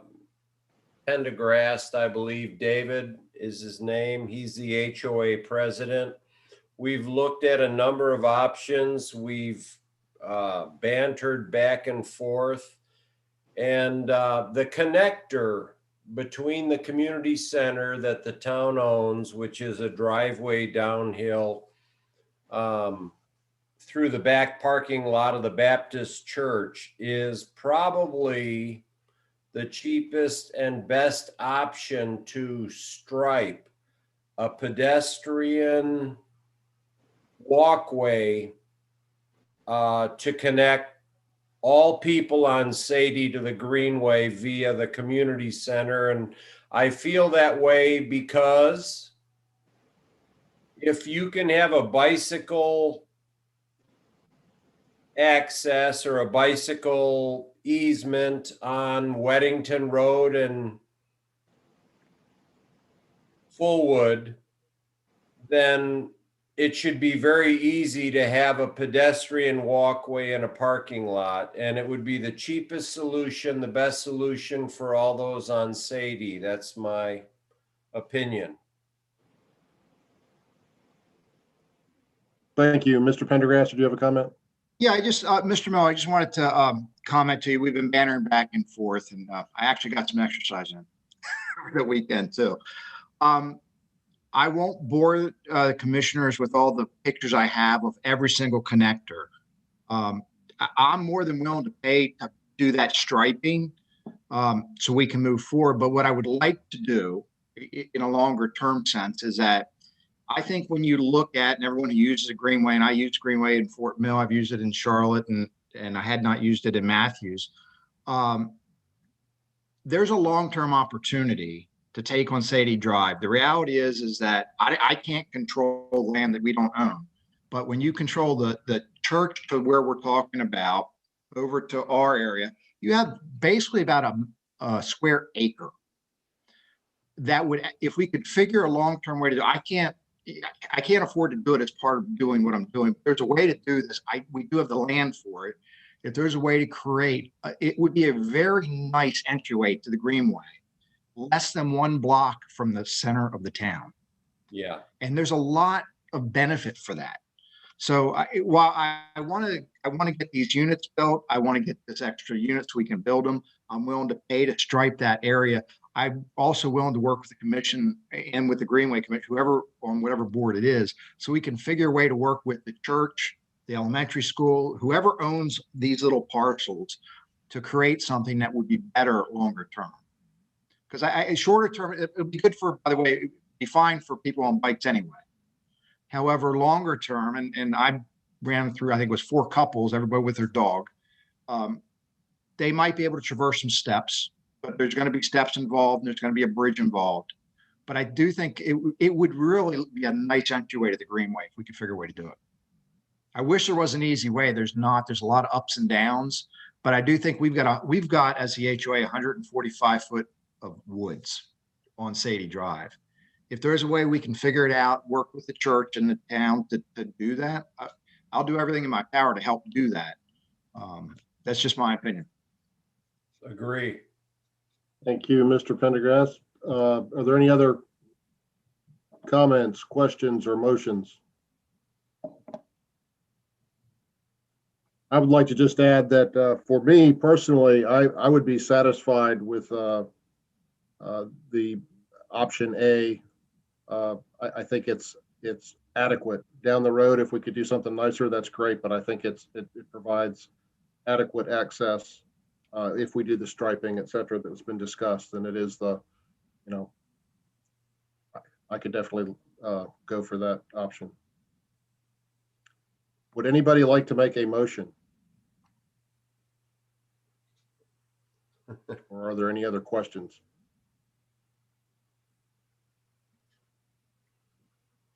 I'll make a motion. I'm sorry, Jeff, before you do that, I do want to, I thought of one other comment I want to make, our question. Do we feel we have adequate resolution? And I'll ask you, Darren, and then maybe Mr. Pendergast, do we have adequate resolution on the sanitary sewer issues? So I know Charlotte Water was out there looking. David, I don't know if you ever got an update from them or not. However, as I did mention, when they go in for their building review and their site review, Charlotte Water will be a part of that review. And so there's a certain level of service that Charlotte Water will need to commit to at that time when they're reviewing the building plans, just so to see that they can service the new building. If there are any updates or changes that need to be made, they can be addressed as that part. The county won't issue the building permit until Charlotte Water is satisfied. Thank you. Commissioner Miller, sorry to interrupt. Go ahead. All good. Thank you. I'd like to make a motion to approve zoning application 2020-724 in that it's consistent with the rezoning changes and conditions with the Matthews land use plan for downtown, as it creates a unique aesthetic appeal through site plan approvals that include quality architecture, design and building materials with minimal setbacks and rear parking, and that it is reasonable in the rezoning in the public interest and expands alternative style housing with the conditions that we connect to the Greenway, view striping on the town of Matthews connector street between Sadie and the community. I'll second that. Well said, Commissioner Miller. So we have a motion from Commissioner Miller, a second from Commissioner Whitley. We'll take a roll call vote. Commissioner Bland? Yes. Commissioner Whitley? Yes. Commissioner Urban? Yes. Commissioner Miller? Yes. Commissioner McCool? Yes. I vote yes. That passes unanimously with Mayor Pro Tem Garner being in recusal. Mayor Pro Tem Garner, you can unrecuse yourself. Somehow that sounds kind of not polite, but maybe there's a better way to say that. Move on to item 10B 3, administrative amendment at Bonefish Grill. Darren, you're up again.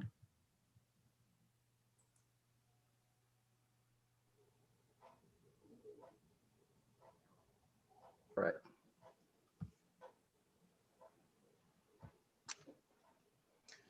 Okay, so this is for Bonefish Grill over in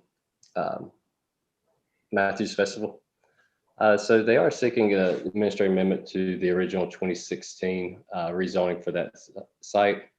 I believe they did an administrative amendment. It was 2019 or 2018. That original date was escaping me.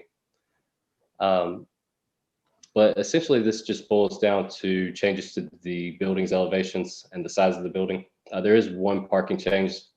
They're reconfiguring the parking in front of it, and however, they are adding one additional parking unit. The building is being reduced in size as well. Everything else on site will remain unchanged.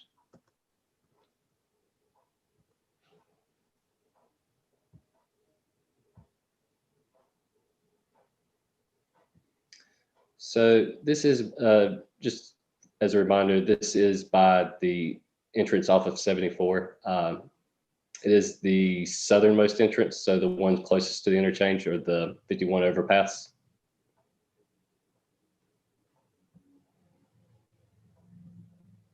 As you can see, this is the previously approved site plan. This is the proposed site plan. They are reducing the size of the building.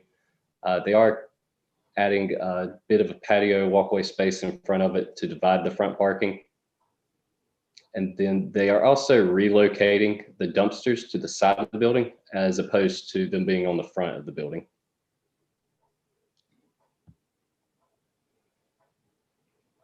Just to show how the elevations have changed, we do have the west side, the north side, the east, and the south side.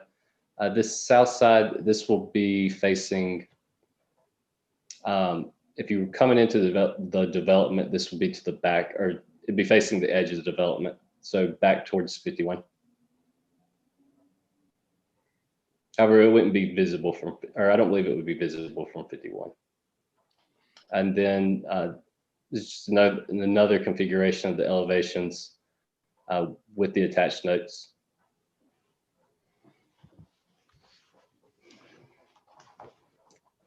That concludes the staff update. And then I believe the applicant and his representatives are here if there are any questions as well. Okay, do we have any questions for Darren?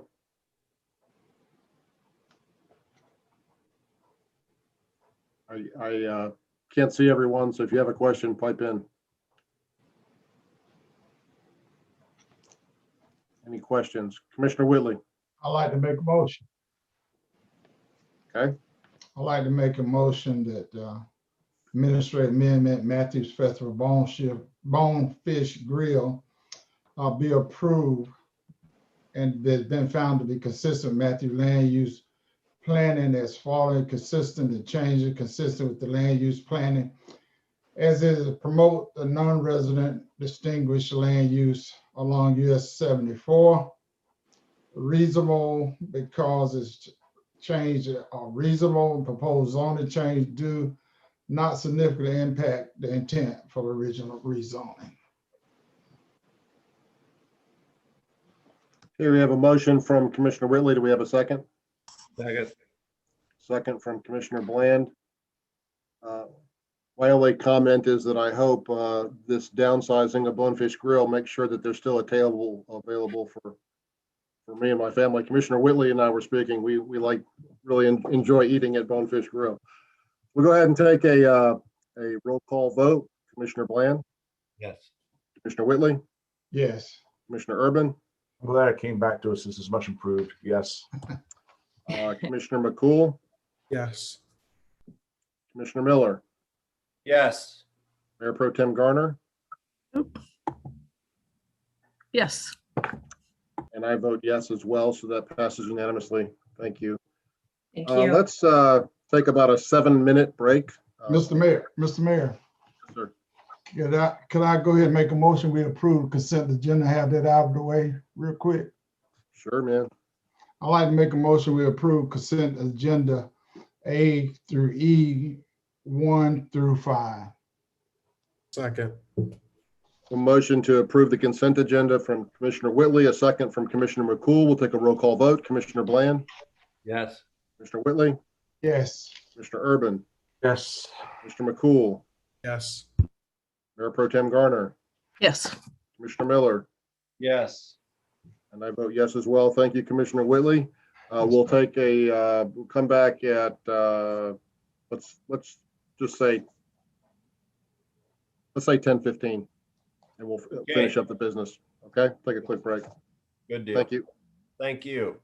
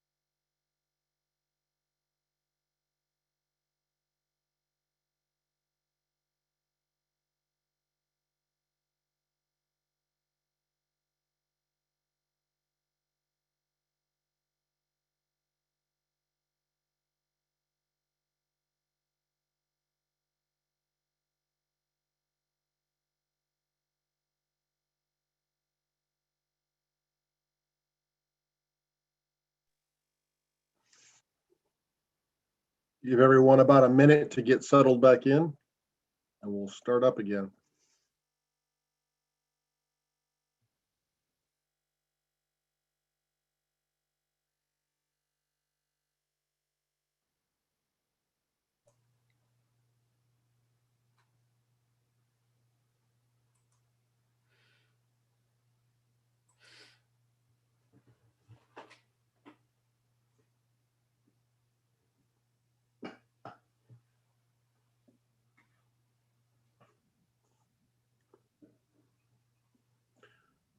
I want to compliment whoever put up the public service announcement. It must have been you, Lori, that says the meeting will resume shortly. That was nice. Good Thank job. you. Thank you very much. Could have had some music. Some music. All right, let's move on to item 12, unfinished business. 12A, consider the purchase of human resource management system software. Tanya, our employee of the year, still beaming, still happy, still smiling. Thank you, Mayor. Good evening again. I'm back with you tonight to follow up on a proposal for the town to enter into a contract with UKG Incorporated for their human resources management system known as UltiPro. As you may recall, the board had additional questions about references and other users' experiences with the product. More details were included in the memo sent to you. And while we remain satisfied with the references and information we have received about the ability for this product to meet our needs. The board also requested adjustments be made to the proposed contract to either shorten the length to 12 months or add language to allow the contract to end if we were dissatisfied with the product. I have worked with UKG and they have agreed to an 18-month contract with a slight adjustment to price increases at the end of the initial contract term. Town staff is very comfortable with UKG's ability to meet our needs, and a 36-month contract is still an option, but ultimately we will support whichever option the board prefers. The contract has been vetted by Charlie and he's comfortable with the content. I am happy to answer any questions anyone has. Okay, thank you, Tanya. Are there any questions?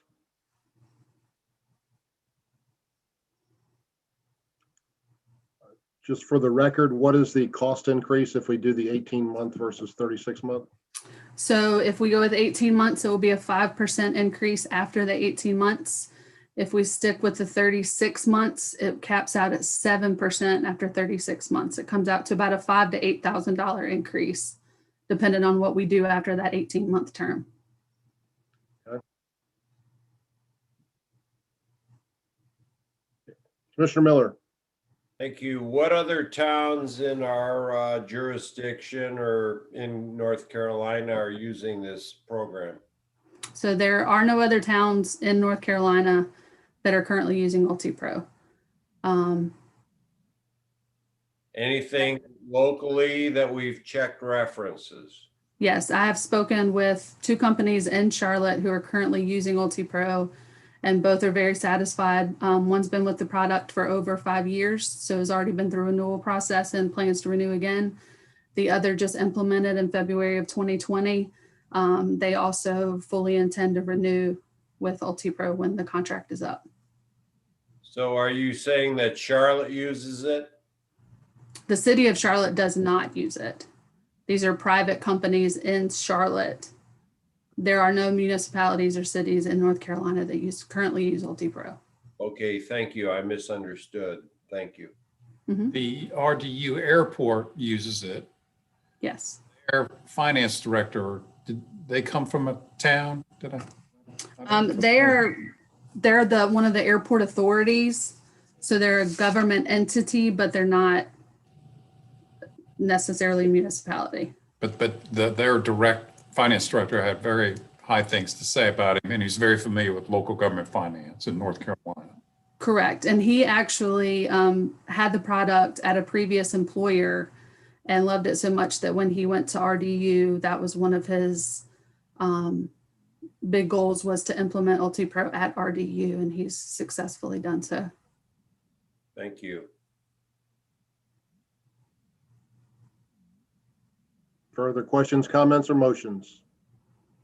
I'd like to make a motion. Commissioner McCool, I'd like to make a motion to authorize the town manager to enter into an 18-month contract with UKG Incorporated to provide the town with a human resource management system. we have a second. Second from Commissioner Urban. So the motion was made by Commissioner McCool for the 18-month option.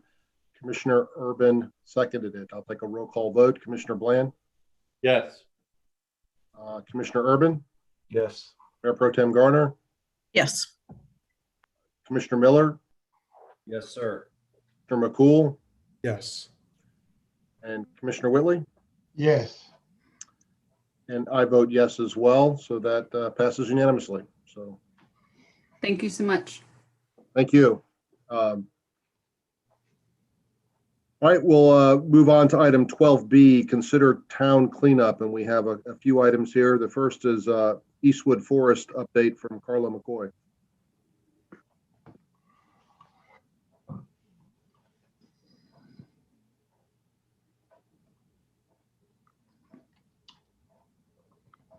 Good evening, ladies and gentlemen. I've come to bring you an update as it relates to the Eastwood Forest.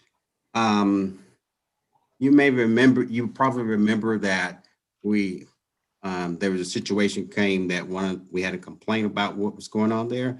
And you know, we noticed that in doing our initial investigation that we had trash and debris, trash left at the curb. We noticed junk vehicles in the front yards and rear yards, sheds and all that type of stuff. So what I come to do is update you on what has happened now.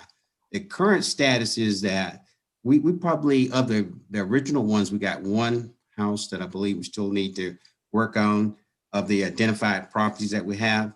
And what we want to focus on and what I've been focusing on and want to update you on is that really looking at the front yards and if there are visible rear yards, looking at there, making sure that from the curb, trash is removed. We got a property now. I mean, we had 15 at one time. We only got one that I noticed when I went out there on Thursday that had trash at the street. We still working on anytime a car's seen that sit there and linger for a while, we are having those, at least asking the homeowners to remove those. And something that has come up that I noticed on Thursday, I'd gotten a number of calls from one of the homeowners out there about trash cans.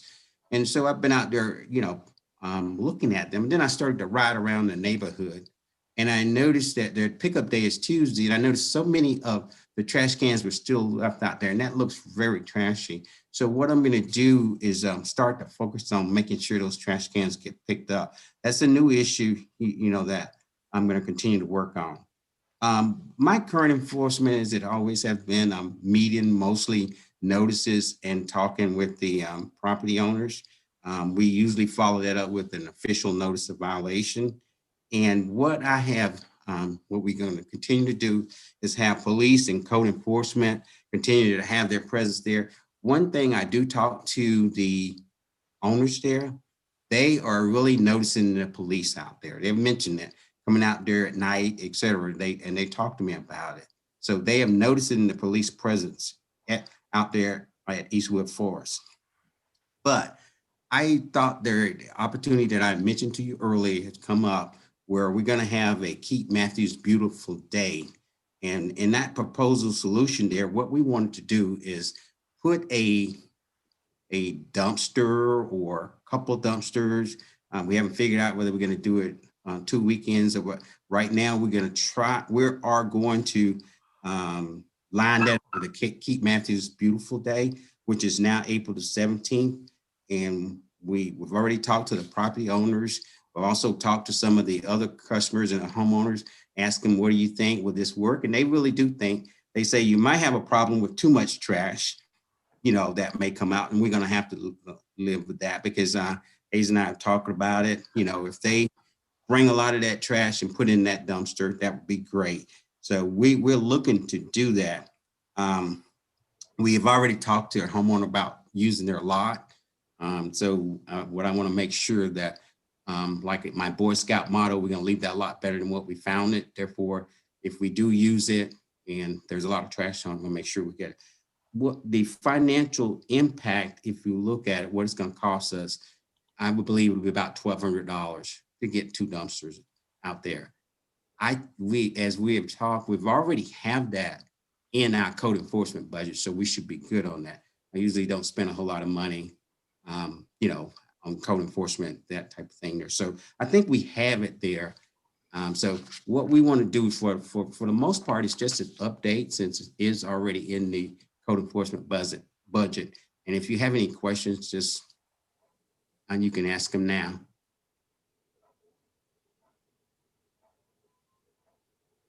All right, do we have any questions for Carlo? Not seeing any. I'm sorry. Jeff hand is up. Jeff hand is up. My hand is always up. Thank you so much. Carlo, thank you for working on this. This is, it's a connector road or a major thoroughfare practically around town. But I would just want to raise the suggestion that even though it's these people's backyard, it's someone else's front yard property.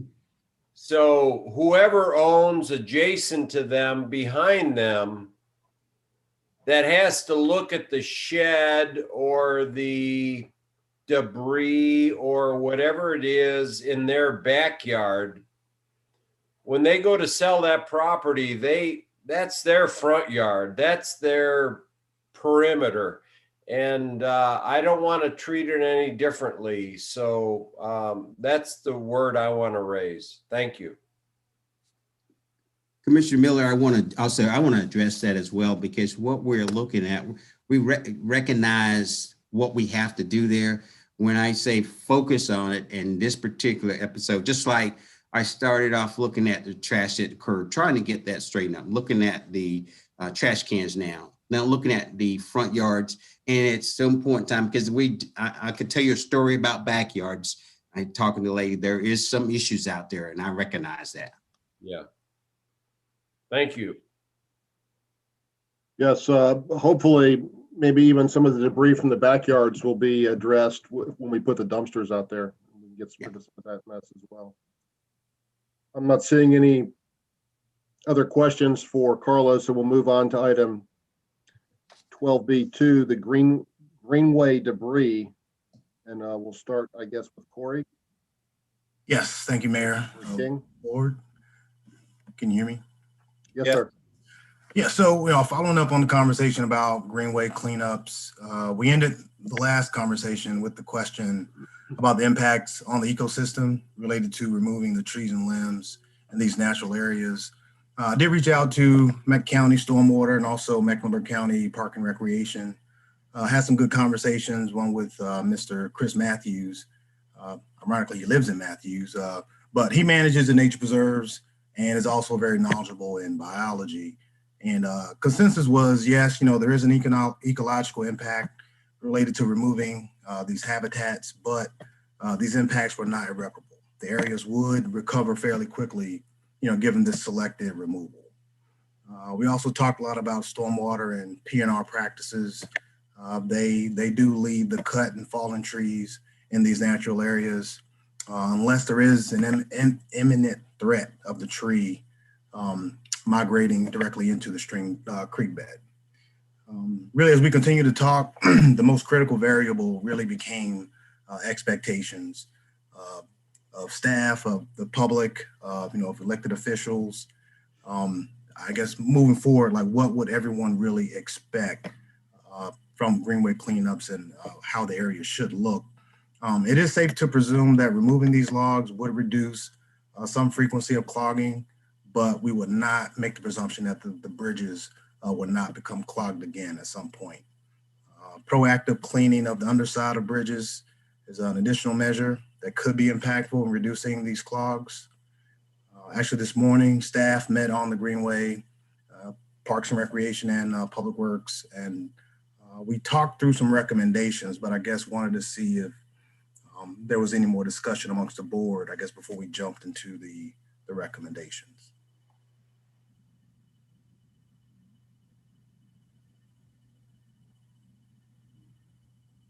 Is there any questions for Corey before we go on to the recommendations? Commissioner Miller. Thank you. Lori, can you pull up the photo, please, of the yellow submarine area? If it's available. Yep, one moment, Jay's going to do that. Thank you. I think I have the right photo here. Just one moment. Thank you. This is the greenway on the right, a piece of what used to be sewer art, a yellow submarine. It was painted yellow with black, you know, whatever you call those lookouts. And there's a tree on the left that was rotted and fell. And it was cut up into pieces, and it's been there about a year. And off to the left is about 4 feet, 5 feet, the creek. But my point is, this is a park. This is where people walk, and you got a bunch of SHIT on the immediate left with brush and rotten logs and crap that will never be picked up unless we address it. And it's been there almost a year. End of story.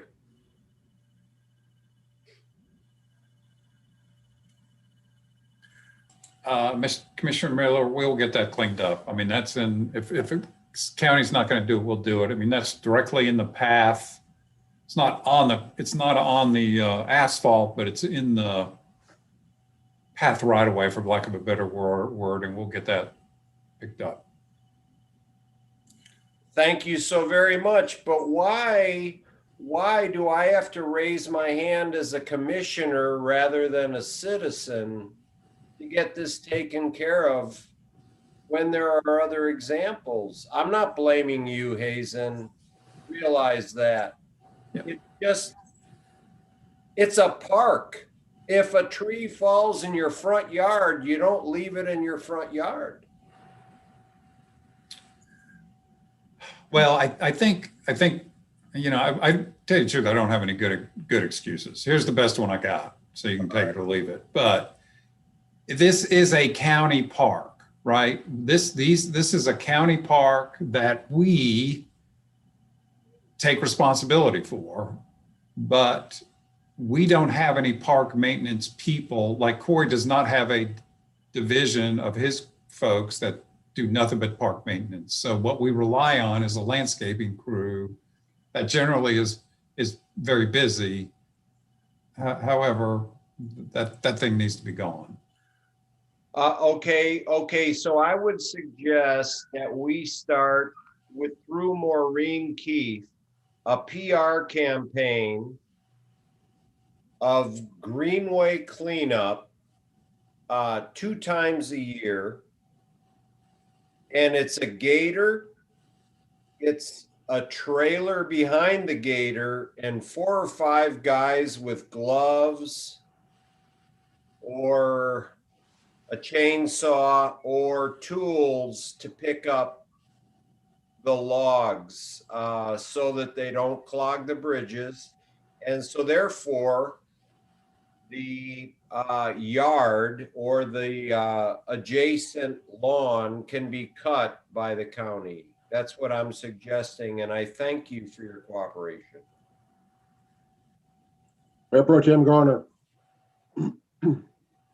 Yeah, I just wanted to thank you, Corey, for looking into the ecological impacts of any sort of cleanup that we have. That was my main concern and my hesitancy with this. So I appreciate you reaching out and finding some resources and experts on the topic. Thank you.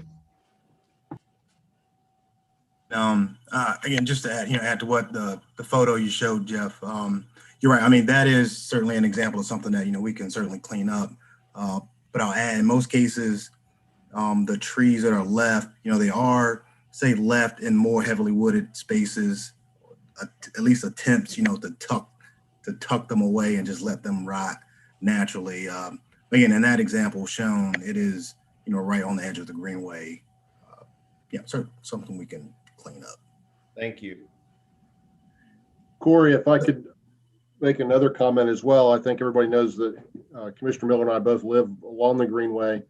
While I agree it's probably good ecological practice to leave some of the debris where it is, I think that actually cutting it up into logs and leaving it where it is not a good idea. I would rather see them leave an entire tree because the logs float away more readily than, the smaller pieces float away more readily than a whole tree will. It's maybe, just fell over and it still has some roots that are holding it in place.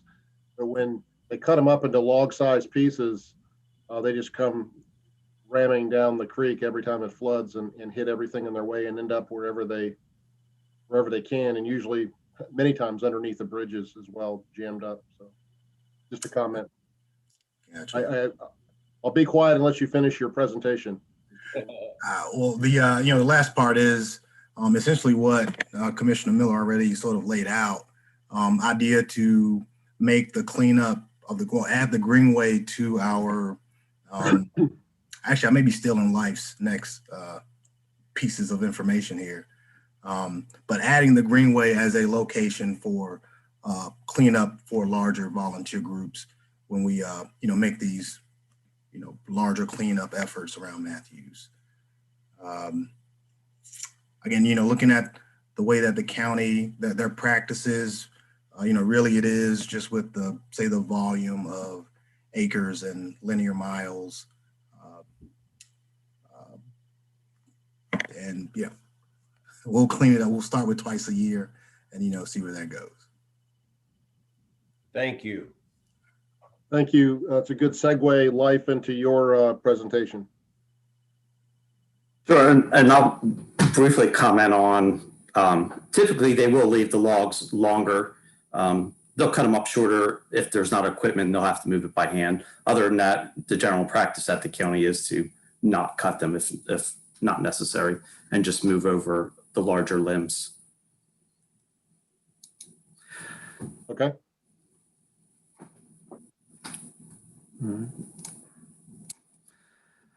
So community cleanup, a lot of the discussion as it was passed to me was about the roadside litter.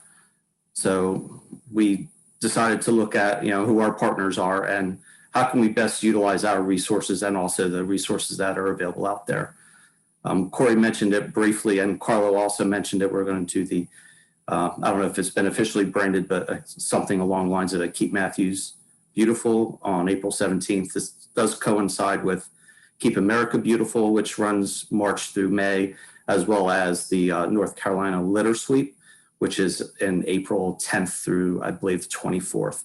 So we will be running concurrently with a lot of programs. So we're going to try to take advantage of some of the resources that these other partners have. I know one of the biggest concerns has been consistently Independence Boulevard and 485. First thing that we did was contact NCDOT about the right-of-way and their cleanup. They confirmed that they will be mowing. Their mowing will start at the beginning of April, and they anticipate that they will be cutting the roadsides, medians, and everything in Matthews the week of April 12th. And prior to that, their contractor is required to pick up litter and debris from those surfaces as well. Since the state is paying a contractor to do that, we thought, we will follow up with them and we will watch it, but we're going to reserve our resources for other roads for which we're responsible. We also talked to Keep Mecklenburg Beautiful. They are a part of Mecklenburg County, and they offered to provide resources for our project, and that would include pickup sticks, gloves, bags. They also have a volunteer database that they will share our cleanup with, and the two larger that they mentioned were CPCC and UNCC. They also offered to provide social media support and as well as posting or reposting our social media posts. And in addition, they do contract with a nonprofit that provides roadside litter cleanup year-round. One of the other organizations that we're working with is Mecklenburg, or that I contacted, was Mecklenburg County Stormwater. That nonprofit is actually in contract with them through the end of this month. So we're actually going to have them pick up at least one day, focusing on a couple areas that we're trying to identify, or we're looking to identify with Matthews PD. That would be, they're paid by Mecklenburg County, by Keep Mecklenburg Beautiful. So there would be no funding from the town at this point. It would just be a partnership with the county.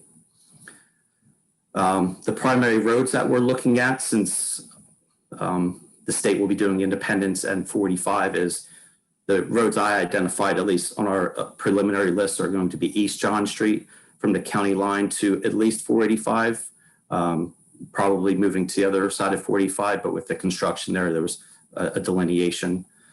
Also Fullwood Street, Pleasant Plains, and McKee Road. Those are the areas, but we can expand that. And one of the things we can ask is if there are areas that the board would like us to look at and consider. Going forward, the biggest challenges are going to be obviously 45 and 74.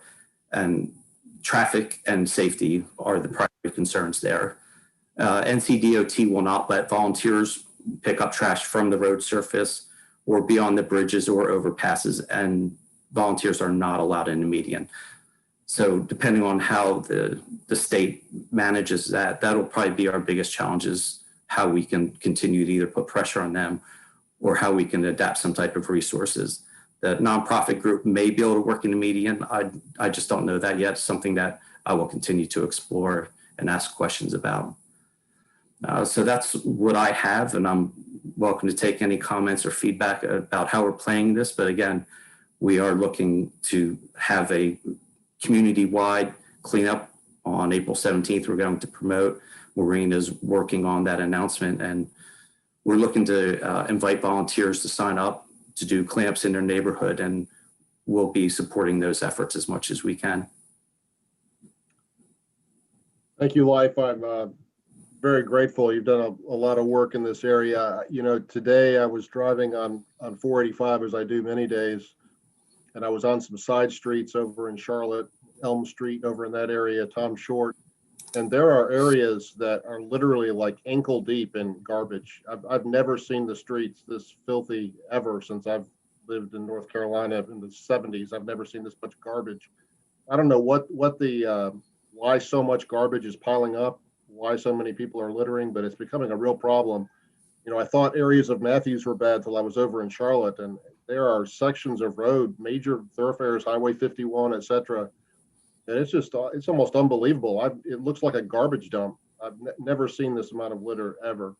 So I'm grateful that we're making some efforts to clean up Matthews. I want to encourage our citizens to, whenever they can, safely pick up garbage. If you're out on a walk or on the Greenway, go ahead and pick up that bottle or can or careless piece of litter someone dropped and throw it away, because we've got to do a better job. And I know DOT has some financial issues, and maybe they're not picking up litter as often as they did in the past. But again, as I said in our last meeting, I'm still shocked that so many people are throwing the garbage out in the first place into our public areas. But there are some really horrendous spots. So again, thank you.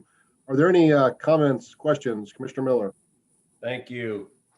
My last license plate before I got cheap after I retired was "No litter, please." And having said that, Life, I'm appreciating the fact that you added Fullwood to your list. I think I saw former Public Works Director Ralph Macera picking up litter last weekend on Fullwood. So I thank him for that and acknowledge that. My question would be, along 51, which is a state road, the Parkway, that's a main thoroughfare. And then along Sam Newell, we've had some recent complaints that probably need to be addressed. Do you have any plans for that?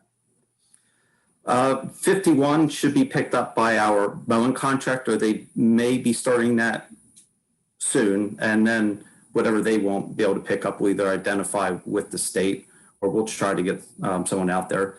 The mowing contractor is responsible for picking up smaller debris. If there's a bumper or something like that, we will report it to the state and give them some time to pick it up, and then we'll try to address it just so it's not an inconvenience to our mowing contractor.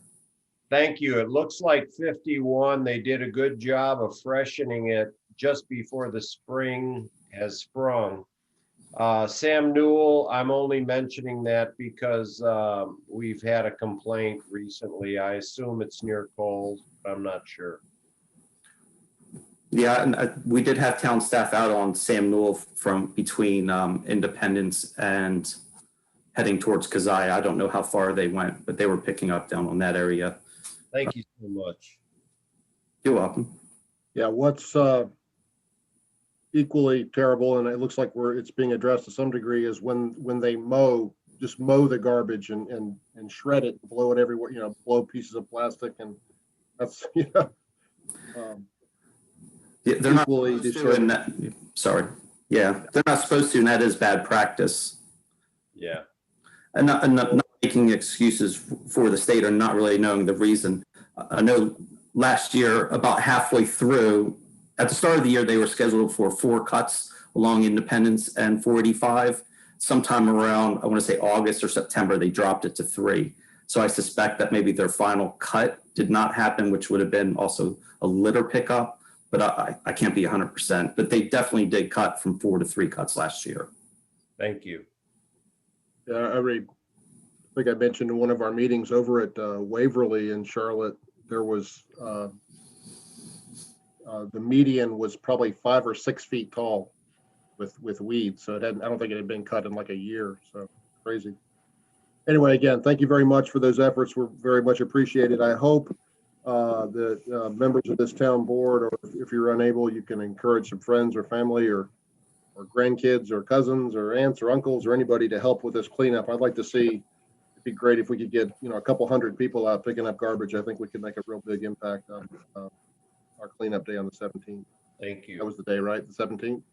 Correct, yes. April 17th, 9 to noon. 9 to noon. All right. On the new business, 13A, consider the purchase of veteran memorial banners. Maureen. Thank you, Mayor. Good evening, everyone. The item before you tonight is to consider the purchase of banners to honor our military veterans. Currently, we have about 32 banners that hang in downtown Matthews. They have the town logo on them. So the idea is to temporarily replace all or some of them with vinyl banners to honor veterans. So they'll have photo, name, and branch of service on them. And they will hang for a period of time, maybe 4 to 6 weeks, likely around the Memorial Day time period. Staff will work with MVAC to gather photos and information from local veterans and their families. And we'll also work with MVAC to set the criteria for who would be eligible to be featured on these banners. The cost is approximately $4,500, and that's if we get all 32 banners, plus labor and equipment from our public works staff who they hang them for us. So yeah, Jay, if you want to scroll down and show the photos, you may have seen these in other communities. I think the mayor saw this, and I think that's what maybe inspired this idea. So, yeah, I saw these banners hanging last Memorial Day a year ago in Chester, South Carolina, and there were a lot of people stopping, just as I did, and walking through the town to look at these banners. It was actually kind of a tourist draw for people to see these, and I think they looked really nice. So I think for a nominal cost, it would be a nice tribute to some of our veterans. Commissioner Miller. Thank you. Who would nominate these people and how many would be featured in a given year? So we have not set the criteria yet for this program. We would need to work with MVAC to figure out those details of, whether the veteran was born in Matthews or lived in Matthews for a period of time, or how that would work. We have 32 banners that they can be displayed on, so that would be the maximum number that we could do for a period of time. We have not thought through the details of how it would work for next year. If it's hard to know how many we would get. If we get all 32, great. If not, hopefully next year we'll have even more. Okay, I think that would need to be thought through, correct? Yes. I think the emphasis would be to honor veterans that have served in wars and conflicts over the years that are from Matthews or lived in Matthews. Commissioner Urban? I think if you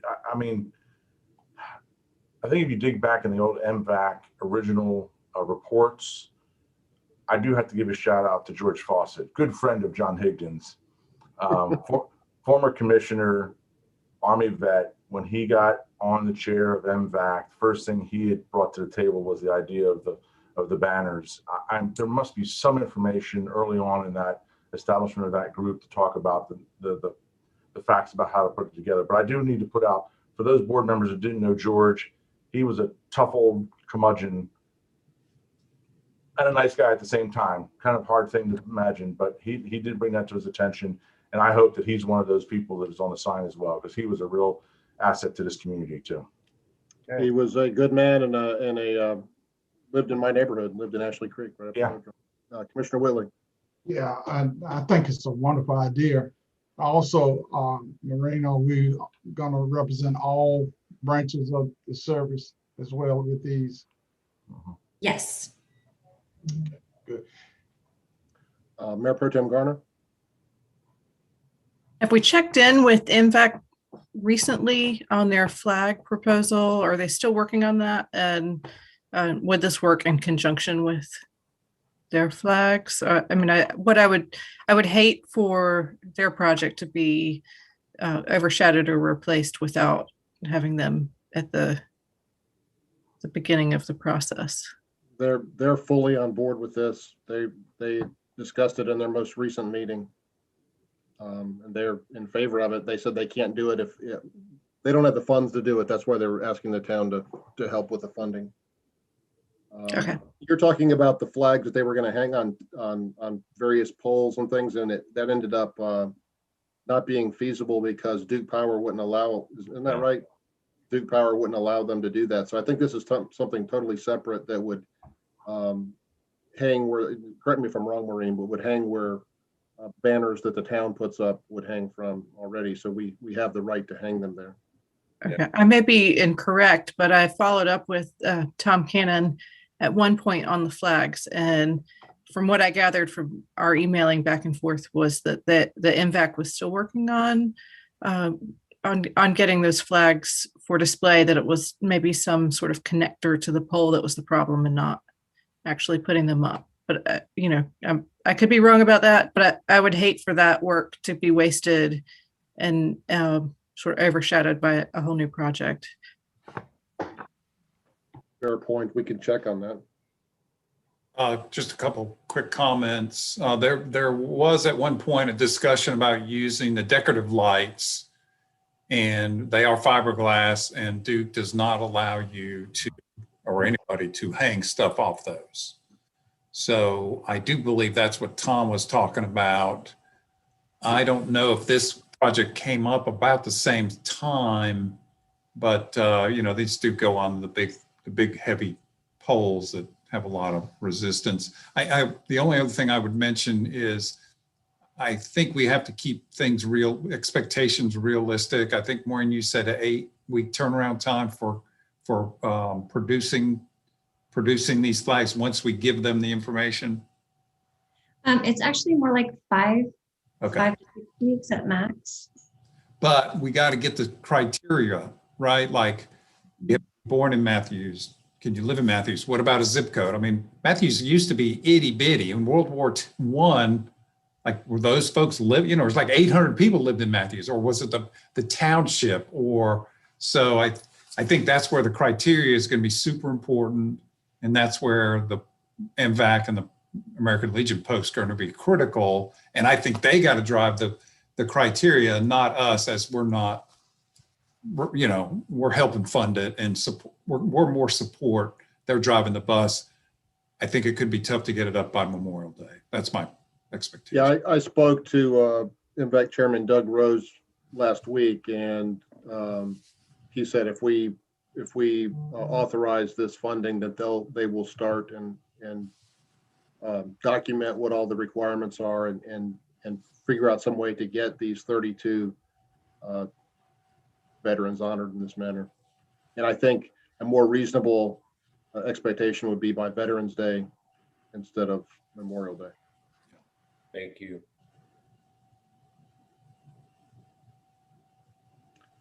So the ask is for us to fund in an amount not to exceed 4,500 for these banners. Do we have any motions to that effect? And let me just say, there's money, this is tourism funds, because these banners are paid for out of tourism funds, and there's money in the tourism fund. So the board doesn't technically have to appropriate, the funds are already appropriated. We just wanted to make sure y'all were comfortable with this idea and we weren't getting out ahead of the board.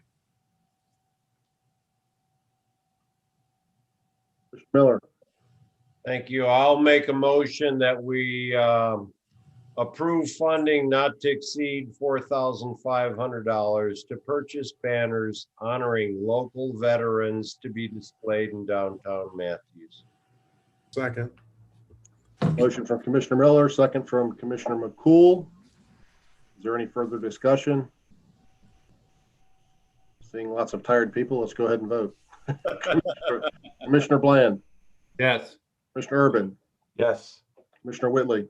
Yes. Mayor Pro Tem Garner. Yes. Commissioner McCool. Yes. Commissioner Miller. Sure. And I vote yes as well. That passes unanimously. Thank you. We're going to go back. Item 13B is the very talented Mr. Will, I'm sure has helped us come up with a appropriate wording for a motion for item previous that was 10B1, zoning application 2020-722, Capital Independence.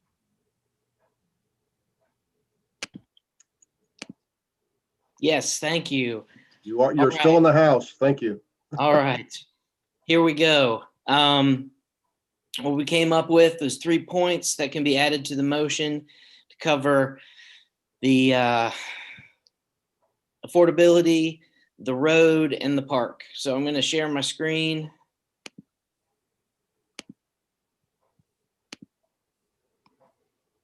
And if anyone also needs the consistency statement, I have that available as well. Wow.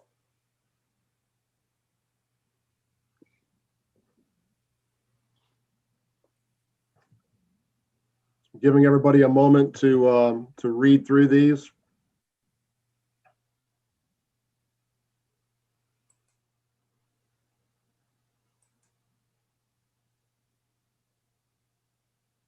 And after that, I would entertain a motion to incorporate these 3 points with the other motion that was listed in the packet. If that be your will. Commissioner Urban. Yeah, I'll go ahead and make a motion. Leave that up on the screen, Rob. So I'd like to make a motion that we approve 2020-722. The requested zoning action is most currently amended, is recommended for approval, and has been found consistent with the land use plan because it will provide a variety of housing styles, densities, and locations, and encourage design and construction of alternative style housing and infill development. And it is also reasonable in that it provides for well-designed infill development, including higher density mixed and multifamily uses where appropriate and compatible with the existing development. Added here too, items number 1 through 3. Number 1, the petitioner will increase the term of the affordable housing unit commitment to 25 years. The units will be managed by the petitioner. Item number 2, the petitioner will extend Northeast Parkway with one southbound lane, a median curb and gutter, and a 5-foot sidewalk along the site frontage. And number 3, the petitioner will work with NCDOT to allow the construction of an improved open space at the intersection of Overcash and Northeast Parkway by securing an encroachment agreement to maintain the excess right-of-way if NCDOT is not able to abandon the excess right-of-way. The petitioner may also propose a right-of-way swap with NCDOT as an option. Wow, what a great idea to have this summarized and written down. That would be hard to recite off the top of your head. So we have a motion from Commissioner Urban. Do we have a second? I'll second. Second by Commissioner Whitley. We'll take a roll call vote. Can I ask a question? Sure. Thank you. Number 2, the petitioner will extend Northeast Parkway with one southbound lane, a median curb and gutter, and a 5-foot sidewalk. Is there no northbound lane? I'm gonna stop sharing real quick. We can always bring that back up. The northbound lane is there. In short, no, because it is the median. It would be a road that goes to nowhere at this point in time. And I can add to that. And I don't think Susan's still on the call. The plans we last saw just showed 2 lanes with no median. And Rob, correct me if I'm wrong, Public Works preference was that we get at least the 1 lane in the median to match the cross section that was built at the Bainbridge project, just upstream from here. Sure. So that was, and with some of the odd property lines, this was the sort of compromise to get as close to the final condition as we could. Is there another property owner on the other side of that has not been bought yet? There's a slither. There's a former, well, it's not former, Overcash property. There's remnant Overcash property from the Bainbridge development. Okay. It's about 4 acres over there. There's a few parcel lines that kind of, there's a confluence right there. Okay, thank you. I'm okay with the motion. Okay, we'll take a roll call vote if there's no further questions or comments, and I'm not seeing any. Commissioner Bland, Yes. Commissioner Urban, Yes. Commissioner Whitley, Yes. Mayor Pro Tem Garner, Yes. Commissioner McCool, Yes. Commissioner Miller,